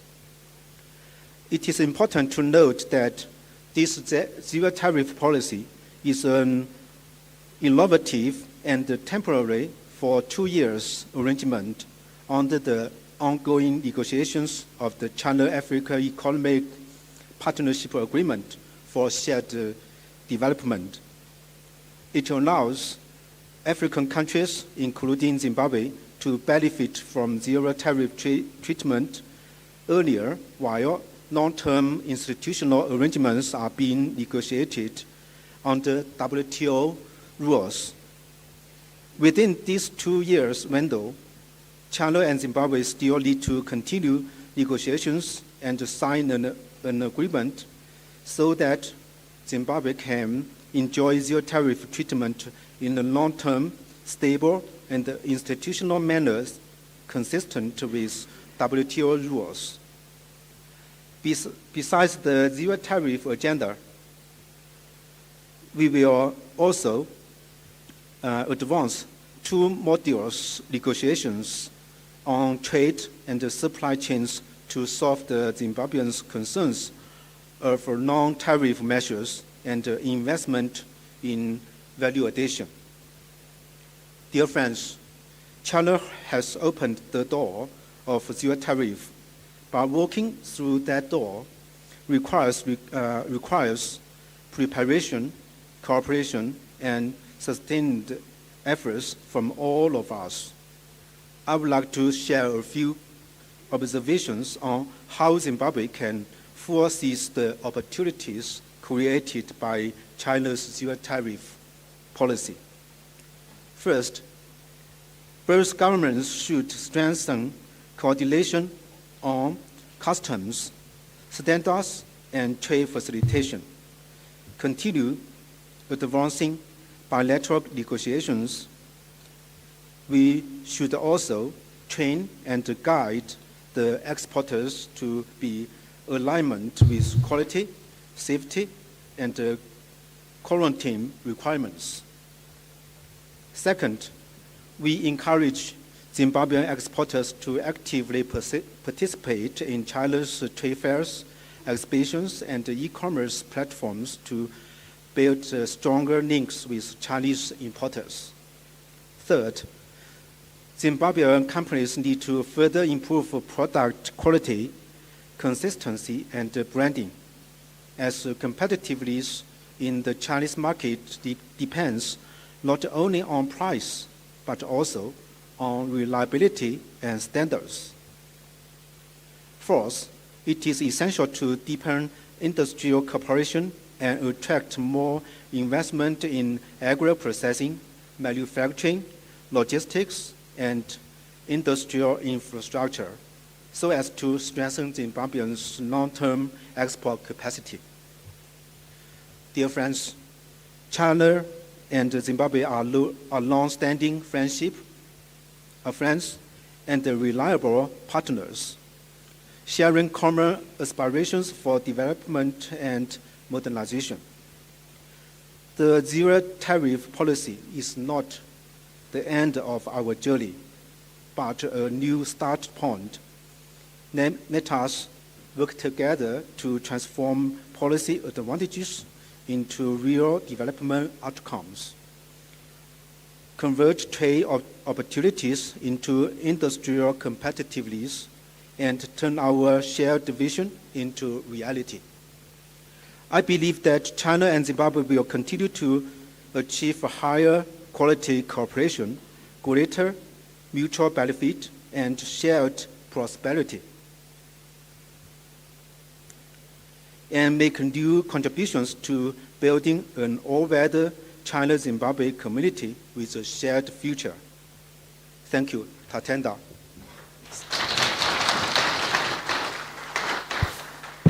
Ladies and gentlemen, another big round of applause for Mr. Minghai Wang. He's Economic and Commercial Counselor at the Embassy of the People's Republic of China. We'll now move into our session, our plenary session. I would like to call upon our panelists. Please give a big round of applause for the Chief Executive Officer of the Agricultural Marketing Authority, AMA, Alice Mapfiza. Please, there she is. Please, a big round of applause for Alice. Excuse me, I have to do this just in case. Be careful, thank you. Okay. And then please can you welcome the chairperson this will be Linda. She's representing the Horticultural Development Council. Thank you. Please, big round of applause, please, for Linda. You saw her earlier. And then that's Linda Nielsen, Chief Executive Officer, and then Mr. Harry is not. Mr. Harry is not. No, he's not coming. And then Ms. Carrie Lee, Executive Vice Chairperson of Zimbabwe Zimbabwe Chinese Business Association, and Chief Editor of China Zimbabwe News. Welcome. Are you okay there? Before I do move into our panel discussion, and then of course I've got Mr. A. Majul, Chief Executive Officer of Zimtrade. Is he? Oh, there he is. Welcome, sir. Please, a big round of applause for Mr. Majul, the CEO of Zimtrade. Before I do move into the panelist questions, I'd like to acknowledge and welcome, first of all, the Minister of Lands and Rural Development, Honorable VP Haritato, sir. Welcome. It's good to see you. And, of course, the Minister of State for Provincial Affairs and Devolution from Manicaland Province, Honorable Advocate Mugata. It's good to see you, sir. China's zero tariff policy. To be honest, when I found out about this, to listen from the embassy, I didn't know a lot about it if it was there. When I read into it, the benefits and the incredible opportunities that will give Zimbabwe is unbelievable. Being able to have a zero tariff policy from us, because now, instead of always thinking of things coming from China, we can now also be exporting and creating wealth in China as well. In other words, creating partnerships to build our economic base and being able to go forward. And of course, it's now in force, as the Economic and Commercial Councillor told us in his fine speech. So without me getting into it, I think I'd rather turn over to the experts here who probably know more about it than I do. So let me ask you this. Now that you know, right, now that you know that the China zero tariff policy is now in force, what, as Zimtrade, do you see as the most significant opportunity it creates for Zimbabwe? What should Zimbabwe do first to translate this policy into real exports, investments, and jobs? Thank you, Andy. The name is Similo Kala. I saw it wasn't Alan. I saw it wasn't Alan, yeah. I'm the Director of Operations at Zimtrade.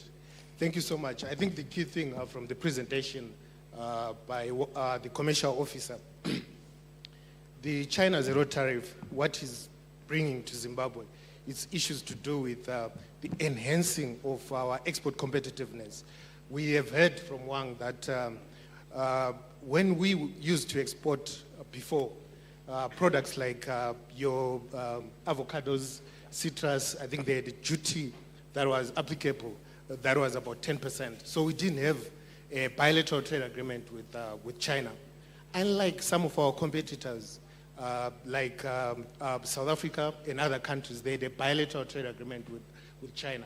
But since we didn't have that bilateral trade agreement, so when our goods were getting into China, they were being subjected to those duties. So hence me saying that this China zero tariff will actually enhance our export competitiveness when we are now exporting to China. I'll just give an example. We used to get a lot of engagements with the guys who are producing macadamia. I think at one time the price for macadamia in China was about $5.50, but it went down to $3, I think at one time to $2. So even in terms of their competitors, when the price went down, and for them, they were still paying duties that were applicable. So it made them not competitive when they were going into export markets. In terms of what we need to do to create more opportunities for Zimbabwean companies, you'll find that I believe that this China zero tariff policy will actually allow more investments into these sectors. I'll just give an example. At one time, we went to China, and it was one province. I think it should be Jinan or Jilil, one of those two. I've forgotten the actual province.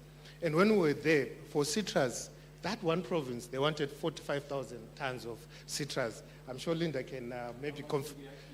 I think our exportable citrus could be about 69,000 or so at one time. That was the figure that was there. So you can imagine the immense opportunities that are available for us to touch if we were to get those investments coming into citrus. I know for now, Linda can confirm as well, we've got about 4,000 hectares of citrus, which I think there is a target to take it to 8,000 hectares. So if we can get such investments, that can take us somewhere. I would just also just give one example, I know, and in the interest of time, I would just give one last example in terms of the blueberry side of things, which could be another, after the signing of protocol, we can now export our blueberries to China as well. I think our total hectarage is about 600 hectares. And with that 600 hectares, I'm not sure there's still a lot of opportunities that we can still do.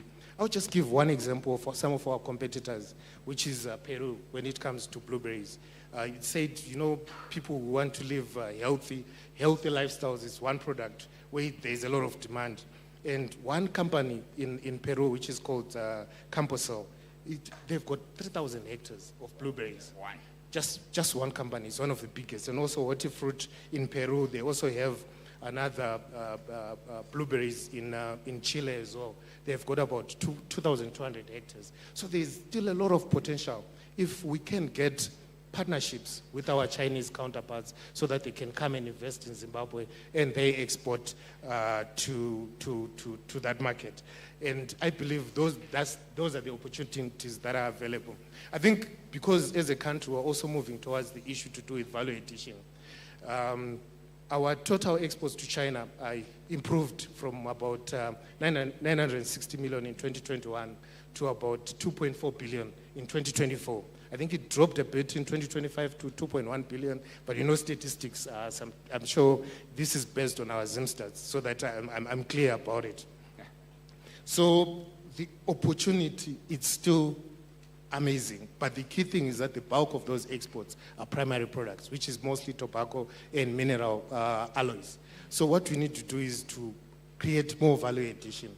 And from the horticulture sector, I think there is more to do with even the oils, the essential oils. There's a lot of demand when it comes to avocado oil. So as they come through, they assist us in terms of increasing on the hectareage for some of those crops, but also there is also a potential for value addition of those crops. I thank you. Thank you very much indeed. Zimche, please, a big round of applause. It's interesting, we talk value addition, beneficiation, it's critical. We can't keep, as Zimbabwe, exporting our raw materials constantly. We're not getting value. I think the Minister of Mines spoke about that. We can ship out 100 million tons, but if we're only getting $100 million, it doesn't really help us. So we need to look at creating value. But I think what is important is talking about partnerships.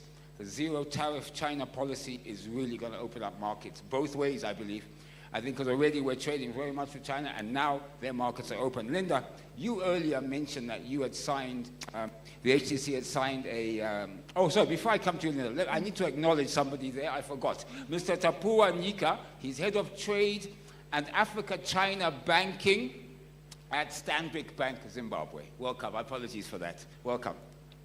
Right, Linda, you said you signed an MOU and you're talking about water sources and so forth. Now, many exporters, they just want to get into China market. I mean, it's huge, 1.3 billion people or so. I'm not sure how many now there are. It's a huge market, particularly for the horticultural products that you have. So what are the most common challenges Zimbabwe's exporters face in meeting things like rules of origin, certification, custom requirements, the things that Mr. Wang spoke about earlier? Yeah, thanks, Andy. Good question. So just to add on to what Similo was saying before, the biggest opportunity for horticulture is the market diversification that this offers. And the opportunity that creates is production at scale. To be able to meet the vast China market, I mean, the opportunity to increase production, we often say in horticulture, we don't have a market problem, we have a production problem, because we simply cannot produce enough for the demand, which is a good place to be in. So that opens up a lot of opportunity, and I think what we need to focus on first and foremost is increasing that production volume, accelerating the protocol implementation, because as the councillor mentioned and as we spoke about previously, It's a strictly controlled market. So we always say, you've heard us talking about a phytosanitary protocol. So what is that? It's basically a document that tells us what China doesn't want us to bring in. So like Grandma says, take your shoes off at the door when you go and visit her kumusha. It's the same thing. There's a lot of stuff that they don't want in their country that we have here that they don't have there. So it's basically with MRL testings, it's with some of the pests and diseases that we have in our side, in the southern hemisphere, that doesn't occur in the northern hemisphere. And so that's what a phytosanitary protocol is. It's basically the procedures that, we realize that there are those risks. How do we manage them? So the challenges for us, but I see it as an opportunity, not a challenge, is in preparing our farmers to be ready for that. And the investment opportunities that Simulo mentioned on value addition, in logistics, in cold storage, because part of managing those pests and diseases is by cold storage. So your cold storage starts in Zimbabwe 21 days before it gets to the market. So it kills those pests.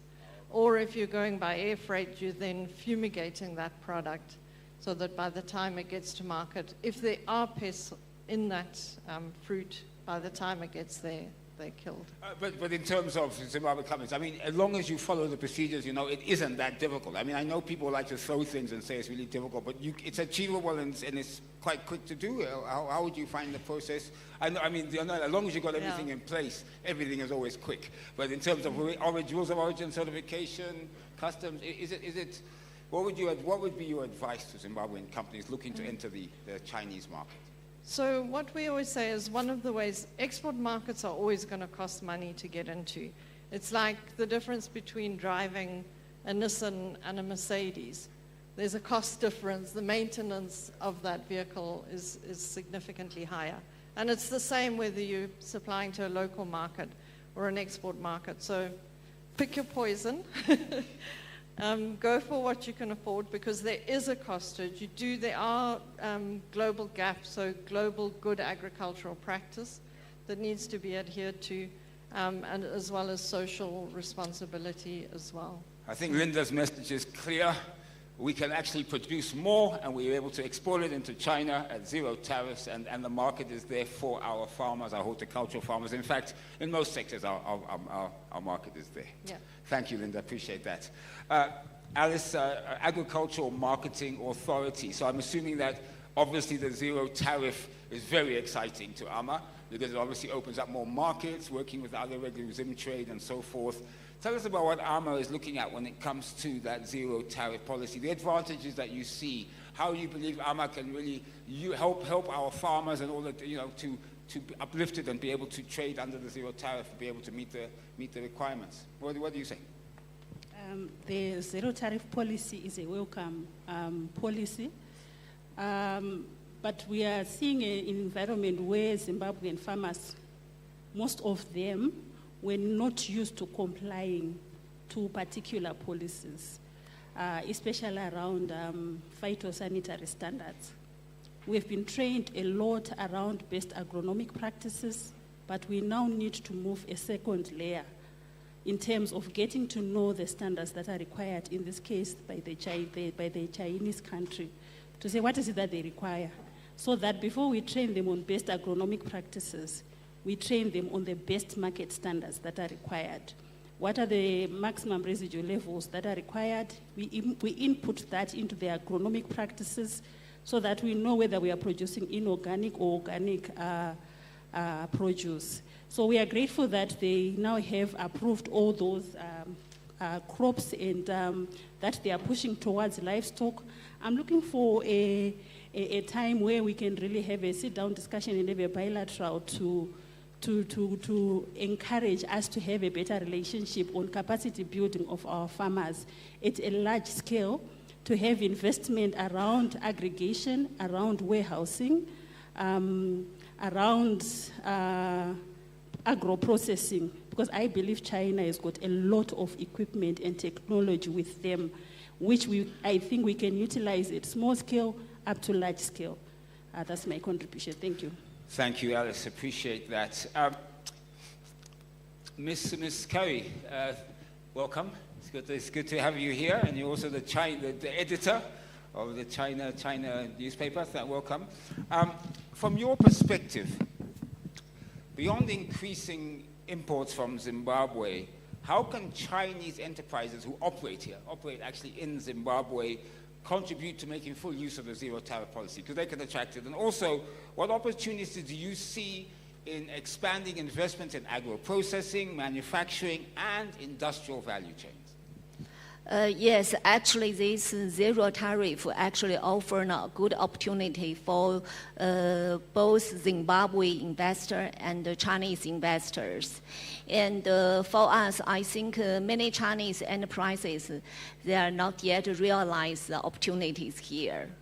Yes, so actually there's lots of things that we can do. And from Zimbabwe side, I think there are 3 levels that we can approach. And firstly, Chinese associations and organizations in Zimbabwe, they are the representative of Chinese business here. And they can set up the link between China and Zimbabwe investors. For example, we can set up a portal which was initiated by Zimbabwe and the Chinese organization. And this portal should be in Shona, English, and Chinese. And later on, when it's mature, and we can even set up a third-party e-commerce service provider, which definitely will give us lots of help. And on this platform, on this portal, I hope there's a service all the time so that it can link the seller and the buyer at the first minute.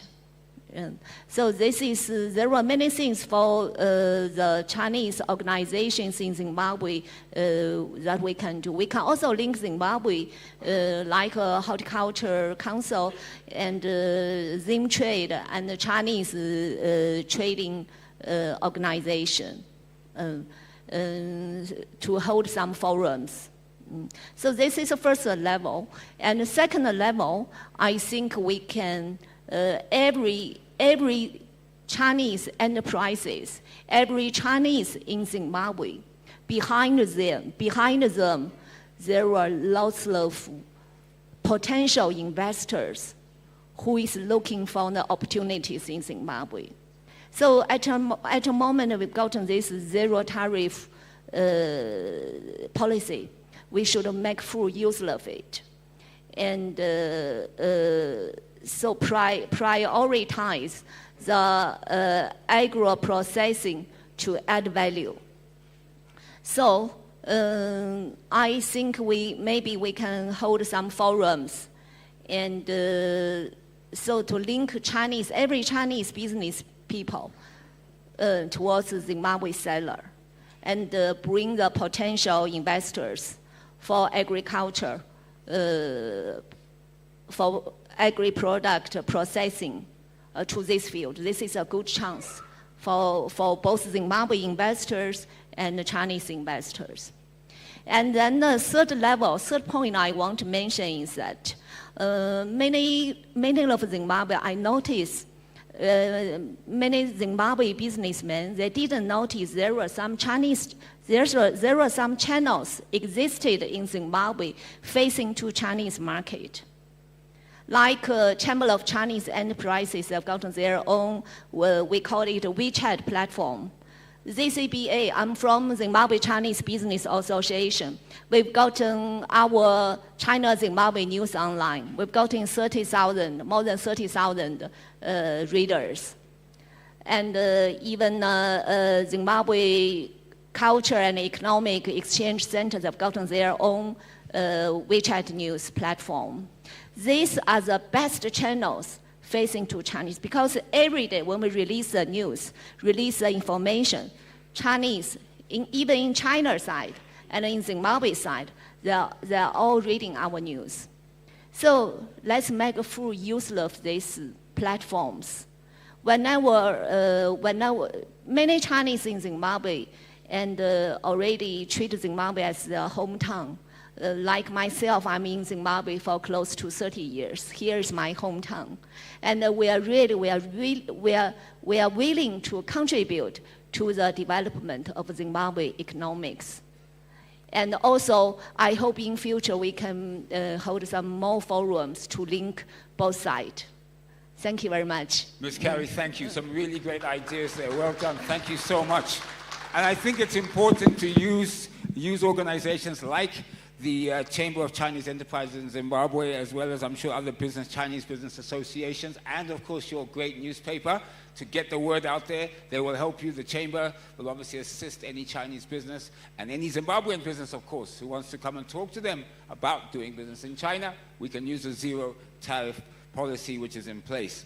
Right, now, Tapua, access to finance. You know, it always comes back to this, doesn't it? Access to finance. It's a key factor when you want to expand exports into any country.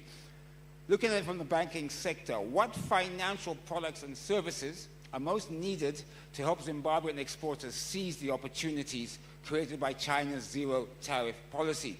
How can banks, this is an interesting question, how can banks better support SMEs and agricultural exports?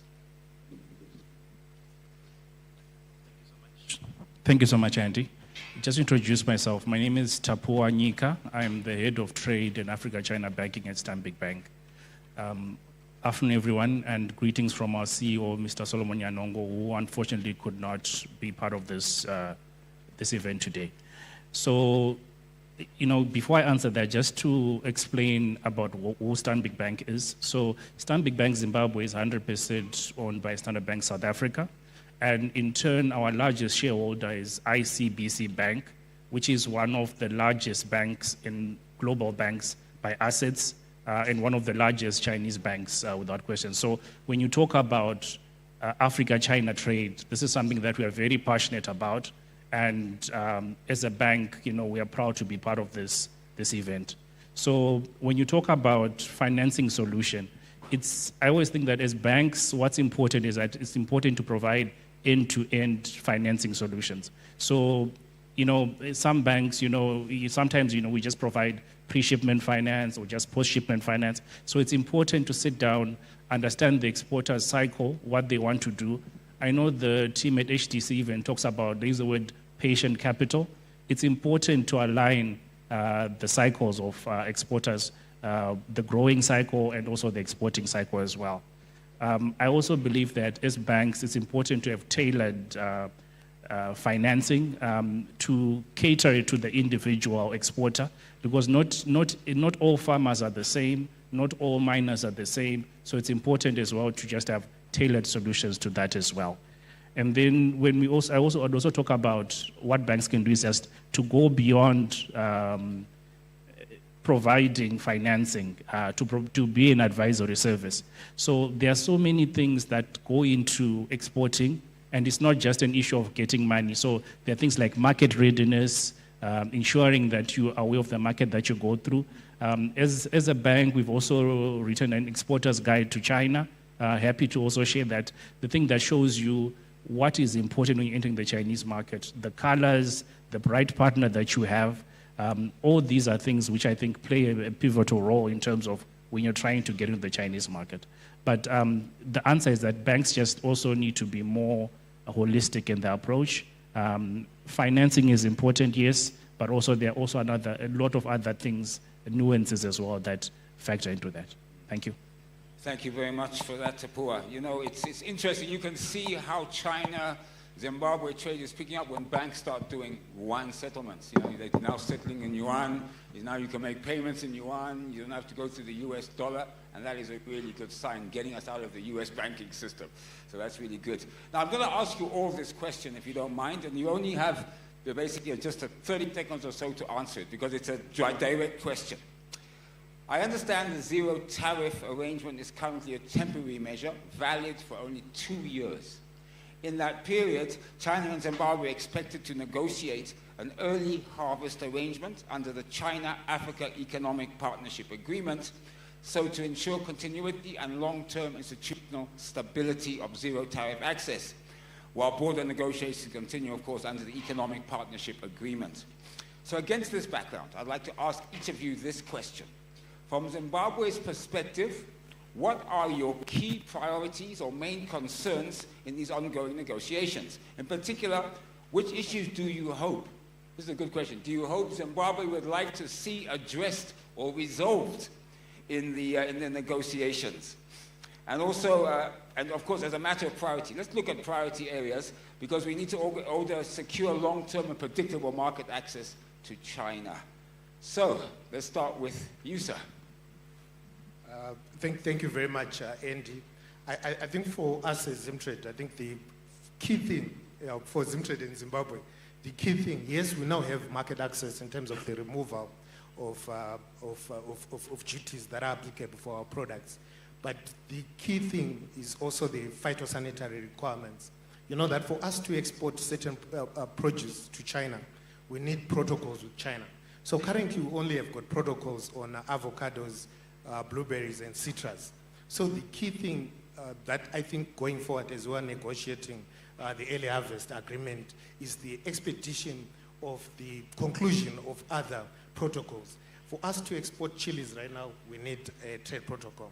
For us to export pecan nuts, we need a trade protocol on top of the removal of the duties. So the most important thing for now is to go further in terms of the conclusion of the trade protocols that we have to have with China. I thank you. Thank you. So in other words, the zero tariff is fantastic. It's brilliant. It's actually a game changer, but we still has work to do in terms of putting in other agreements. Thank you.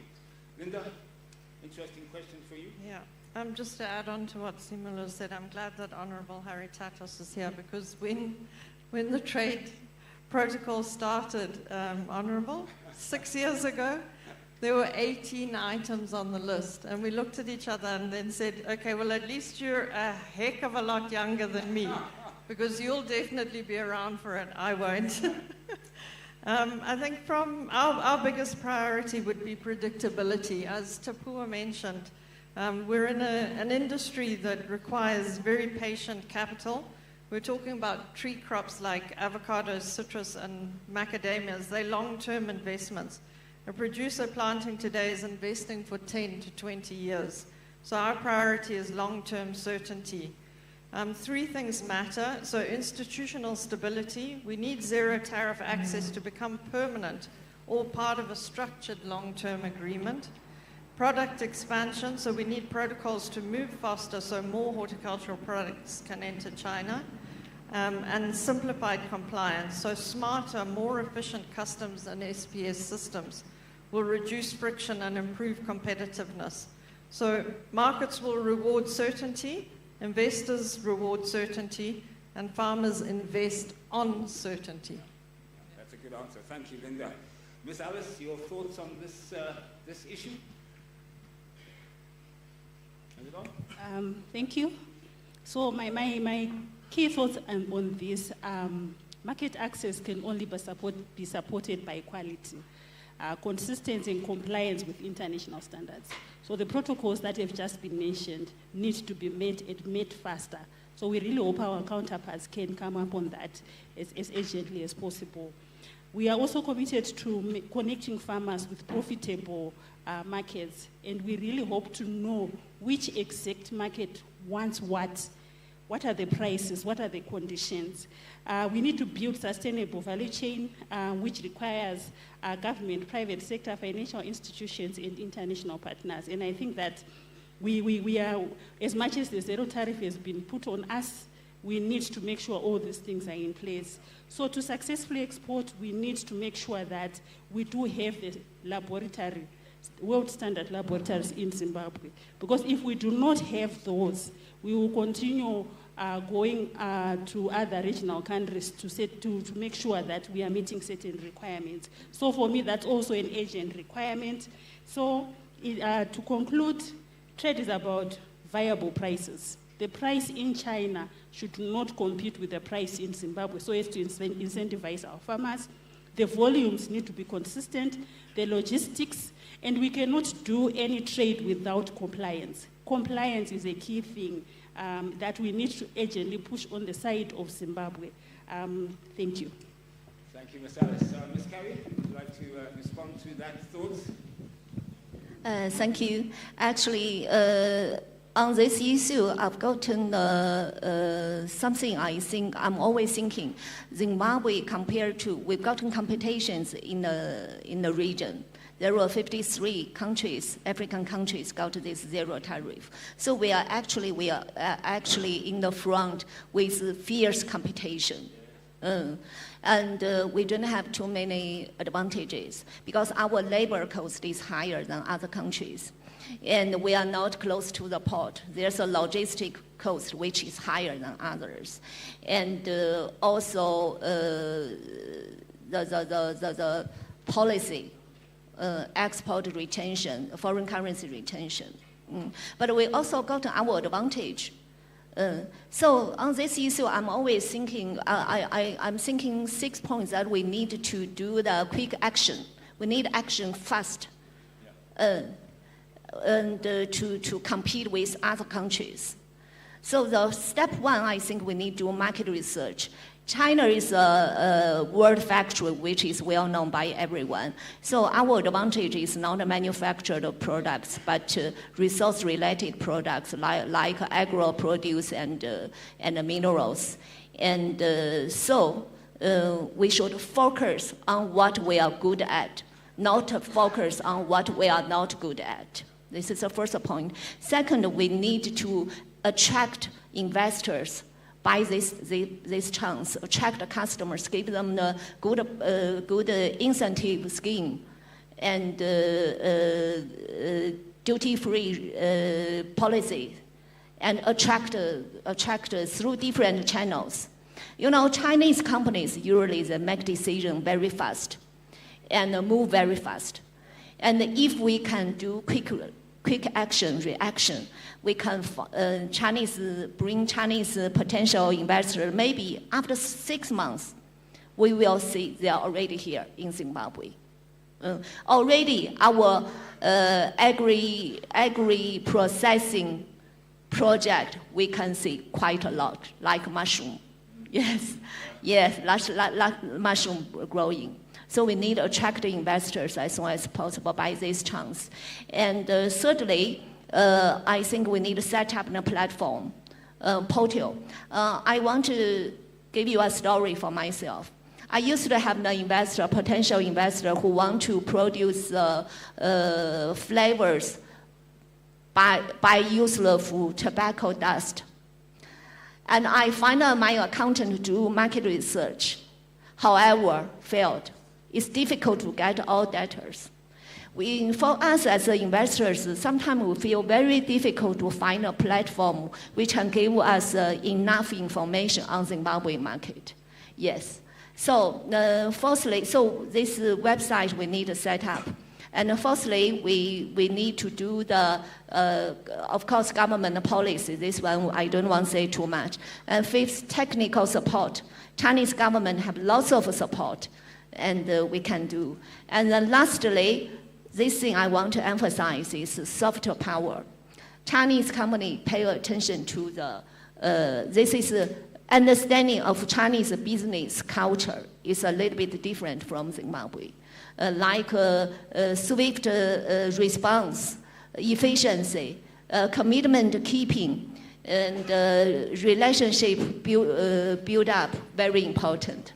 Yes, thank you. Thank you so much, Ms. Carey. Tapua, you've literally got just a few seconds, unfortunately, just to give us your thoughts on that question of mine.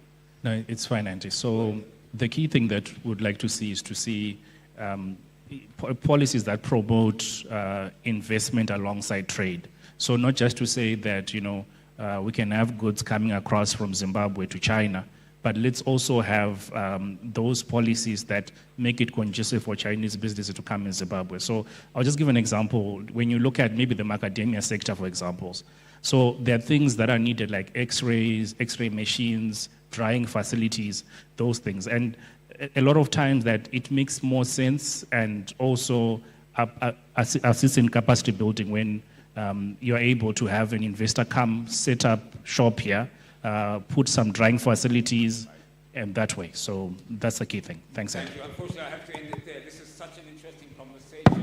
China's zero tariff policy is good for Zimbabwe, but I'm going to leave this session on a question for you all.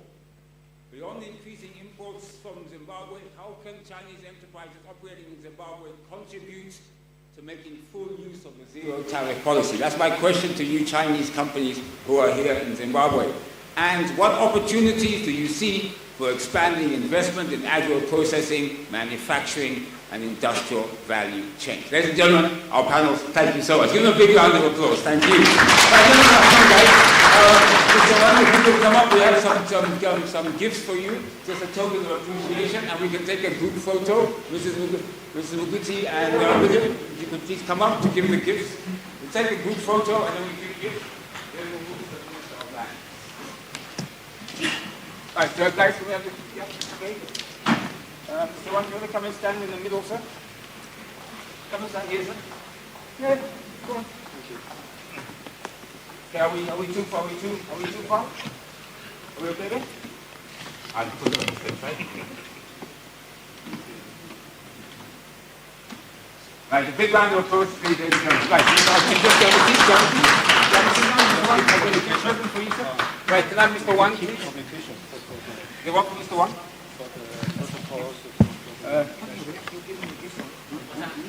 Okay, Mr. Wang, sorry, you have a gift for you, sir. Thank you. There we go. You can look at the camera, take pictures there. And thank you. And then, Linda, you want to jump in there? Yeah? No, stand next to each other, both of you. One more, please, close that one. This is you, Linda. Oh, no, we don't want to tell you this one. Thank you. A big round of applause. I like that. Oh, Linda, there you go. Okay. Thank you so much.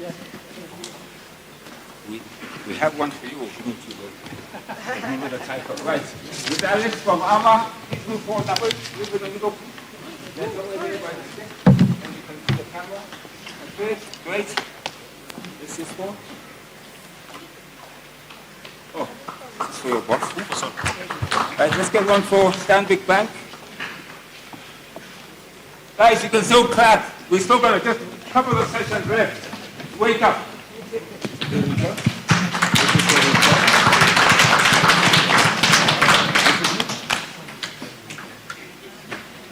Yeah. Miss Carrie, go to the middle there, ma'am. There we go. And we give back on there. Is that it? Is that? We're done. And I have one for Alan, but we will accept that on his behalf. Round of applause, ladies and gentlemen. Okay. Right, thank you guys. You can leave the stage. Thank you so much. Well done. Give another round of applause for our panel. Okay? You don't fall over. Okay, you are. Right. Thank you for really making that an excellent panel, really explaining to us exactly what China's zero tariff policy is and how both Zimbabwean and Chinese companies, wait. Chinese companies can benefit from the zero tariff policy. Right, we are going to have a quick slide. Again, as you know, ministers are coming in and out, and they do have prior commitments, but they have made an effort to come here, and we really appreciate that. So please join me in welcoming, talking about the official, this is the official government symposium address theme, appreciating Zimbabwe's land management and rural development strategy. Please put your hands together for the Minister of Land and Rural Development, Honorable V.P. Habitat.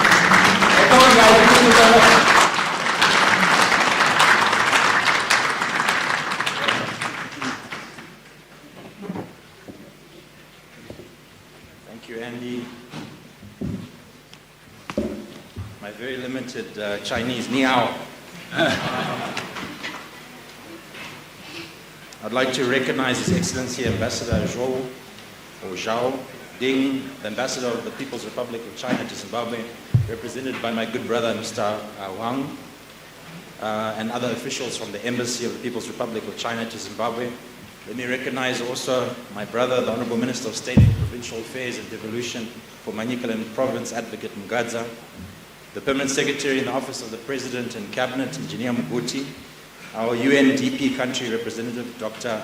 Odusula, members of the Zimbabwe-China Business Council, captains of industry, and mining development partners and investors, traditional leaders, present, distinguished delegates, members of the media, ladies and gentlemen. Allow me to associate myself with protocols already observed. I wish to express my sincere appreciation to the organizers of this important gathering, which brings us together to reflect on where we are coming from as a nation, and more importantly, where we are going under the transformative leadership of His Excellency President E.D. Mnangagwa. The Second Republic continues to champion a development philosophy anchored on inclusivity, modernization, and partnerships that unlock Zimbabwe's full potential. Today's Symposium and plenary session speak directly to that national vision. His Excellency President Mnangagwa's decision to establish a standalone Ministry of Lands and Rural Development demonstrates a clear recognition that land, rural transformation, and local economic development are central pillars of Vision 2030 and the National Development Strategy, or NDS2. Our mandate is to ensure that no one and no place is indeed left behind, and that rural communities become engines of national growth. I am deeply honored to stand before this distinguished gathering at a Symposium entitled Strengthening Relations to Unlock Zimbabwe's Potential.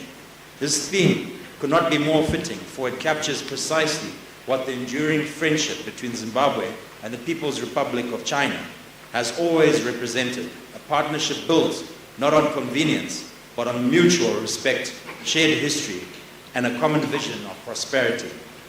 I bring you warm greetings from my ministry, the Ministry of Lands and Rural Development, whose mandate places it at the very foundation upon which every mine is opened, every factory is built, every road is laid, and every dam is constructed, the land itself. Distinguished guests, no mining shaft is sunk, no industrial park is developed, and no infrastructure corridor is constructed without first answering one fundamental question: who owns this land, and is that ownership secure? This is the terrain in which my ministry operates, and is why I submit to you today that enhanced land management is not a peripheral issue to this Symposium. It is central to unlocking the very potential we have gathered here to discuss. Zimbabwe has made a deliberate stride in strengthening land tenure security through our accelerated title deed program, the regularization of 99-year leases, and the digitalization of our land administration systems. For our Chinese partners and investors in this room, this means one thing above all: bankability, defensible, and transferable land rights that de-risk investment and shorten the distance between a signed agreement and functioning project on the ground. Speaking to my colleague, Minister of Mines and Mining Development, the mining sector, which anchors so much of the cooperation we celebrate today, depends on efficient and transparent land acquisition, compensation, and resettlement processes. My ministry continues to redefine the frameworks governing compulsory acquisition, farm-to-mine land use transitions, and environmental rehabilitation obligations, ensuring that mining investments proceed on a foundation of legal certainty rather than protracted disputes. We are also strengthening our institutional capacity to evaluate unsolicited investment proposals involving land, ensuring that every proposal, Chinese or otherwise, is assessed against clear, consistent, and transparent criteria. This is how we protect both the investors' confidence and the nation's interests. Government's rural industrialization philosophy, captured in the vision that a dam is an economy, speaks directly to the kind of partnership this Symposium seeks to deepen. Every dam built is not merely a reservoir of water.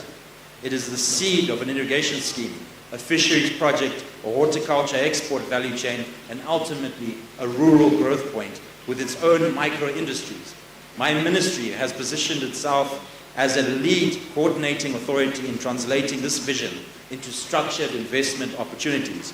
We invite Chinese partners whose own development journey has been anchored in disciplined, infrastructure-led industrialization to walk this road with us, from dam construction and irrigation infrastructure through agro-processing to rural industrial parks built around our resettled and communal farming areas. Value addition and beneficiation is at the heart of our NDS2, and therefore our Rural Development and Industrialization Trust will push this agenda. We will look at new models to unlock further agricultural transformation on our farms, whilst as mentioned, earmarking land to build industrial hubs so that when we talk of value addition, we do so in rural Zimbabwe and no longer predominantly urban areas. Infrastructure development and technology transfer are critical proponents of transformation. Land use planning that proactively identifies and de-risks land for road, rail, and energy corridors ahead of infrastructure rollout is critical. In the coming months, we will be working towards a national master plan that will guide our growth for the next 50 years. Modernization of our land information management system, or as we call it, LIMS, including GIS-based land parcel mapping to give investors real-time visibility of tenure and land use status.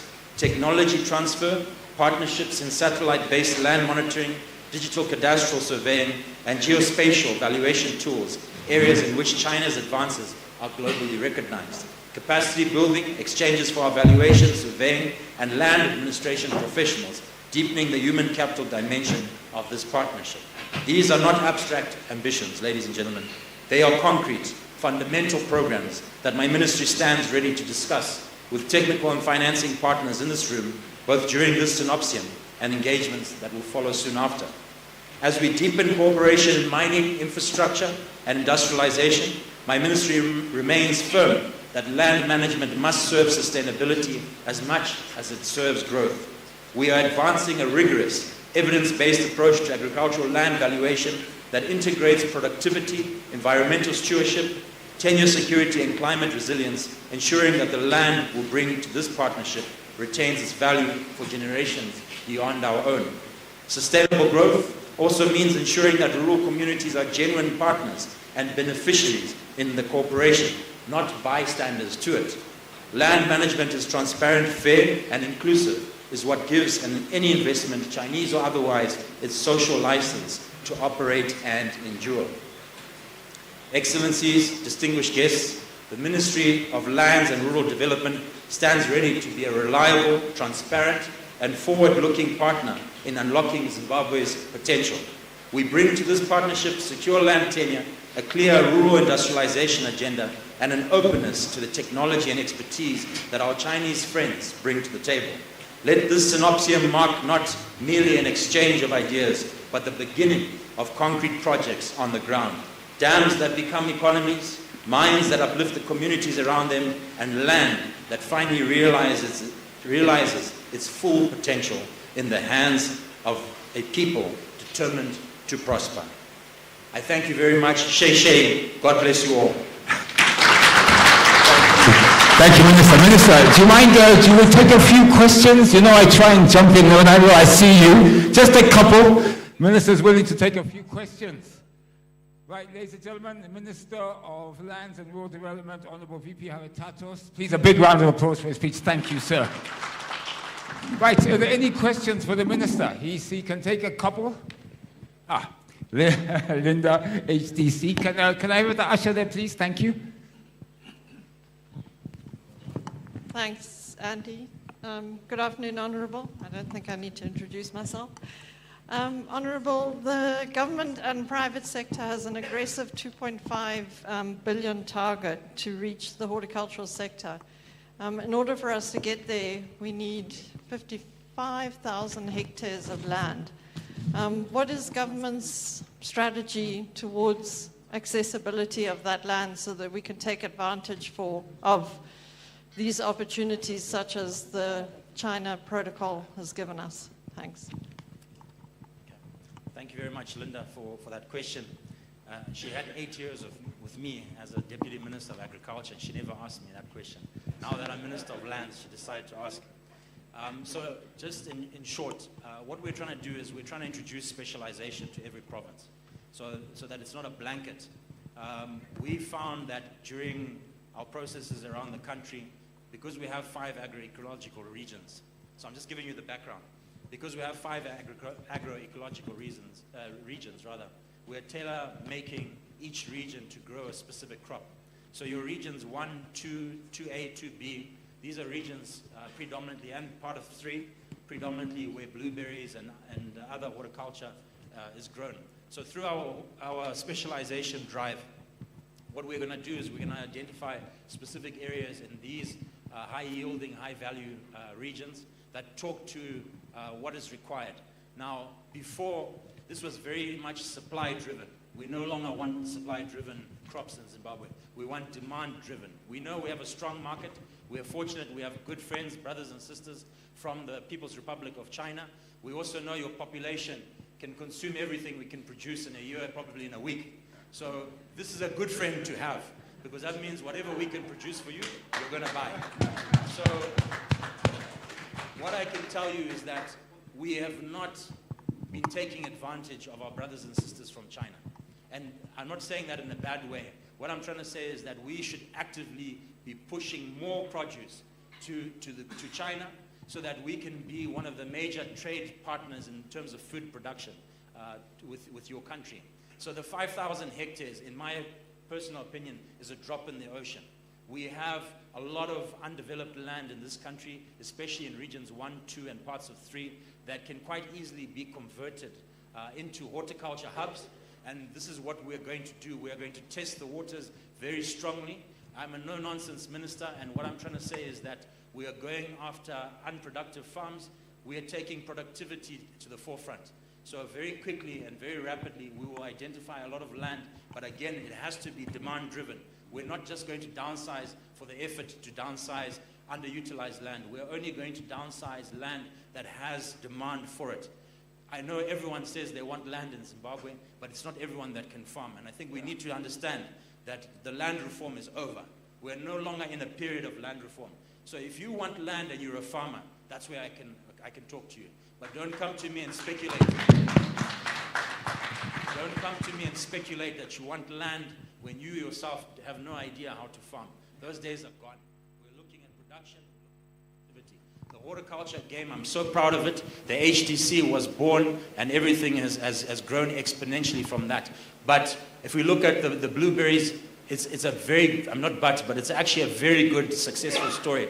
We're looking at 7,000 hectares growth, up to even 12,000 hectares growth. So we need the 5,000 hectares. The land is there, the people are there, the finances are there, the water is there. So why should we not do it? So we want to do that. We will identify the 5,000 hectares so that we can get it. We have good partners in China. We hope that you will enjoy our blueberries. And if you need another 5,000 hectares, Linda, you come and we talk. Thank you, Minister. Right, any more questions? Salva, thank you. Oh, and after that, the Secretary General, thank you. Honorable Minister, good afternoon. My name is Shalva Chikomba. I'm the National Chairperson for the Zimbabwe National Organization of Associations and Residents Trust. My constituency is residents. Honorable Minister, I understand from your portfolio you also covers rural resettlement because of rural industrialization, which we are witnessing, which is a very good thing. We have also witnessed land barons going to our rural areas, doing what they call sub deals, which is a matter of concern for us as residents because we have got land which we were left with from our forefathers, which is being taken. I'm glad that our Chief President is here. These issues are coming from the residents. What is the ministry doing in terms of protecting the investors which are being sold the land by the sub-deals and also protecting the residents in our rural communities? I thank you. Thank you very much, Mr. Chikomba. Sorry, I couldn't hear everything, but I hope the name was Chikomba. Is that correct? Yeah, okay.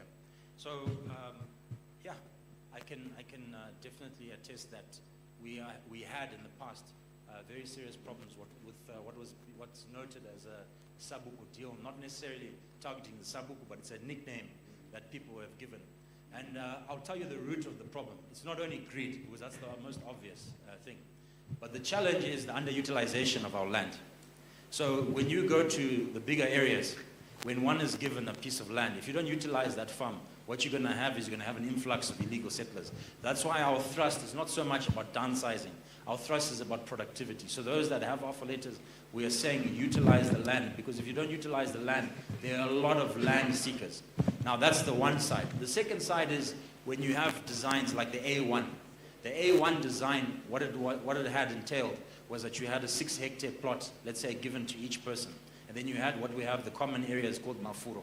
And what we are seeing is that a lot of illegal settlements are happening on those Mafuru, and that comes now through the Sabuku deals. But it's also the people in that area that they might also be guilty, because, you know, I have 3 children. When my son turned 18, maybe I want to give him a piece. So what I start doing is I start invading land that was already supposed to be kept. So that's just one example. Other examples are clear, just greed. Someone just trying to sell land and make money from it. So what we're trying to do is we're trying to protect, in terms of the land administration itself, to put in checks and balances, put in measures to ensure that utilization of that land. Because if you utilize that land, you actually protect that land.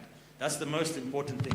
And then there's the other part of, we have our criminals that are just trying to sell land to make money. We are fortunate to have a permanent secretary who's very energetic.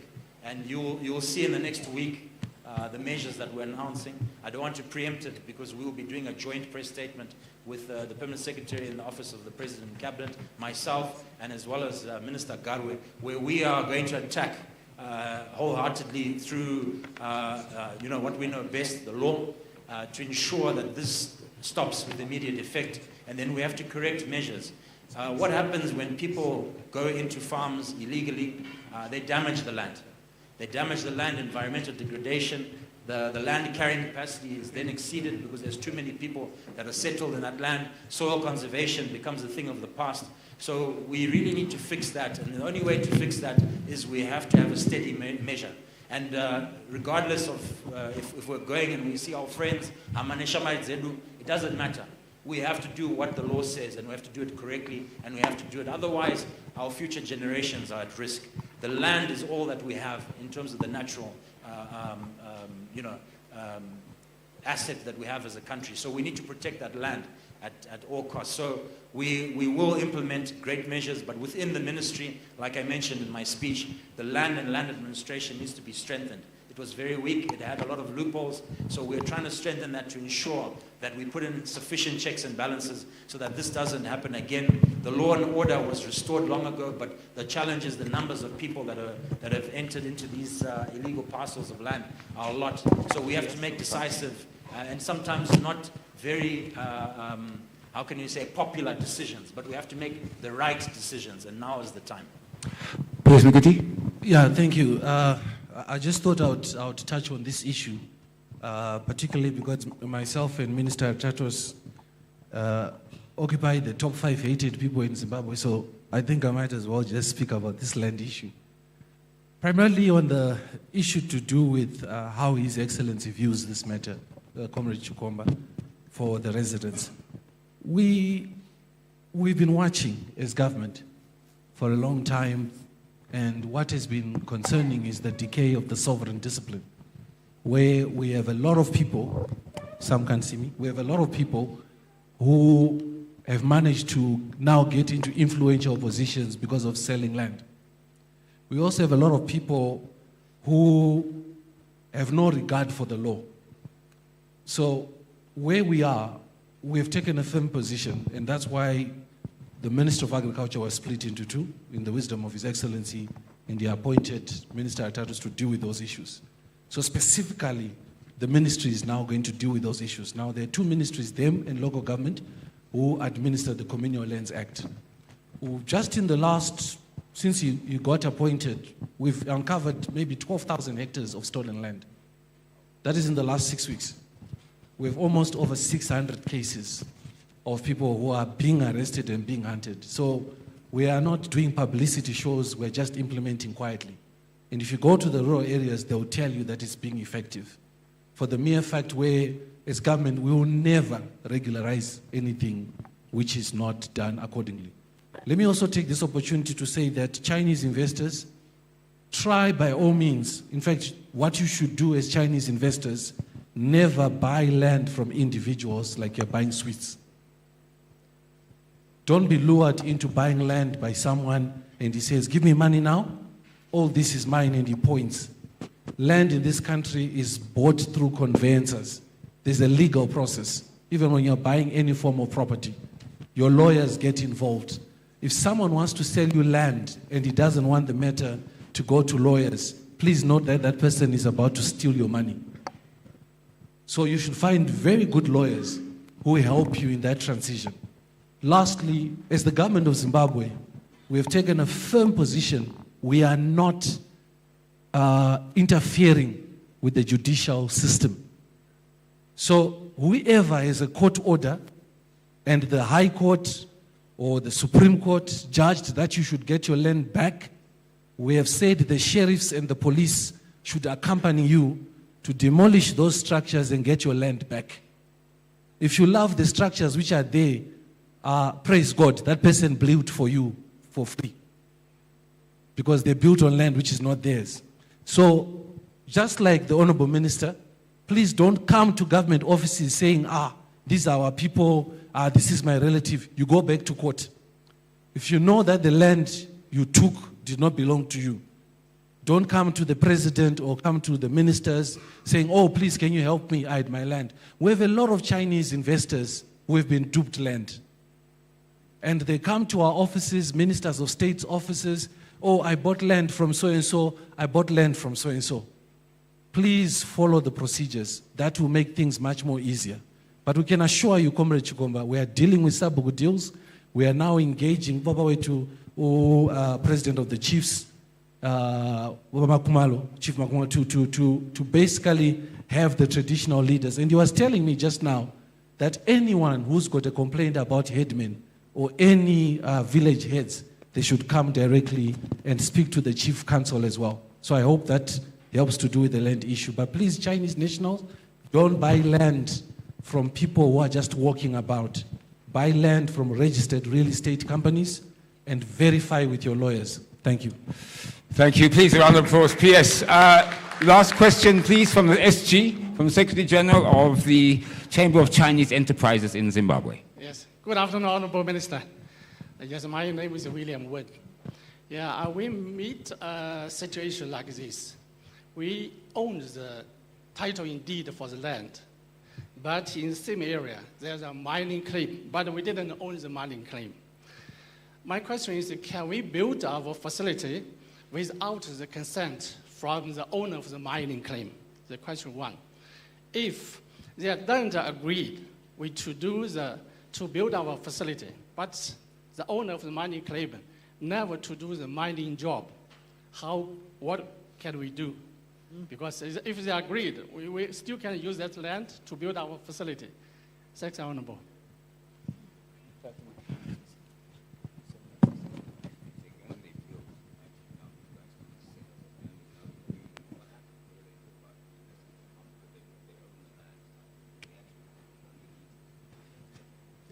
Thank you very much. So this is a common problem that we're having. Farmer-miner disputes. Now, what the law says is that anything over 100 hectares, that's where you're in that kind of situation. Anything under 100 hectares, the miner can't do anything without the consent of the farmer. Over 100 hectares, you have to cohabitate, you have to agree and specify exactly. Now, what's very important for mining is an environmental impact assessment. And that's where the farmer now can put objection to certain things. Now, what's important is when you have the mining rights, you own the elements below the ground, not above. When you own the farming rights, you own everything above the land, above the ground. So what's important, like I said, is that you ensure that through the environmental impact assessment, the EIA, that a farmer does make whatever reservations, but you cannot stop the miner from digging what's underground. But the hopes are that the miner does so in an environmentally safe manner, so that, like open cast and things like that, these are very detrimental to the environmental safety and also future generations to have a hole in the ground. But if one is mining properly, where you actually have a shaft and you're mining underground correctly, you should be able to cohabitate quite well and quite easily with the farmer. But should these disputes arise, we have committees on the ground that represent both the mining constituency as well as the farming constituency, and you can exhaust that. Now, I do know that in Parliament there is the New Mines and Minerals Act that will also be a component that needs to be taken into consideration. It has not been passed yet, but it will be passed hopefully this year and this legislative year, and I'm sure that will also help us with these disputes, because they are indeed very common. So I hope with that answer I've answered both questions. So, Minister, you're saying that you can build your offices above the ground and the guy can mine underneath you? Okay. Well, then again, you talk to Emma and the committees. You see, one level of mining is typically 25 to 35 meters. And, the ground is going to be steady. So you can mine you can mine even 2 kilometers. Downley mine in Chakari is 42 levels, which is just touching about 2 kilometers depth. So you can mine as deep as possible. Typically, a proper miner will not interfere with surface, people that are on the surface. But if you have open cast now, this is where you have a fundamental error, and this is where I encourage farmers to try and stop at as much as possible any form of open cast mining, because it does fundamentally damage the environment, not for today, but for generations to come. Ladies and gentlemen, the Honourable Harare Tatos, the Minister of Lands and Rural Development. Now, if I can ask the Chairperson, Benson, Mr. Benson, and Mrs. Muguti, can you please come up to give a token of appreciation to the Minister? Secretariat?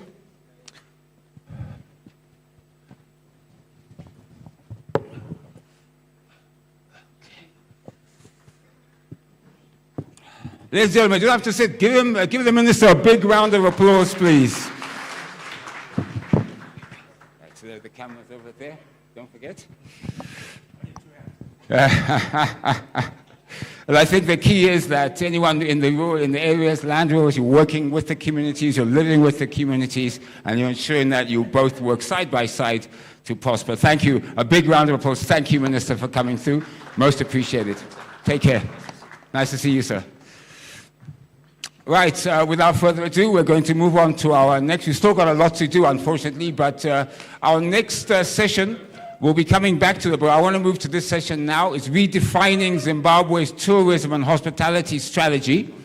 Representing the Minister of Tourism and Hospitality, Honorable B. Rodzi. Please put your hands together for the Permanent Secretary for the Ministry of Tourism and Hospitality, Dr. T. Munyanyiwa. Permanent Sec. Please, you can do better. Come, give him a big round of applause. We're almost there. Welcome, sir.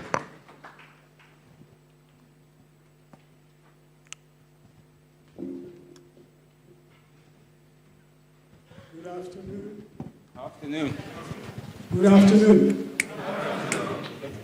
I know people from tourism are very energetic, so when you say good afternoon, you shout loud. Okay. Thank you very much, Masters of Ceremony. I want to acknowledge the honorable ministers who are here present, deputy ministers, permanent secretaries, and His Excellency the Ambassador of China to Zimbabwe, and all ladies and gentlemen here present. Allow me to write on the existing protocols. Representing Honorable Rodzi, who happens to be out on business. Should have loved to be here to share her thoughts on how the Minister of Tourism and she has redefined the tourism strategy in Zimbabwe. I'll start by just maybe giving a highlight of what our mandate is as the Ministry of Tourism. We're there to promote and to develop the tourism sector. Our vision to make Zimbabwe a prime tourist destination through the pursuit of international best practices. This is consistent with, with tourism. There is serious competition, global competition, especially in these days of digital space. There is a lot of competition, so we have to match ourselves with the best within the world. Guiding principle, heritage-based approach. We believe that whatever we have as our national heritage is what our competitive, that's where we drive our competitive edge from. Strategy, we looked at our strategy as tourism sector. In time, I think we had a very generic strategy where we're just promoting tourism. We then said, how do you look at this, how do you unpack the tourism sector? We looked at the cluster-based strategy, and I'll have opportunity to try and unpack the cluster-based strategy and how then it relates to investment, how then it guides us as a nation in terms of promotion. Also, policies and legislation are very key to the development of tourism. A year ago, we decided to review the Tourism Act, to strengthen it, so that it transforms into what is needed in this day and age. Because I think the old act that we're using was 1996, and a lot of changes have come through. And in this new act is also investment, pro-investment. So you find it to be very relevant as we move forward with the new act. And I'm very glad to say that the new act is just waiting for the presidential assent. We also launched the National Tourism and Hospitality Policy, whose goals seek to ensure rapid, inclusive, and equitable tourism development. At this juncture, allow me just to give you an insight to why you should invest in tourism in Zimbabwe and what has been happening. And you agree with me that globally we've seen tourism on a positive trajectory. And Zimbabwe has, in the last few years, done very well in terms of tourism. The sector recovered at 104% of pre-COVID levels, and this is very commendable. Tourism receipts grew by 10% in 2025, 1.18 billion in 2024, to 1.3 billion in 2025. So it's a sector that is going up, and we believe that the tourism sector can do much more than this. Steady investment growth of 192 million in 2025, 1.1 billion in cumulative investment under NDS1. And just allow me to pause here. I think in the next 18 months, you're going to see a lot of huge hospitality projects that will be commissioned in Zimbabwe. And we are very happy that ahead of us hosting the Intra-Africa Trade Fair, we should be having more and more rooms online. And I can certainly guarantee you that the landscape of the hospitality sector will no longer be the same, and this is the area to invest. Employment contribution at 3.5%, tourism GDP contribution to growth to 6%, up from 2.5% in 2021. So you can actually see it's a sector which is growing, and it's a sector where you can invest as a potential investor. And also, just to put it into context, that tourism comes number 3 after mining and agriculture in terms of contribution. And we are very boastful that we could do much more better than that with your support and you as an investor. The strategic pillars that govern our strategy, policies and legislation. And for any would-be investor, they're interested in policies and legislation. And with the new act that will soon become law, we have taken cognizance of the need to have those policies and legislation that will give you more confidence in investing in the destination. And with that, I think we are also expecting a lot of international hotel brands that are coming into Zimbabwe. And this is a sign of confidence in terms of investment. I think recently we have the Grand Hyatt, we've got the Radissons on the way, quite a number of international brands that are coming that have shown confidence within Zimbabwe. Product development and diversification, very important for us to be competitive as a destination. Sustainable tourism. Everybody's talking about sustainable tourism, and it is one of those areas that we're also addressing within the new act in terms of sustainability. Tourism investment promotion is very important for us. Destination accessibility. This one is very critical, and I want to appeal to our Chinese colleagues that they have to think seriously about destination accessibility. Zimbabwe presents itself as an international aviation hub, and you should take advantage of our good airports, our good hospitality, and our centrality within the SADC region. I think that we need to look at. We need more direct flights to come into Zimbabwe. Tourism value chain strengthening, I've talked about that. Market development and diversification.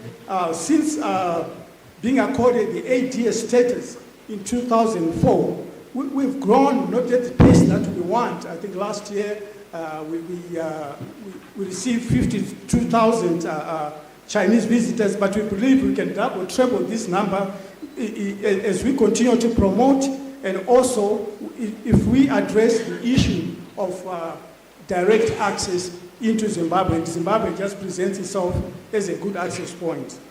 Domestic tourism promotion is one of the issues that, again, are very, very important within our strategy. And I'm glad that there's a lot of products that are coming up to promote domestic tourism. The issue of access is very important. And also opening new areas within Zimbabwe. And you see, when I talk about where do you invest in Zimbabwe, you'll be able to put into context in terms of Zimbabwe is not about Victoria Falls. It's about Zimbabwe. There are 10 provinces with a lot of attractions that you should take advantage of. Then let me just put into context in terms of our strategy. We have what we call tourism cluster strategy, where we have 13 strategies. And there are 13, and I just want to put a context. We've got the MICE tourism, which is basically looking at convention centers, meeting incentives, and this is huge. And it's a good area to invest. And as we look at the potential development areas, the MICE, the convention center, is a good investment point for Zimbabwe. And I want to say that the products that are coming online that are Chinese associated are going to bring in some of the state-of-the-art convention centers in Zimbabwe. Sports tourism. I just come from Victoria Falls, where we did a site inspection of the cricket stadium, which is going to open end of this year in preparation for hosting of the International Cricket World Cup in Victoria Falls in May. And it's got a capacity of 22,000. And what it means is we need more accommodation, we need more capacity. And this is how now, through our strategy of clusterization, we're able then to say this is sports tourism. How then do we link it to infrastructure? Because we've got the numbers. And as investors, you want numbers. How am I going to fill the hotel? Who is coming? What is the national strategy? And these are some of the things that we'll be looking at. And rural tourism, agro-tourism, study tourism, a lot of areas that now we are focusing on.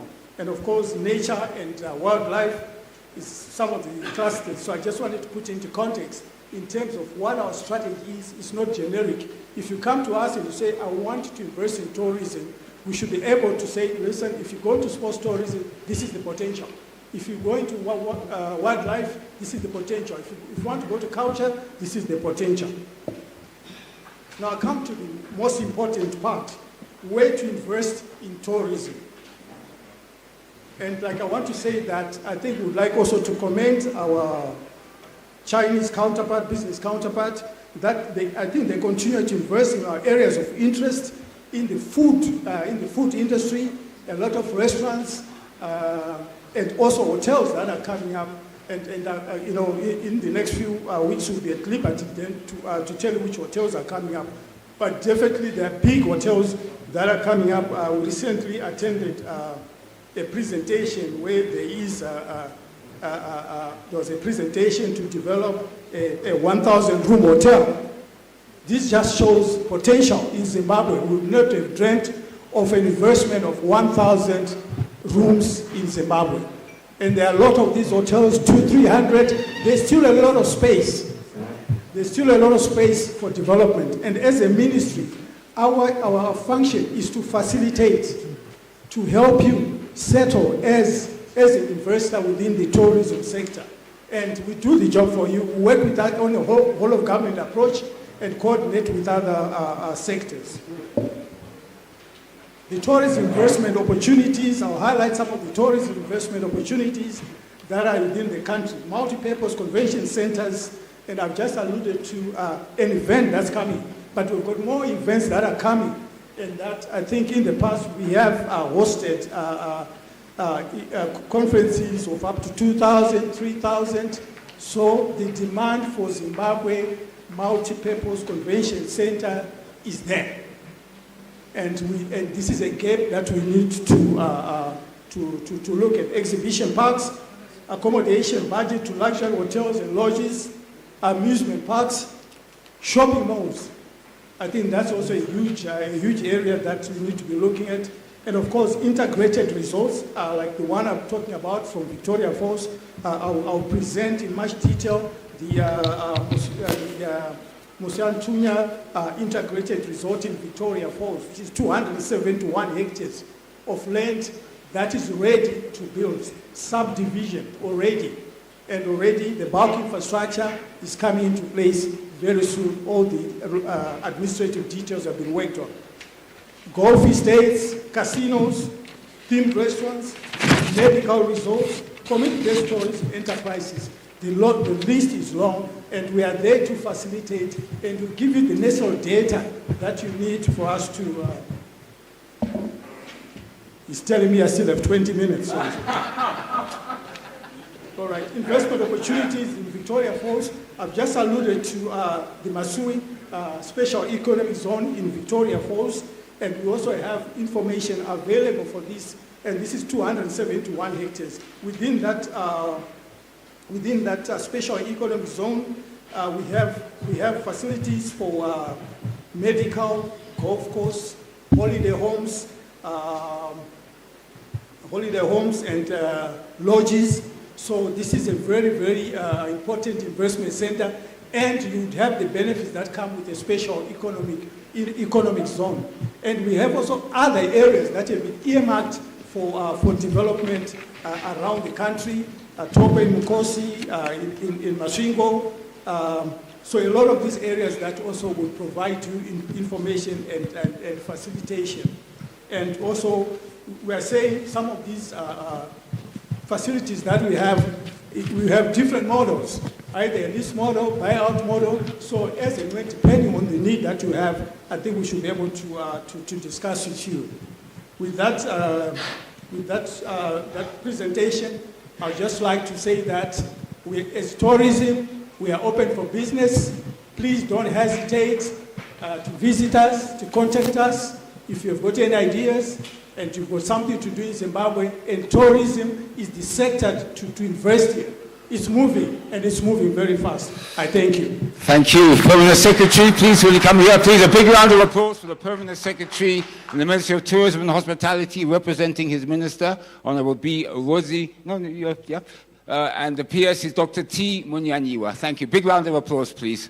Right, I don't know, Doctor, we've got a little token for you, if you don't mind. May I ask Mr. William, if you could come up.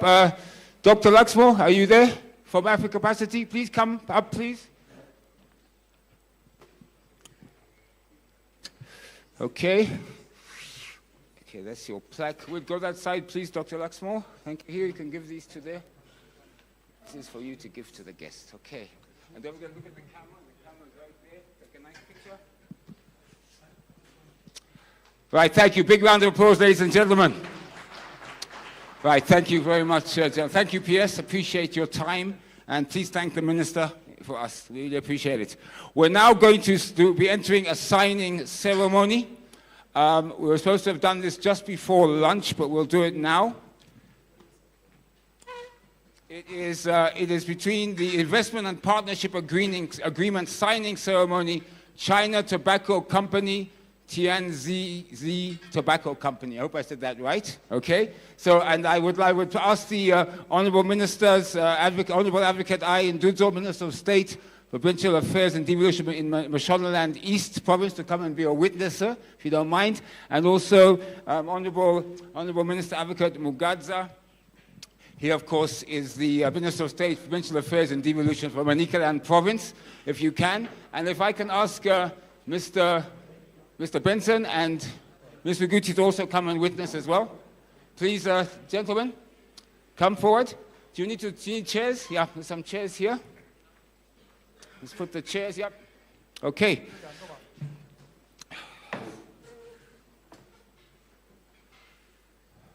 Right, so I think if the two ministers can stand on either side, if that's okay. Minister Advocate Nduzo, if you want to stand there. Minister, you guys, you want to stand on that side, sir? You want to stand on this side as witnesses? And Mr. Muguti, maybe you can step there at the back if you like. And William, yeah, thank you. Stand here, sir, next to them. Next. Oh, I see what he's saying. Okay, you want to go here? What? Friendship. Right, are we ready? Okay, guys, are we ready for photographs? Please, big round of applause. Great agreement. Thank you. Well done to these great companies who are signing this agreement today. That is China Tobacco Company and Tianzi Tobacco Company. It's a investment and partnership agreement. Congratulations.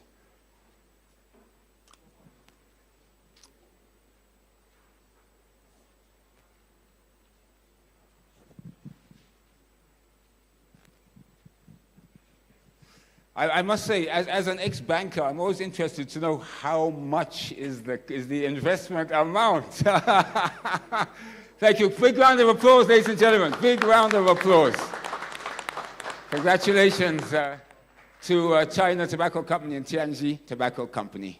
Thank you so much indeed. Thank you. Thank you. You may now take your seats. Well done. Congratulations. Can I have the ushers, please, to move the table and move the flags, please?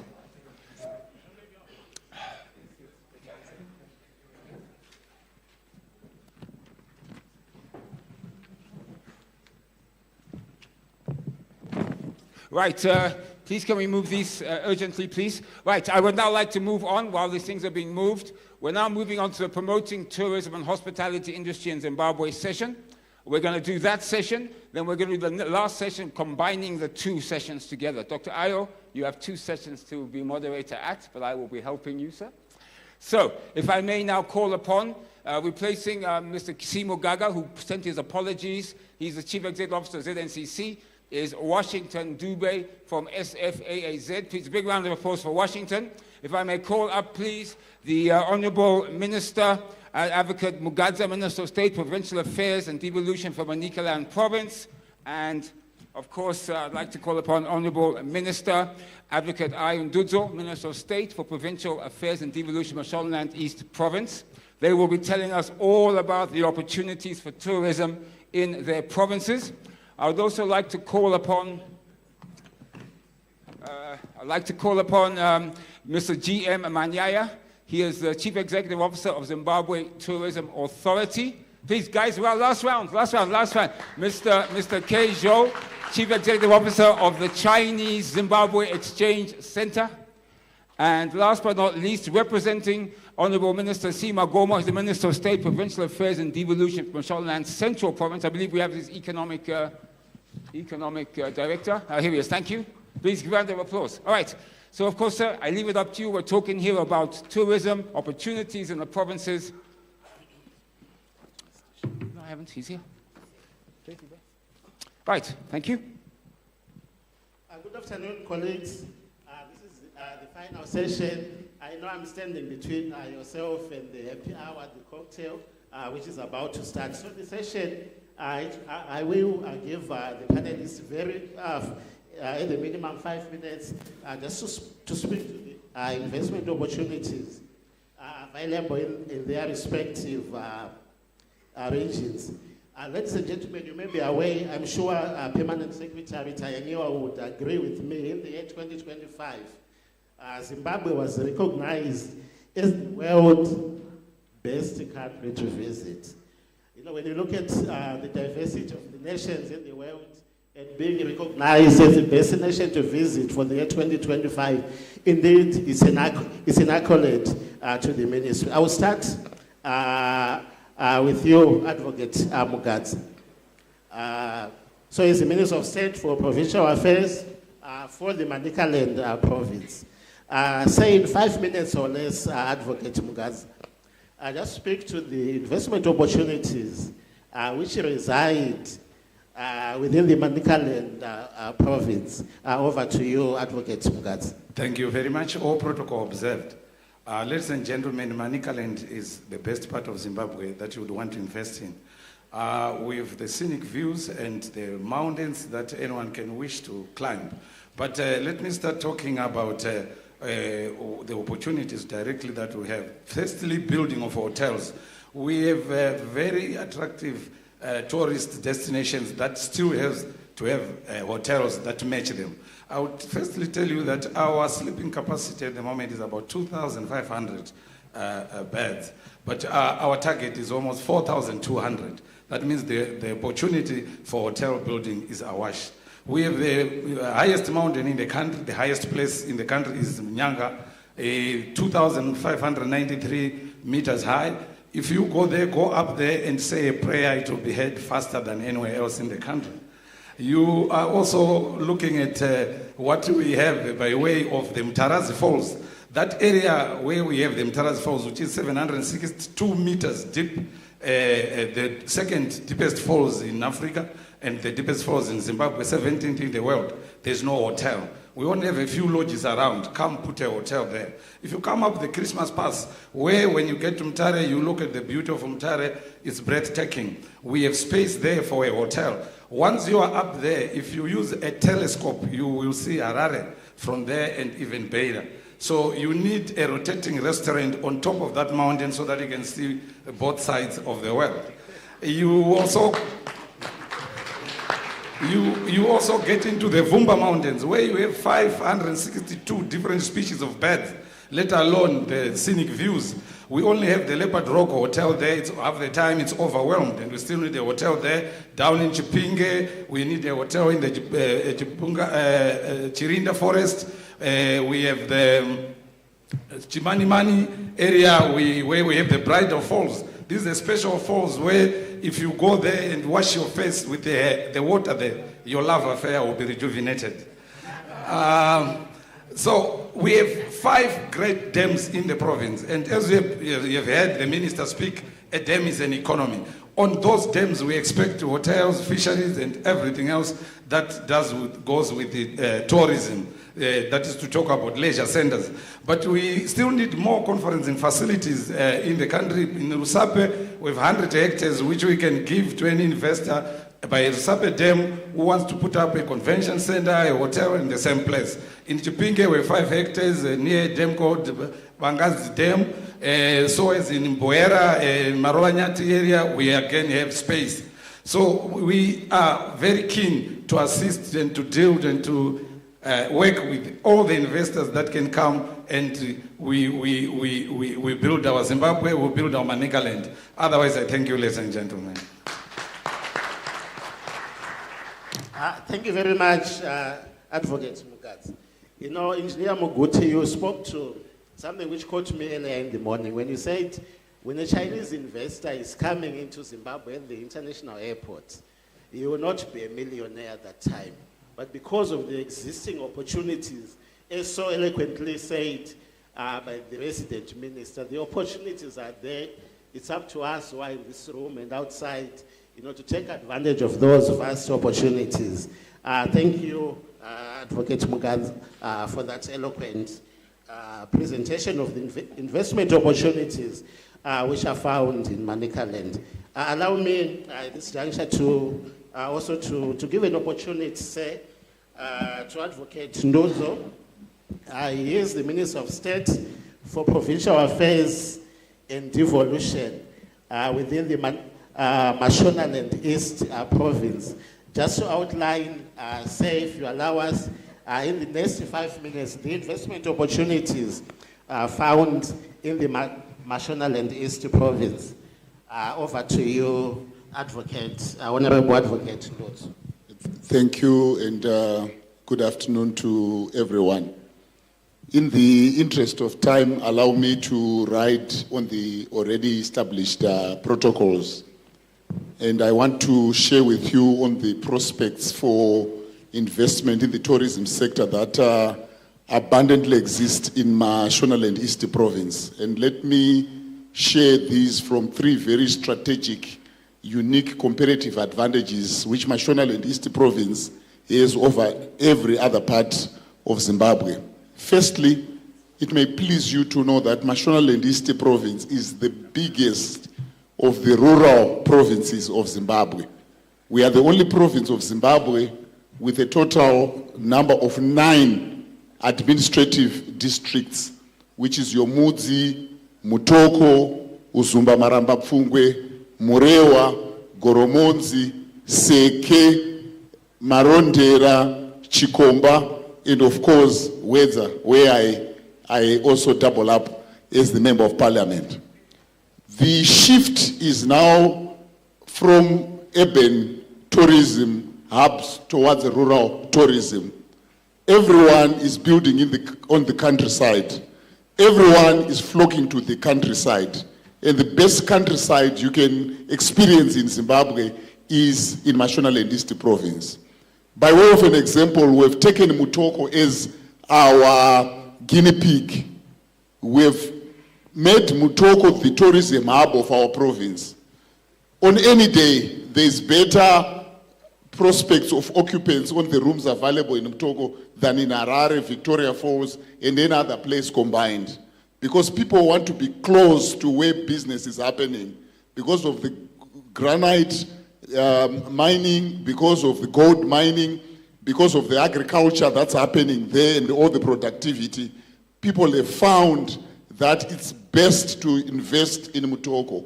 We've held so many conferences, and the challenge has always been the availability of rooms. But this is not just in Mutoko. You can speak of the best scenic views you can imagine in Mudzi, which is also a border town. The closest you get to Tete province, to Malawi, from Zimbabwe is through Nyamapanda. And the land remains uncharted territory. So if you are thinking of rural tourism, there's already a model, there's already a prototype of a province where it has happened successfully, and the prospects are there and the results are there for all to see. Secondly, my learned senior brother, Minister Mugadza, has mentioned a truth which is incontrovertible, which is that Nyanga Mountain is the highest point in Zimbabwe. But guess what? In this room, very few people can actually climb to get to be on top of Nyanga Mountain. But officially and factually, it's empirically established that the settlement, the town, which is built at the highest point above the sea level in Zimbabwe, is Marondera, which also doubles up as our provincial capital. There are people who actually live in Marondera. The weather in Marondera cannot be compared to any other part of Zimbabwe. The population is growing. The industry is growing. Everything that you need, the infrastructure, the road access, proximity to the national capital is there. But there's one thing conspicuously lacking: the conference and the hotels and the lodges, and the land is there at a bargain price which you cannot find anywhere else. Thirdly, Mashonaland East Province, from whichever direction you exit Harare, you are likely to be moving into Mashonaland East Province. The empty chairs you see in this room speak to people who have run out of this conference because they fear the congestion. So when you have a conference in Harare, you are going to have this effect of people running away because they cannot stand the congestion. But very close to Harare, not so far away from Harare, you have Mashonaland in this province. If you live in this direction, as soon as you exit Borodo, you're already in Mashist province. If you live in this direction, as soon as you exit Mabvuk, you are in Mashist. Post Trabablas, you are in Mashist. Post Chitungwiz, you are in Mashist. Behind the Harare International, the Robert Mugabe International Airport, you are in Mashist. So the prospects of conference facilities and venues for events and occasions, the best place you can get the land away from the congestion, but not so far away from the national capital, is Mashist. Lastly, I'll take a little bit of time because I think I was the first person to arrive here. I was here at 8 a.m. I was waiting for my chance. So allow me, indulge me a little bit of time because I've waited for this moment. Thank you. We also have a lot of the hidden gem of Zimbabwe is without any shadow of doubt in Mashonaland East Province. We've got some of the best, even waterfalls. There is Mudzimwesheti waterfalls in Wedza. There is Makurumure, very close to Imire, an internationally renowned conservancy. Presently, people are doing day trips because there is no accommodation, and that presents excellent prospects for development. So you talk of, I was here when the Minister of Mines was talking of my good brother's company, Manize, and the minister was also mentioning lithium prospect mine in Goromos. That's all in Mashonaland East Province. So all these resources are in Mashist.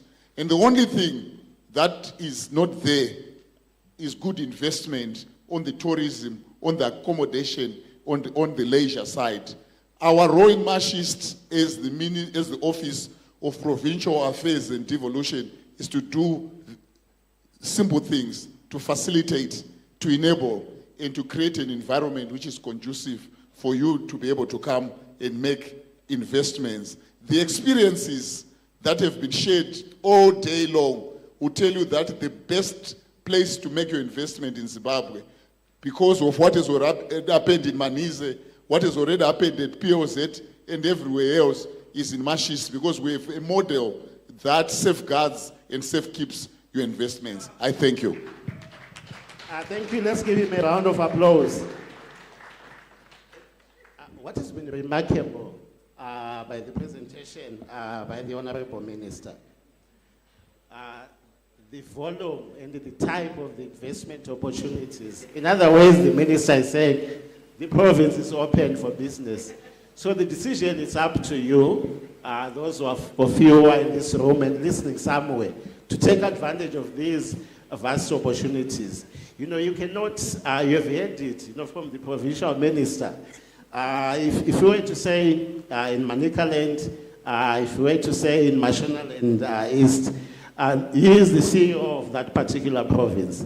And he has opened an open invitation for all of us to come and invest. You know, I liked when he said the land is at rock bottom. Is it so? Our Honorable Minister prizes so that that's it actually caught my attention. The land is there for those vast economic opportunities. I'll just allow this particular, to finish off on the provinces.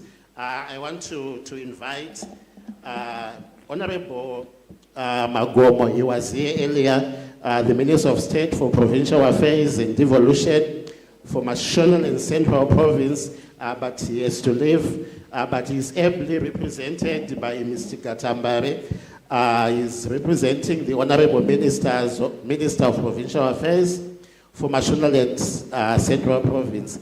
In less than 3 minutes, my time, kindly outline the investment opportunities within the Mashonaland Central Province. Over to you, sir. Thank you very much, Moderator. I'm Katambare Levi, Director, Economic Affairs and Investment in the Office of the Minister of State for Provincial Affairs and Devolution, Honorable Magomo. My central is endowed with a lot of minerals, especially gold and chrome.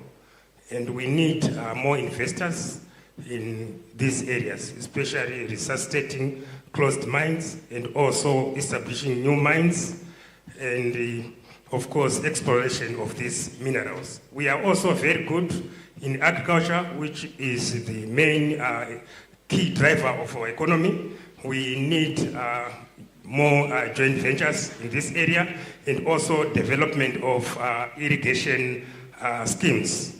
In fact, we also need a lot of conferencing facilities, including hotels, lodges, because our tourism sector is equally developing.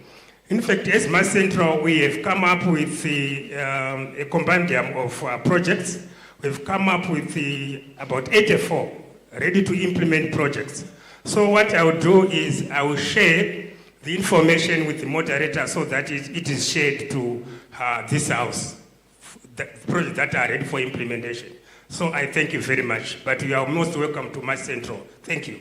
Thank you very much, and brief to the point.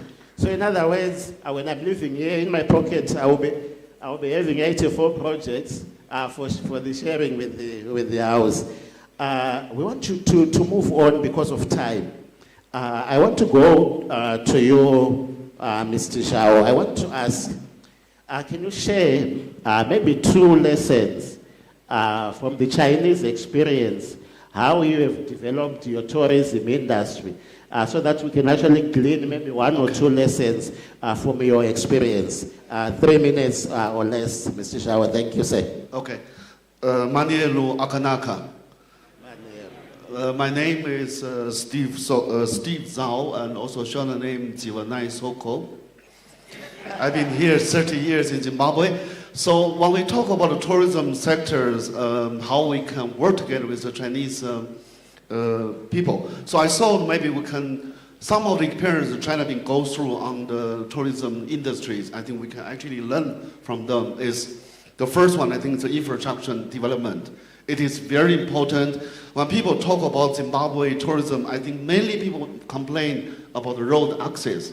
For example, we have the beautiful, mighty Victoria Falls, also wonky safaris, those kind of products. But if you talk about the traffic during the road, it will take a bit more time. So infrastructure is one of the investment government is supposed to be done for the tourism sector. So government need investment on that. There's one of the also airport as well as the hospital, the hotels and all these. I think government can work together with the private sectors, come together on the infrastructure development, on the tourism.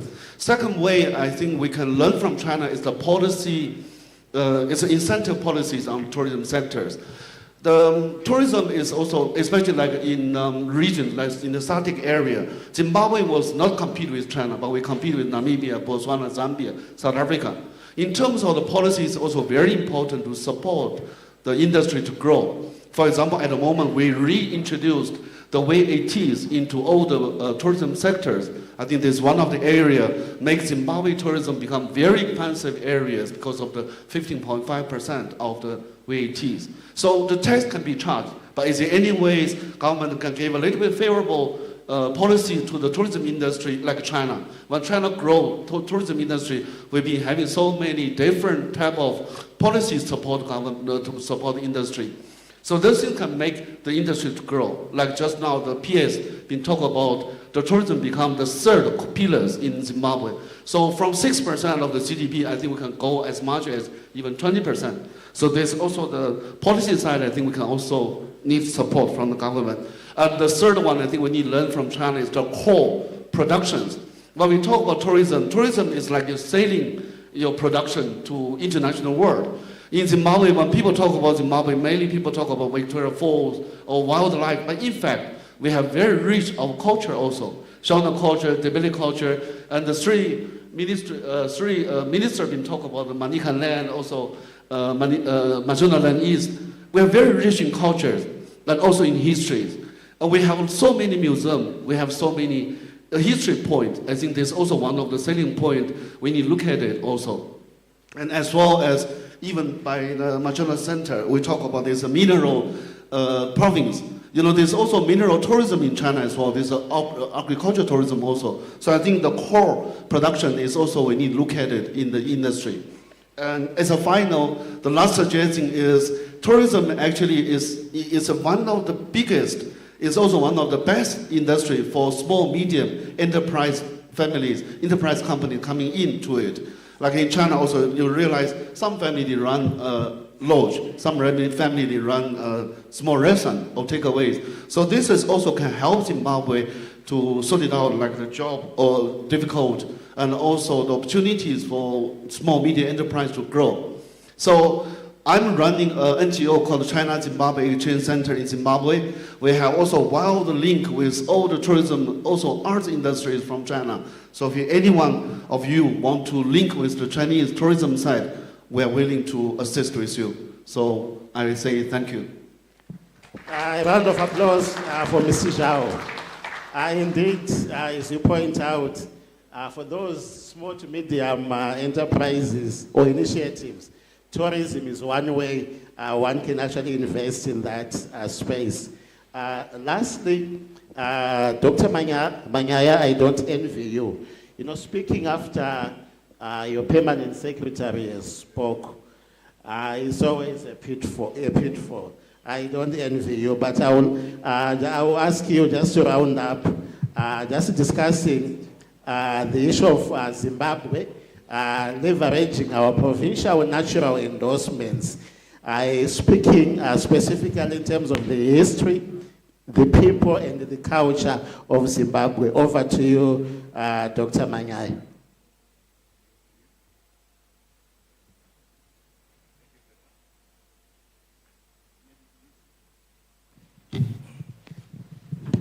Thank you very much.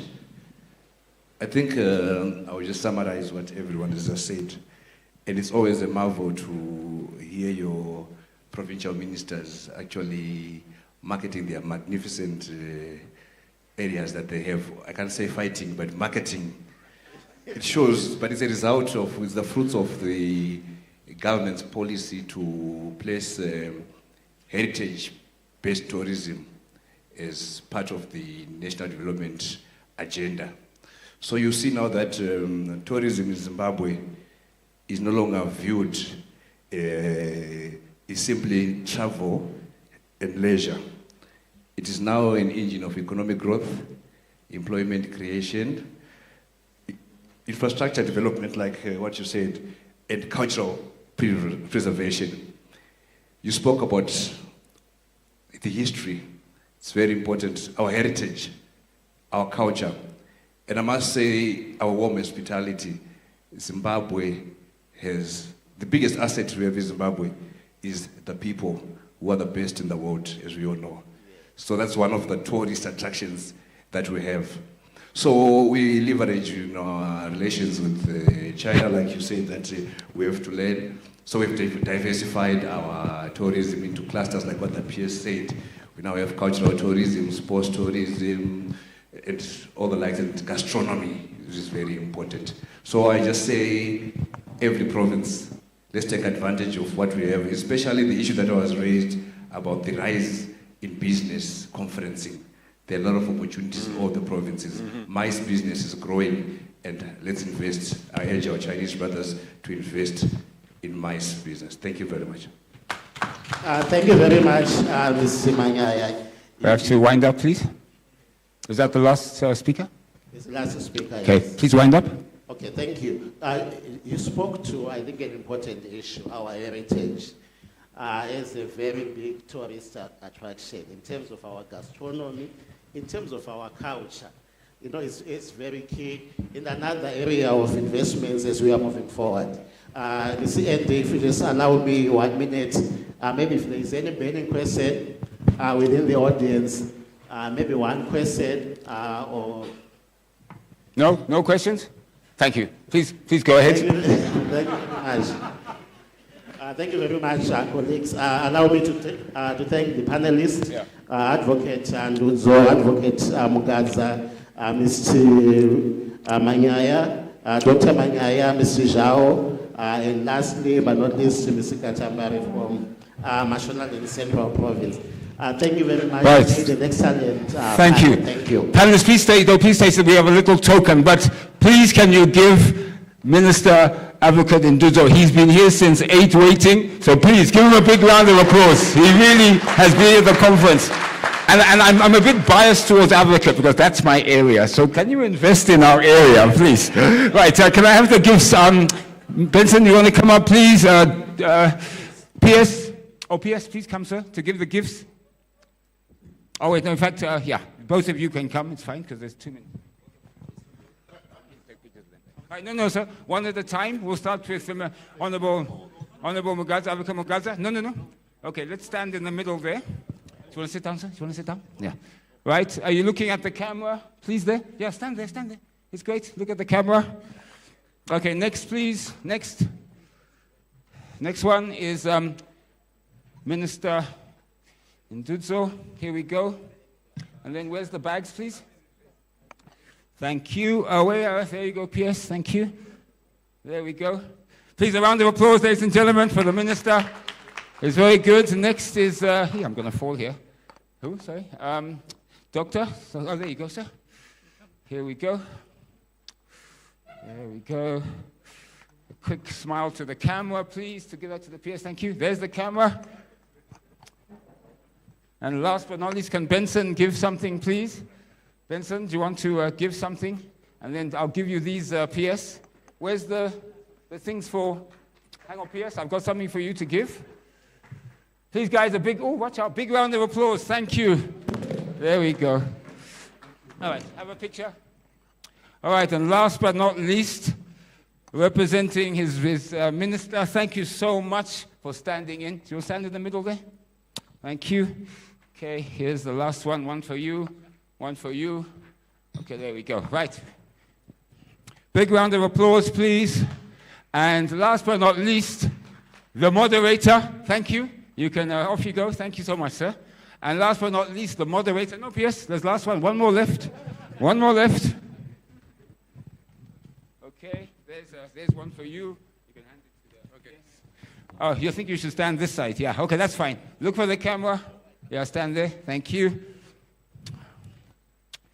Right, thank you. Big round of applause. Thank you, ladies and gentlemen. You may leave the stage now. Thank you. Well done. Thank you so much. Right, did you want this, Doc? Do you want that? Right, ladies and gentlemen, what we're going to be doing now is we're going to be combining the 2 sessions so we can have that as the final session, and then we'll do the closing recommendations and closing. So, without further ado, I'd like to call upon, this is session 6 and session 10. So from session 6, I'd like to call upon Mr. P. Maragamombe, Chief Executive Officer of Fidelity Gold. Are you here? Oh, there you are. Are you here, sir? No? Okay, he must have gone away. Mr. Rain, please, Mr. Rain, if you can come up. Thank you. Big round of applause to Mr. Rain. Is Mr. Kwesu here? From Chamber of Mines? I think he gave apologies. And then from the panel on enhanced land management and rural development, I'd like to call upon Ms. Yu Dongping, please. Thank you, ma'am. And Mr. Salva Chikomba, Chairperson of Zimbabwe National Residents Association. I'm not sure Mr. Chigona from Emma is here. No. Oh, is he here? Oh, there you are. There you are. I didn't see you earlier. And Dr. Sitsi Choruma Dozwa from Zimbabwe Land Commission Commissioner, who's also been with us all the way from 8 o'clock. There she is. She was here earlier, in fact. Please give her a big round of applause. Sitsi, thank you. There you are. I didn't see you. Are you wrong, my friend? You're Chris. This is Chris representing Aaron from Emma. And the moderator for both sessions is Dr. Ayo Adesola, UNDP Country Representative.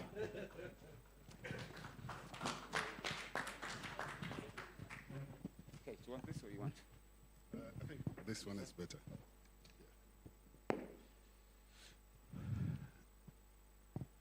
Good afternoon. Good afternoon. Yes, I know it's a bit late, but we still have some kind of reserved energy we can use. I think we have to go straight into the panel discussion because the program director has graciously combined the two sessions. What is on the land and what is under the land, mining and land management. So I think the combination is really, really quite good. And now we have almost about 5 of our panelists that are here. And perhaps you allow me to just start with some of the people that have been listed on the land management. Let me just say there are a number of things that have been raised by the two ministers, Minister of Mines and Mining Development, as well as the Minister of Land and Rural Development, which have touched on a number of things that we need to deal with on the basis of the kind of partnership we're looking for between Zimbabwe and China. So on this note, let me just start with the first set of questions to our panelist, Mr. Shava Chikomba, who is the chairman of Zimbabwe National Residents Association Organization. And these questions are quite straightforward. Initially, I wanted to ask you the question you asked the Honorable Minister, but the Honorable Minister of Land and Rural Development, Honorable Haritatos, has already answered that. So the question is, what are the issues coming from the residents on land use in rural and urban areas, and how do you think we can address the issues in Zimbabwe? No, that's to Mr. Shava Chikomba. Okay. I thought my name was gone, but it's all right. Okay. Thank you so much for the question. Mm-hmm.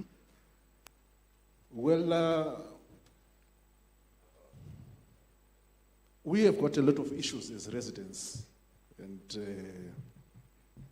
we are happy that we have been invited on this platform, and because we support His Excellency President Mnangagwa's mantra of Zimbabwe is open for business. We are also worried about issues which are coming up from residents, and we want them to be addressed so that the open for business mantra benefits all.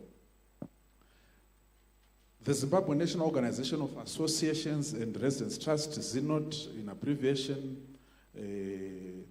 we represent residents in rural and urban setups, and our focus are mainly on community development, infrastructure development, service delivery, environment and waste management, and lastly but not least, drug and substance abuse pandemic which is befalling our country. Coming to your question, you heard the first question which I asked the Minister, the Honorable Minister of Lands, about land barons and how residents are raising concerns in terms of their land, which was left by their forefathers. And we believe, through what P.S. Mguti said, government has got an answer to our concerns as residents. The issue of land degradation, we understand that in the mining sector there's what is called open cast or whatever, open cast mining. We are also concerned about infrastructure development in terms of our communities benefiting through employment, through having roads being built and clinics and schools. So in a nutshell, these are the issues which residents are raising. But there are also some positives. If you can allow me to dwell on them, or maybe later. All right, thank you.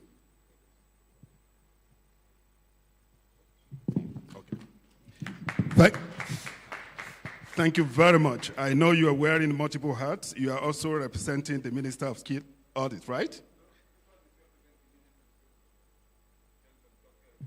Oh, okay. Oh, that's great. That's great. Thank you very much for the kind of response you have given to us in terms of what the residents are really, really complaining about. And we've heard a lot in terms of that. And thanks for giving us the opportunity for us to know how that is really panning out. Now, let me go to Ms. Dongping Yu.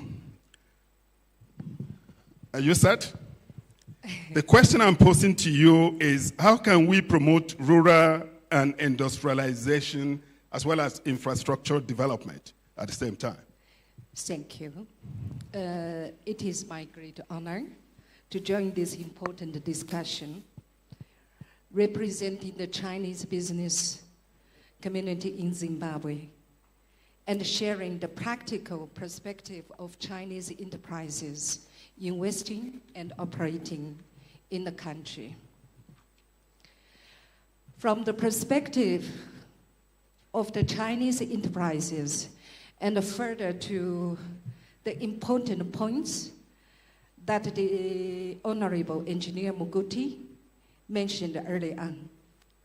Land management, especially the rural land management, is not merely a question of legal issue. It's also a question of development, a question or an issue of compliance, community, and trust. It is well recognized that Chinese enterprises have actively contributed to Zimbabwe's economic development. We have put sincere footprint in the country. No investments can be sustainable if land rights are unclear, if communities feel excluded, or if the role of traditional leaders and the local authorities is not properly respected. Investments require land, but they also create responsibilities.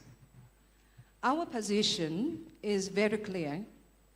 Land acquisition and the land use must be lawful, transparent, consultative, and development-oriented.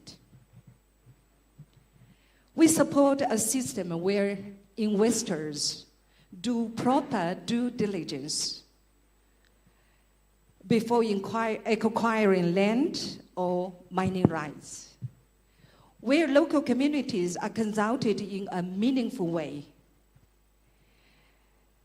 EMA is not just a regulator, it is a strategic partner for all the investments, where traditional leaders, rural district councils, and relevant authorities are consulted and respected is fundamental to the investment's success.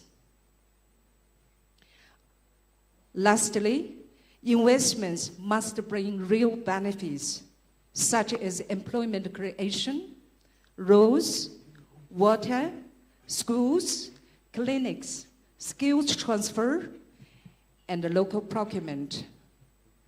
For Chinese enterprises, the future is about creating value together with Zimbabwe. Land should become the foundation for rural industrialization, infrastructure development, and shared prosperity. Thank you. Thank you very, very much. You've talked a number of issues that radiate into how do we really promote effective land management.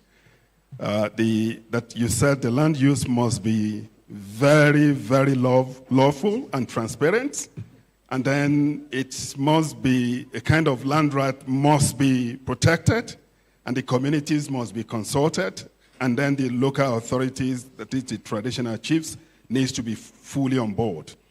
And then you mentioned that the issue of land is not only about law, not only about compliance, but it's about development issue. And in this regard, any kind of investment within the local community must bring real benefits, not only employment, but other social facilities in terms of infrastructural development, schools and clinics, So this is really good, and thanks for bringing this one to the attention of all our delegates here today. Now, let me move to my dear sister, Dr. Sisi Choruma. I have two questions for you. The first one is, how do we promote rural development that preserve rural communities? That's the first one. And then, if you have time, you may probably follow up with the issue of what are the kind of roles of traditional leaders in land acquisition and resettlement within the new, what the National Development Strategy 2 has articulated as the roles for traditional leaders in this particular area. So depending on your time, I give it to you. Okay. Thank you very much. I guess I want to start from where the minister left in talking about the value of land. And as an economic resource, in my experience and my thinking, this resource ought to be benefiting everybody. It is not a preserve for the fortunate ones or for the few. More so, the rural community residing in the land that we're talking about ought to be benefiting. The land reform program, we have seen that it has allocated land across the board. And if you look at the allocations, they are more around the A1 pieces of land, which is mostly the rural communities.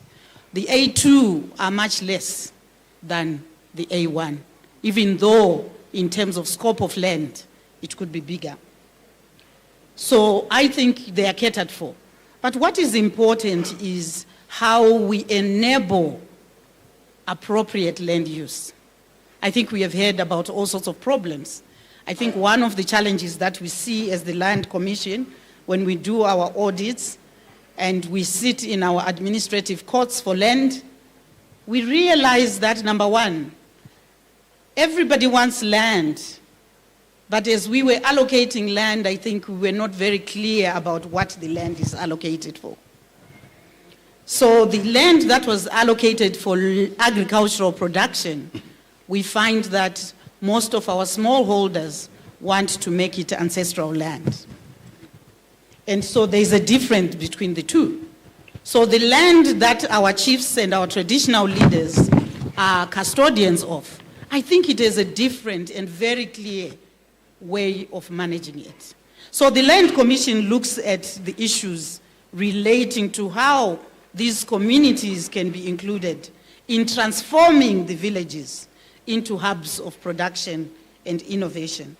How can we blend traditional approaches to economic activities through infusion of modern technologies?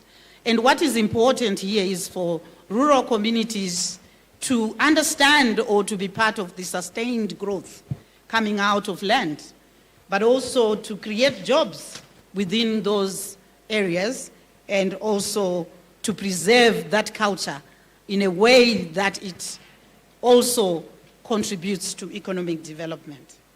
I just wanted to add a little bit on the land itself and how the rural community can be included in a good way. I find that the issue of the land barons, it's always about the bad people coming into good places. In most cases, it's about people participating in issues that they are not clear about. Why are we finding land barons everywhere? It's because of the easy convertibility of land into cash. Land can easily be converted into other things. And so for poor communities, they would rather convert if they are not enabled to use the land in a way that transforms their lives. So you would rather sell it than keep it. So it's a resource that can actually translate into cash. That's the other thing. The other thing that we see is that we have not repurposed infrastructure in rural areas. And as such, it's not giving value to the rural communities. We used to have rural service centers or rural centers where growth would come from. If you go into these areas, most of them are dilapidated. And you find rural communities finding their way into urban areas because we have nothing to offer in the rural areas. So repurposing of those spaces is very important. But also we think we need to build anchors, to find anchors of rural industrialization in the rural areas. Which are those institutions that government has already put in place that can become effective anchors for rural growth and create the capabilities that are required? So I think, in short, I could leave it there and say that's how I look at the two questions you have asked. Thank you. Thank you very much. Please, a round of applause to Dr. Tsitsi Chiroma. She mentioned a number of things, but I will just mention about two of them. We need to really transform our villages into hubs of production. And a way of doing this to ensure that our rural residents are fully involved, they are part and parcel of it. They are not just to just be the employer, but also the beneficiary of the dividends of what you are putting in place there. And also, we have to repurpose infrastructures in rural areas. This is some of the infrastructure in rural areas are idle. We need to really engage them productively to make sure they contribute and serve as the engine of growth of our rural communities. She said something that is quite very important, and I know our traditional chiefs are really listening, that the ease of convertibility of land into cash is the one that is promoting land barons in our communities. Now, I will ask you later, how do we deal with this issue? Because normally land is supposed to be an instrument of collateralization.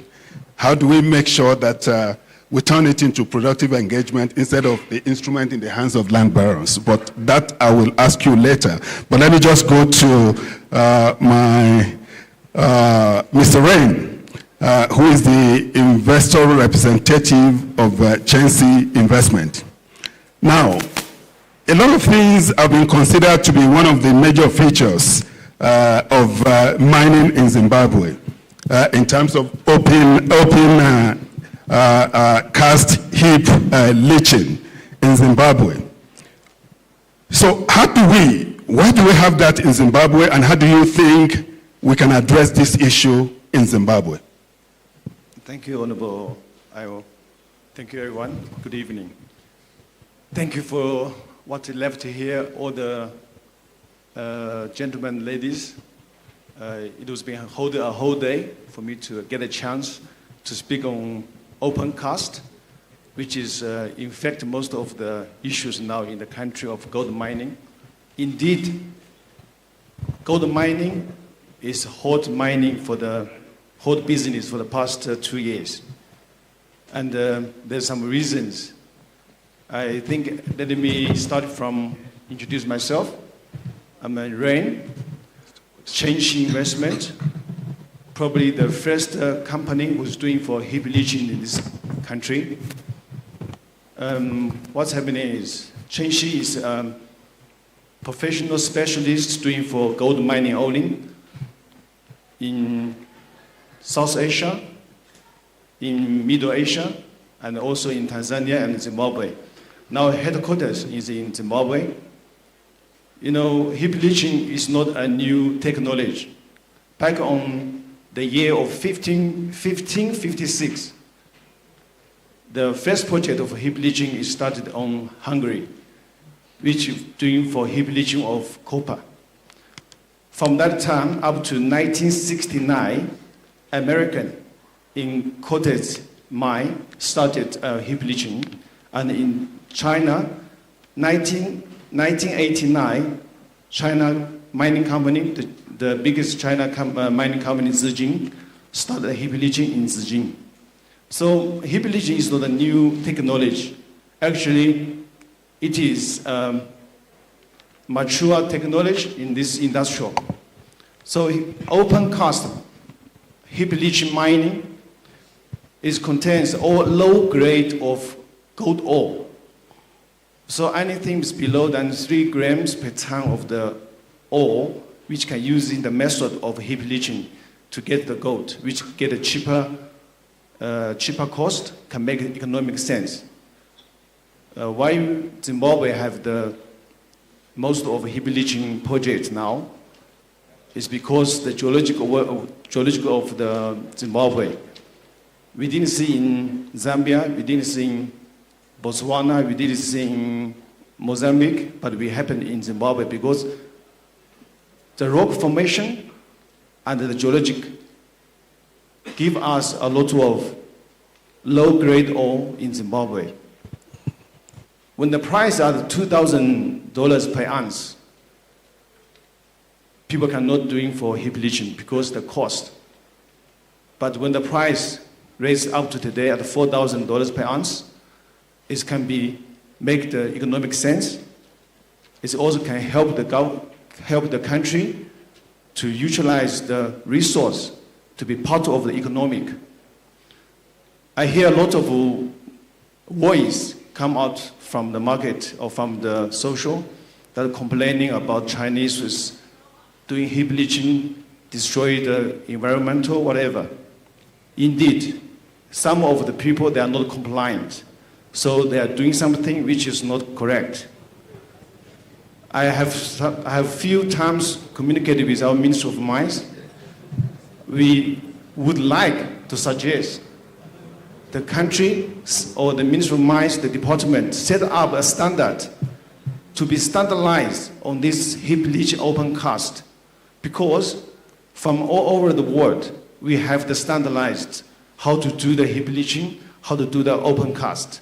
For example, in Wange, we've been doing open cast for coal for how many years? But why when we're doing for gold, we're starting to think people cannot do it? It is because people don't follow the standard. So on our industrial of gold mining, I really strongly advise the government to put a standard. We can put effort as our business chamber.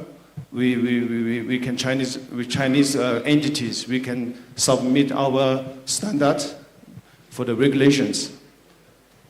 Another side, on the compliance of the EMA, it is strictly have to be follow the Zimbabwe environmental laws. Chenxi as compliant and followed all the regulations and laws in Zimbabwe. At the moment, we haven't faced any problems, challenges from our community. Shurugwe is a town of a home of our Chenxi. So we appreciate the government, the country give us the chance to working the resource which maybe in the period of this good price time, we can try to use them to be put injection of the economic power. I think that's what I want to say on the heap leaching. Oh, thank you very much. But one quick follow-up, if you can do it in 30 seconds. How does the Chinese government deal with those that are really violating issues like that in terms of open cast? How do they deal with it? In China, they also put very strictly of standardized.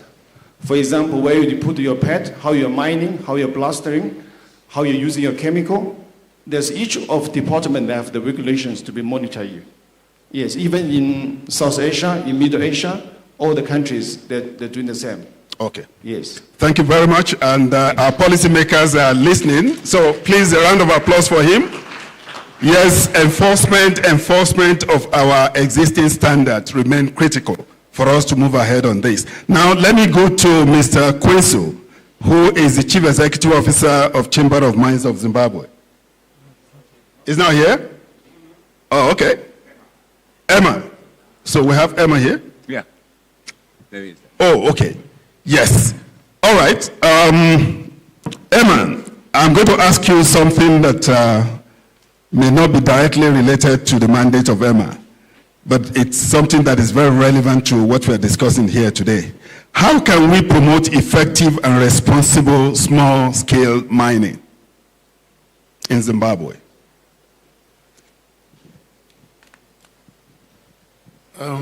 Thank you so much, Mr. Moderator. I'm from EMA. My name is Chris. I'm the director responsible for environmental protection. Yes. So regulating mining is very important, not only small scale, but I think starting from the large scale operations, because mining in nature is extractive, right? It requires large tracts of land in other instances, and issues of environmental compliance from that perspective is very important. Because environmental compliance is the only thing that can give you a social license to operate. A business must be accepted in the communities that it is operating. And that can only happen when you are compliant. If you are not compliant, contestation arises. I think you have heard questions and some presentations around the exports that are sensitive to clean production environment, which is not polluted, for which if it is polluted, that pollution is picked in your products and you can't sell. So from that discourse, you can begin to see that a failure to manage environment well is cross-cutting. It can end up affecting other sectors of the economy before you know it. So it is very important that you proceed on extreme caution in terms of compliance. Both large-scale and small-scale mining, it's important that we observe the rules.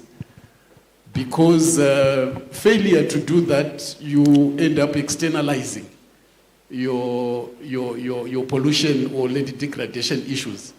By externalizing, I mean to say communities that has nothing to do with your business may end up suffering the negative impacts of what you are doing. And yet you are making money out of what you are doing. And somebody else is suffering or paying. The bad side of environmental issues is that if the person who's causing pollution does not pay, somebody else must pay. and it's a fair deal. Future generations or within the current generations, somebody would pay. So my advice to this conference is that everyone must be an environmental steward. It must be inherent in every operation, in every investment that you invest towards environmental management. It can't be winner take all. It doesn't operate that way. My experience, Mr. Moderator, is that my advice to maybe investments around the Chinese is that it's also important that you employ people who understand the regulations as you invest. Yes, you can put in foreign nationals in terms of these other critical areas, but my advice is that you also need to blend with local experts in terms of environmental management. It's something that is not peripheral. It's quite critical for business operation, because before you know it, you are in the newspapers for wrong reasons. The communities are up in arms. There is litigation. There is prosecution. So there is so much that can happen, which is quite detrimental to business operations. So compliance is quite key as businesses expand. Mr. Moderator, the weight is felt on the environment. We have pollution, we actually have triple planetary crisis where you have climate change, you have biodiversity loss, you have land degradation. All these issues, arise as business expands. So compliance is quite key on a broader scale.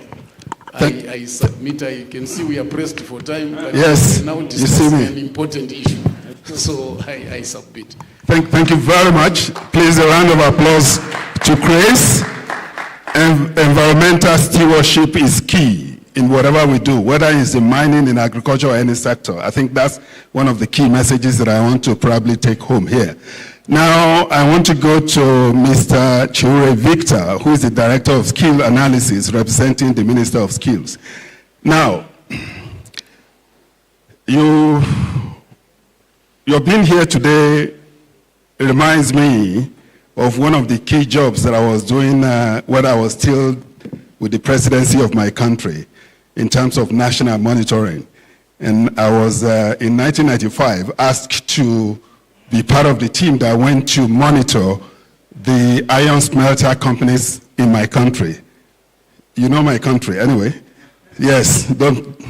So, and I realized that one of the elements of the contracts that were put in those smelter companies was that within 5 years, the skill must be transferred to the locals.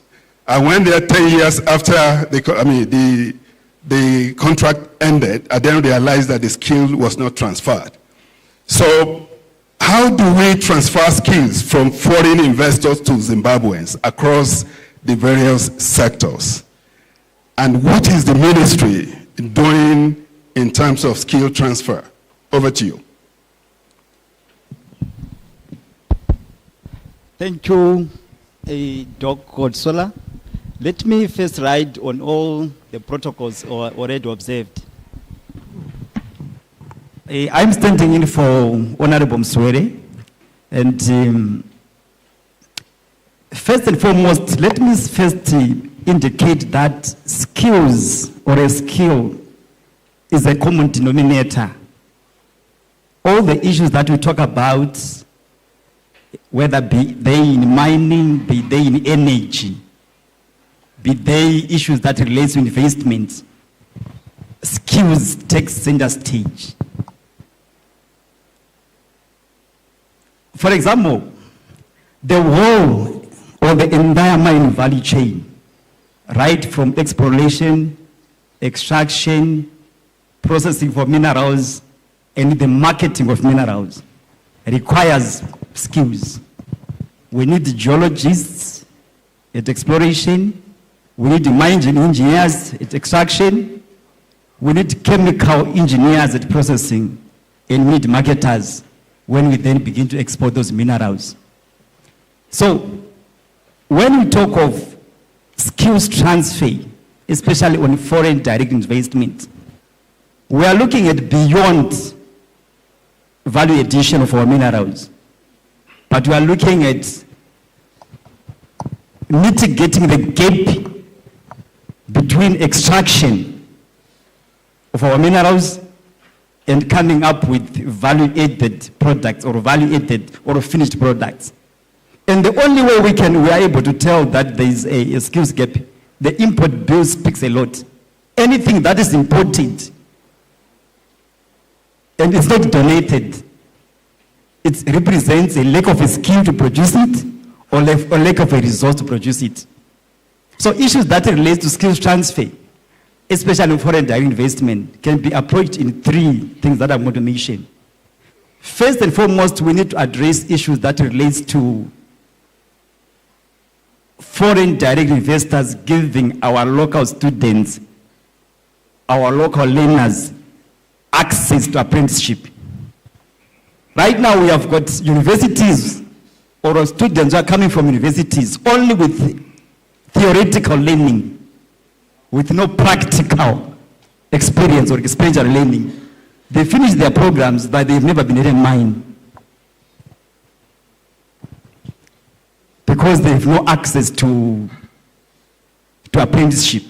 So on the job training, it becomes quite key in terms of facilitating skills transfer.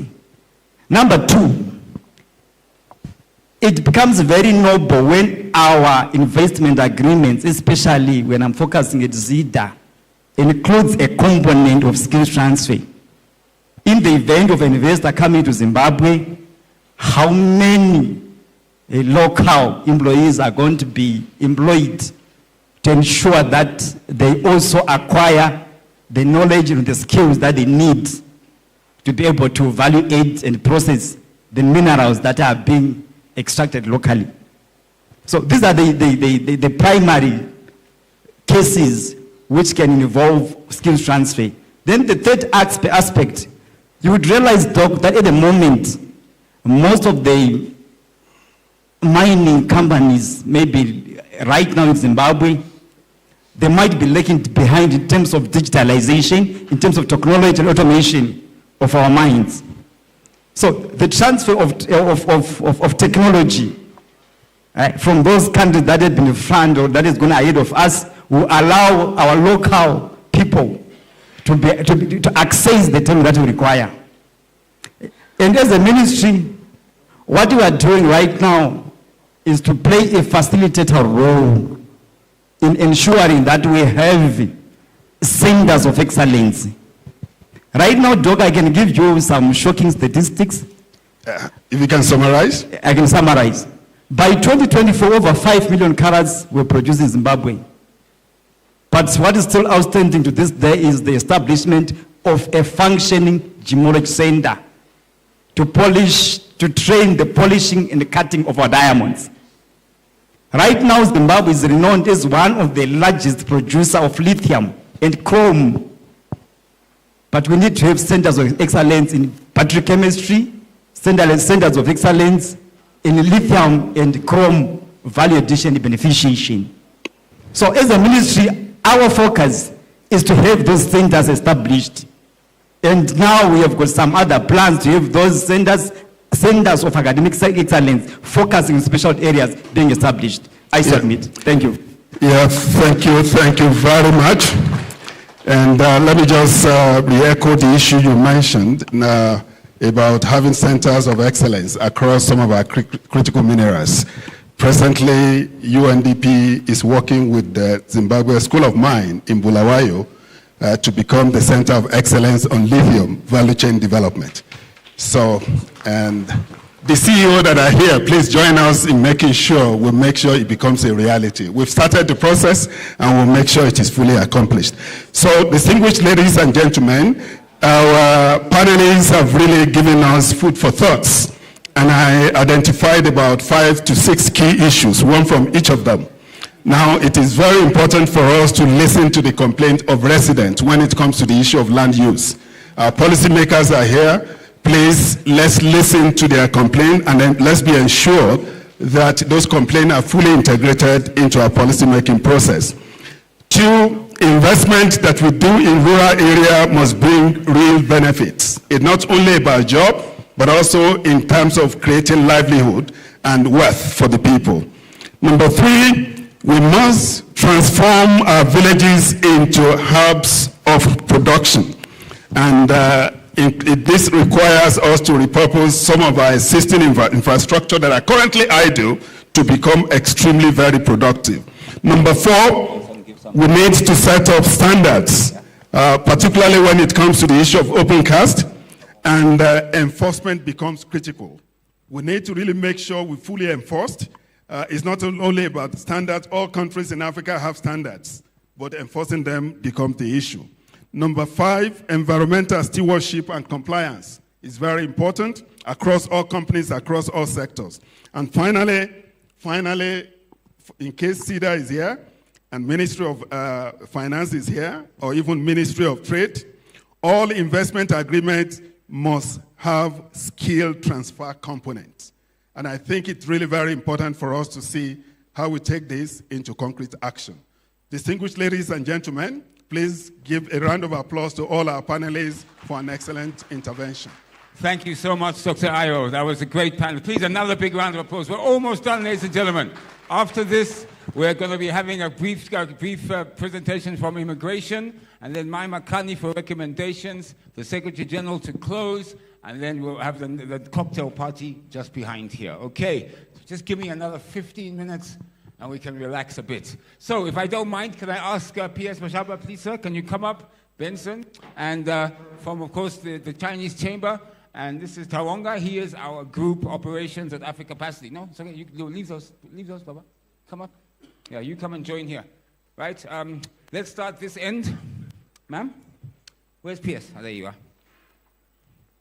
Right, so this is, please, big round of applause for Dr. Sitsi. There we go. Here's one. Sorry. Here we go. Let me give you the other. Guys, where's the things? Hold on. Please. Guys.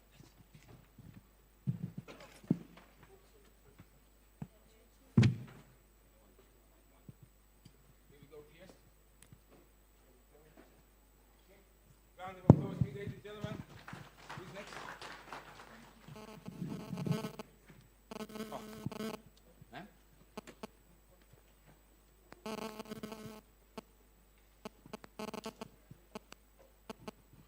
Please, another round of applause.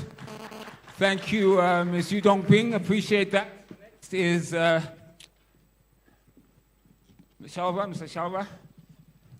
No, is that Shalva? No, I'm coming for you, don't worry. Everyone's coming. There we go. There's one there. Thank you. Now the round of applause, please, for... okay, this unfortunately is for you, but I'm going to have to change it. Don't worry. Come, please.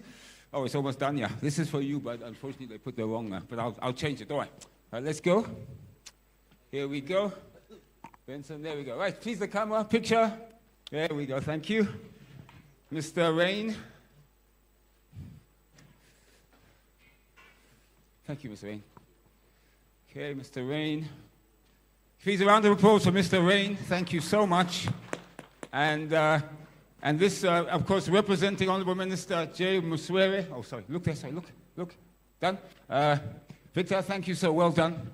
You did explain exactly what your ministry did, and I'm sorry for almost missing you. But please thank your minister for us, for sending you, and for supporting this. Who's left? And good. And of course, last but definitely not least, Dr. Ayo. Please, a big round of applause, Dr. Ayo. Great moderator. Fantastic moderator. Thank you, Doc. Okay. Who's left? Oh. Right. Okay, now, sorry, PS. This now is, thank you, Doc. Please, a big round of applause, Dr. Ayo. This is for your provincial minister.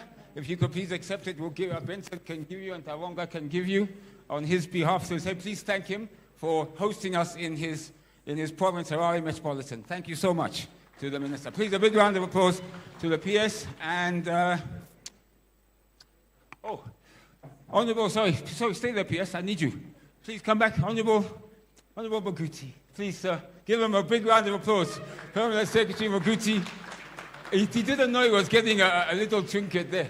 Now he does. Big round of applause, PS Maguti. Right, now Benson, okay, can you please stay? Thank you, PS. Thank you, Tawonga. Benson, please can you stay? Mrs. Maguti, please can you come up? Right, our next token of appreciation is very special to us as Zimbabweans. And of course, this is a token of appreciation to Chief Khumalo, who's of course, the chairman of the Traditional Chiefs Council. So thank you so much. So Chief Khumalo, can I have the chief's gift, please? Please, sir. Please come up, sir. It's probably easier to come here. Yeah, are you okay?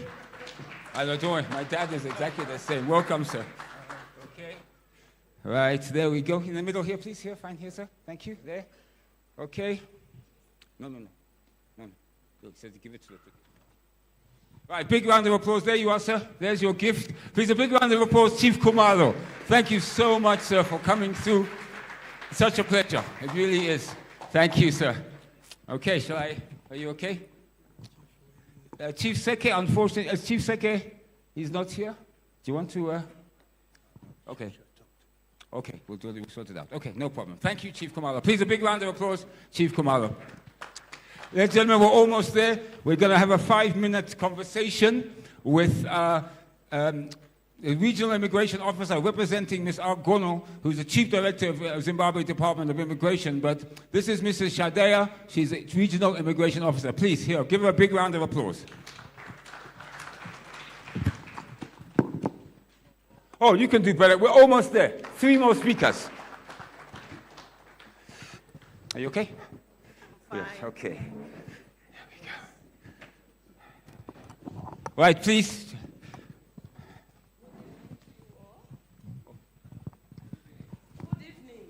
Good evening.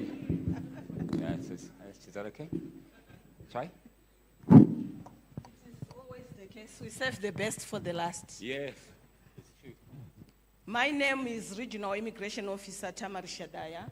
I'm standing here representing the Chief Director of Immigration, Ms. Respect Gono. She could not come here due to other commitments, but she really wanted to be part of this symposium so that at least she can share her thoughts with you.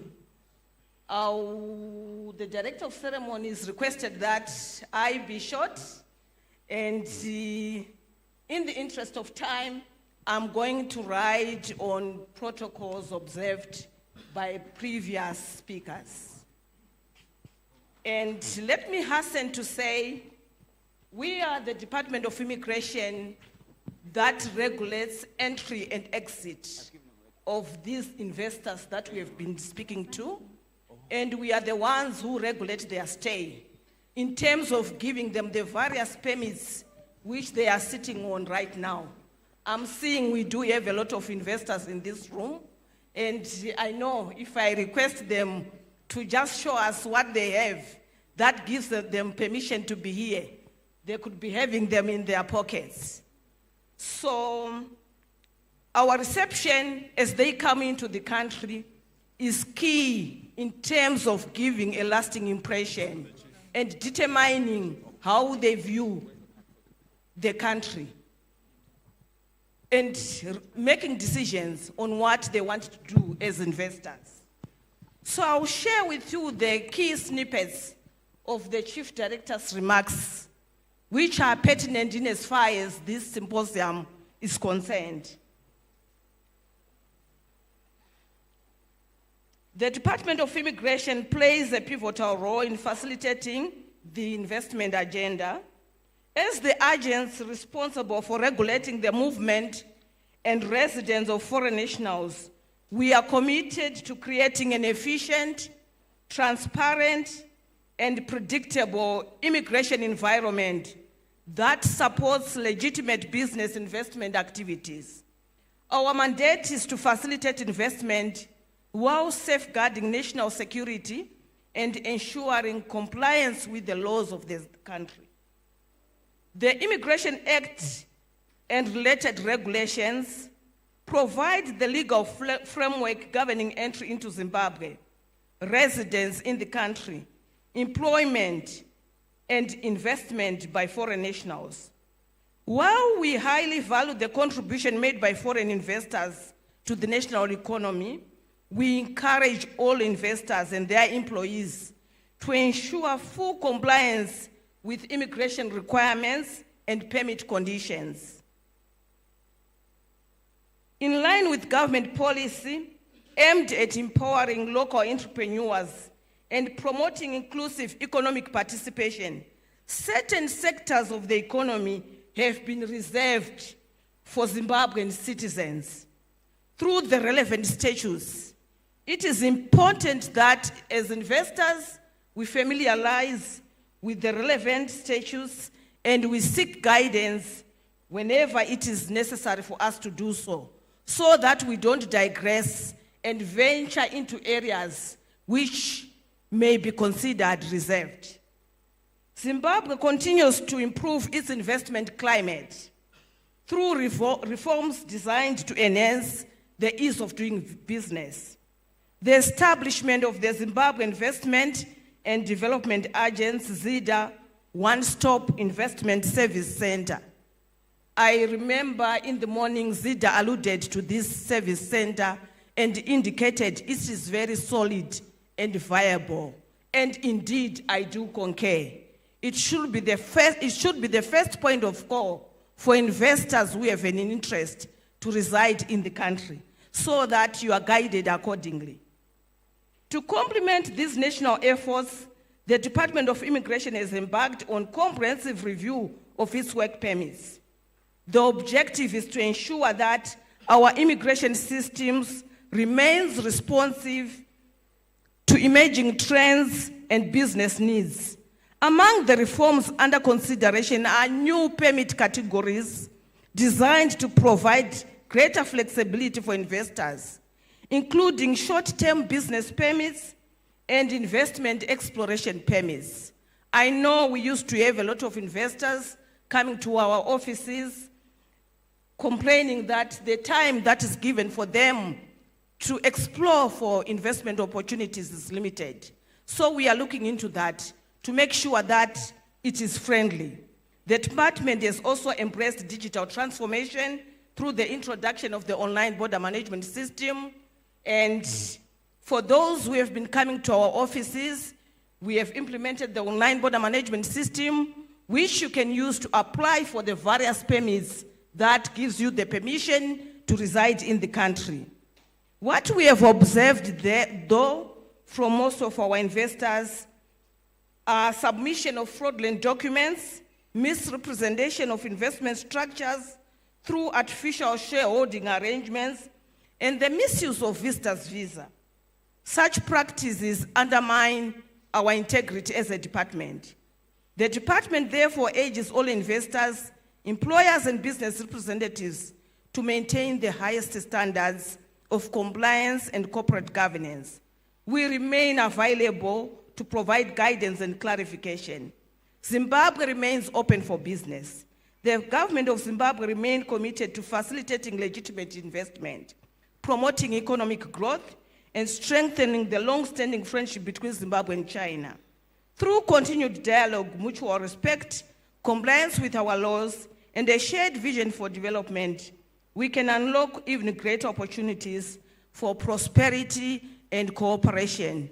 As a department, our doors are open for you to come anytime and engage us on any initiatives that you may want to partake. I thank you. Thank you. Big round of applause, Mrs. Shadaya, she's the regional immigration officer representing, no, ma'am, I got a nice little gift for you, for Ms. Gono. Please grab a seat. Can I ask Benson, William, please, in fact, William, if you can come up, and Tawonga, are you here? Oh, shall I do it? I'll do it. Right, can we get the presents, please?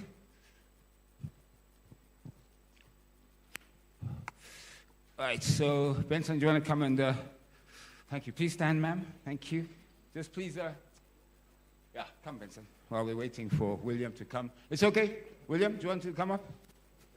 Yeah, we'll send here. Come, please. Hang on, William, come. Hang on a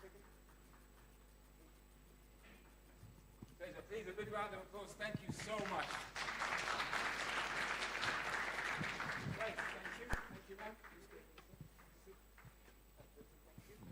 Right, ladies and gentlemen, we're coming to the end. Is that for her? Oh, that's very nice. Benson, there we go for Mrs. Gono there. Ma'am, Mrs. Aya, there we go. There we go. Thank you so much. We appreciate that. Right, ladies and gentlemen, if I can now, we're now getting to the end of our program. To talk to us about the resolutions and the way forward, please put your hands together for a lady who's really helped put this event together, has really worked well with her staff. Ladies and gentlemen, Mrs. B. Makani, Chief Director of Provincial Economic Planning and Devolution, Department of Presidential Affairs and Devolution in the Office of the President. Please give her a very, very big round of applause. Thank you, Andy. Ni hao. Ni hao.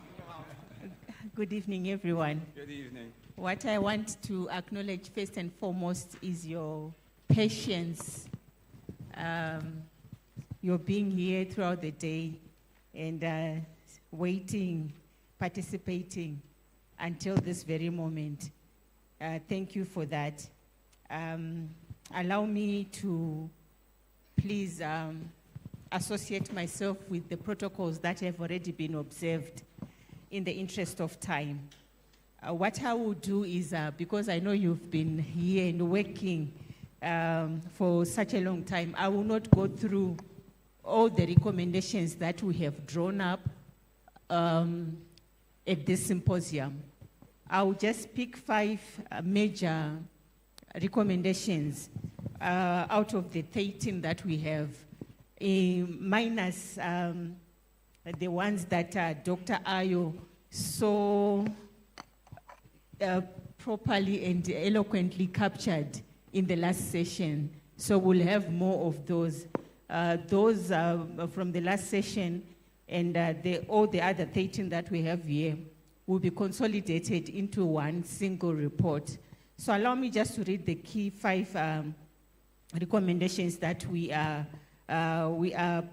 proffering as key action points to be focused on after the symposium by all key players who are here today.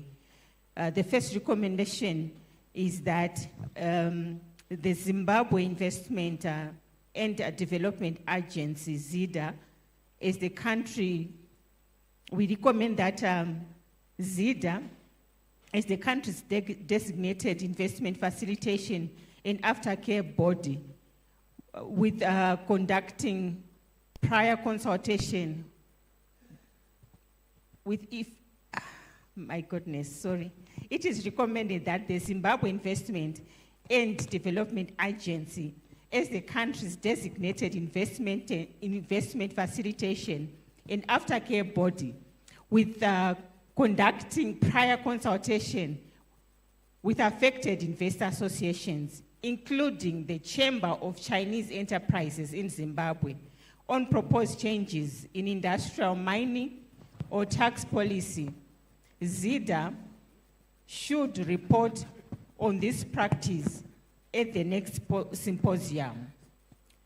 It is also recommended under the community and social investment area that the Ministry of Industry and Commerce presents its forthcoming corporate social investment policy, which was talked about by the minister, including its measurement and reporting framework at the next symposium, with the Chamber of Chinese Enterprises invited to contribute input from its members companies during the finalization of that policy framework. Under mining, it is recommended that the Ministry of Mines and Mining Development provides a public progress update at the next symposium on mineral beneficiation against the timeline set out in Statutory Instrument 213 of 2022, and that it clarifies how the recently announced strategic special critical minerals classification classification will guide phased beneficiation. The fourth recommendation that I'm going to present to you is under the trade and zero tariff market access discussion. It is recommended that the Agricultural Marketing Authority, working with the Chinese Embassy's Economic and Commercial Office, provide an update at the next symposium on the status of outstanding phytosanitary protocol negotiations, currently concluded only for avocados, blueberries, and citrus, with chilies, macadamias, and pecans still pending. The last recommendation that I am going to present to this symposium is that the Chamber of the Chinese Enterprises and the Agricultural Marketing Authority jointly identify priority compliance enabling infrastructure gaps, cold storage testing, inspection facilities, drying and processing capacity for consideration by prospective investors, with an update at the next symposium. With these few recommendations that I have read, ladies and gentlemen, please allow me to once again emphasize that the complete report of this symposium, with all the recommendations that are coming out of it, are going to be concluded and presented to all key players. Thank you very much for your patience. Thank you. Maimakani, if you don't mind, very quickly, we have a little gift for you for all the hard work, and then you can sit here on the stage. Thank you, ma'am. Thank you. Please, a big round of applause, Maimakani. Thank you so much. Really appreciate that. There's the camera. Thank you. Great job. Well done, of course, to the PS's office, PS Mukuti's office. Right, now then, finally, last but not least, of course, with closing remarks and vote of thanks. Please put your hands together, your final hands together, for William Wen, the Secretary General of the Chinese Chamber of Enterprises in Zimbabwe.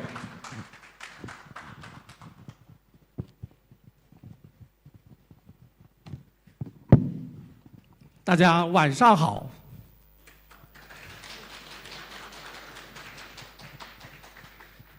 Before the closing remark, please allow me to reintroduce myself. I have another position as the Managing Director for Machine Lithium Technology. It is a new registered company. Through this platform, we will invest a lithium sulfate plant in next coming year. The total capacity is 100,000 metric tons. That is the biggest lithium sulfate plant, not only in Zimbabwe, even in the continent. That is commitment from Machine Lithium Technology. Meanwhile, my president of the Chamber for Chinese Enterprise in Zimbabwe, Mr. Bashan Shi, is allowing me to take this opportunity to disclose a number related to investment. According to our statistics, in the next coming year, there will be $1 million investment from our chamber company, membership companies. I think this figure deserves another round of applause. Thank you very much. But I just want to check any media friends are around. I beg you, just report properly. Don't mention my name. Tomorrow morning, said the newspaper, William will bring $1 billion investment in Zimbabwe. Okay, let me come back to for closing remark and vote thanks. Good evening again, ladies and gentlemen. As we come to conclusion of today's very successful inaugural Zimbabwe China Investment Symposium 2026, it is my great honor on behalf of both Chamber for Chinese Enterprise in Zimbabwe and our partners, Africa Capacity Investment Group, to deliver closing remark and vote thanks. First and foremost, I would like to extend my sincere appreciation to our guest of honor, Minister of Energy and Power Development, Honorable July Moyo. Thank you, Minister. And host Minister, State for Province Affairs and Devolution for Harare Metropolitan Province, Honorable Senator C.Z. Tawangwa. Thank you for hosting us in your province, Minister. His Excellency, Ambassador of People's Republic of China, Mr. Zhou Ding, and the Commercial Councilor, Mr. Huang Minhai. Thanks for your guidance and invaluable support. Thank you very much. The Minister of Mine and Mining Development, Honorable Plight Kabamura, Minister of Lands and Rural Development, Honorable VP Harry Tatos, and Honorable Minister for Tourism and Hospitality Industry, Honorable B. Ruzi. Thank you for taking time from your busy schedule to talk openly and frankly to our members of Chinese Chamber and Zimbabwe business representative here today. Our Cabinet Minister, Honorable Province Ministers and Deputy Minister, thank you for attending our symposium. I would like to give a special thanks to you, both Office President Cabinet and Minister of Foreign Affairs and International Trade. The Chief Secretary to the President and Cabinet, Dr. M. Rashwaya, Deputy Chief Secretary in the Office of the President and the Cabinet, Dr. W. Manugo, and other Deputy Chief Secretary here present, thank you. If you would allow me to, Chief Secretary, I would like to single out the assistance and the support that we have received from the Permanent Secretary for President Affairs and Devolution, is the Office of the President, Engineer Tavaza Muguti, and officials from the Office of the President and Cabinet. It has been nothing short of amazing. Thank you for Permanent Secretary Muguti. It is clear that under the leadership and the vision of His Excellency, President Dr. Mnangagwa, Zimbabwe, who has continuously promoted national development agenda and a guiding principle, Zimbabwe is open for business. This message has strengthened investor confidence and demonstrated Zimbabwe's commitment to attracting quality investment, promoting industrialization, creating employment, and building a modern and competitive economy. This symposium has shown the Zimbabwe government fully supports and making the conditions for existing Chinese companies and attracting more Chinese investors in the country in priority. As our ambassador recently said, Chinese company already invested $10 billion to Zimbabwe. That shows our commitment to Zimbabwe. We are here to stay and together. In partnership, let us help to build our Zimbabwe together. To all moderators and panelists, thank you. We could not have hoped such a set of more distinguished and expert panelists as we had today. Thank you.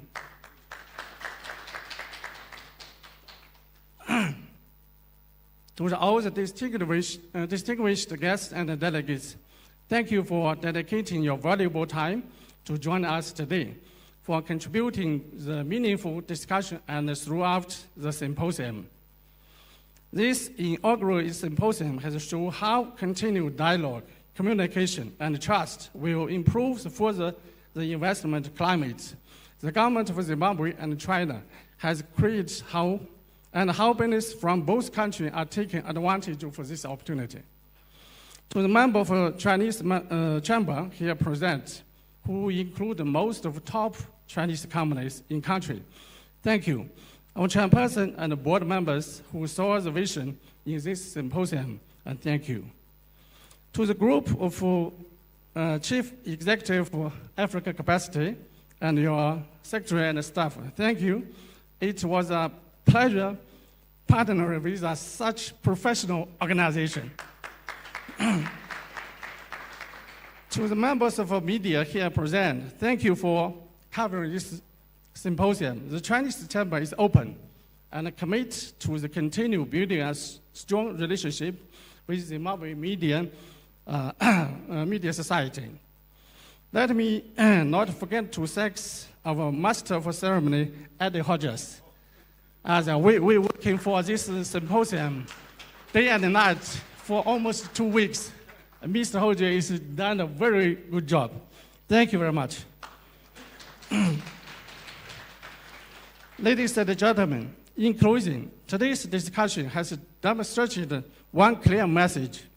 Zimbabwe and China remain important long-term development partners. The opportunities before us are substantial, but the real progress depends on continued dialogue, mutual trust, policy certainty, and responsible investment, practical cooperation. Our discussion today has generated valuable ideas and practical recommendations. However, a symposium should not be the end of a conversation. It should be the beginning of a strong action. As a Chamber for Chinese Enterprise in Zimbabwe, we remain committed to, number one, serving as a bridge between the government and the business. Number two, suggesting the communication and information sharing. Number three, supporting compliant and sustainable investment. Number four, promoting local skill development and social responsibility. Number five, continue actively to Zimbabwe industrialization and economic transformation.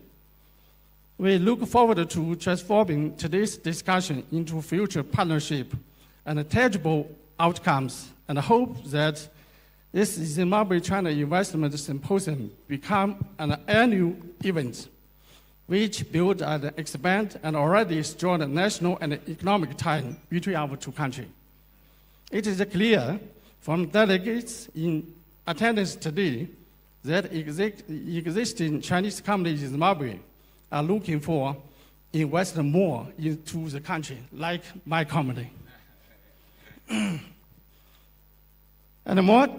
many more Chinese companies are looking for opportunity to invest in Zimbabwe.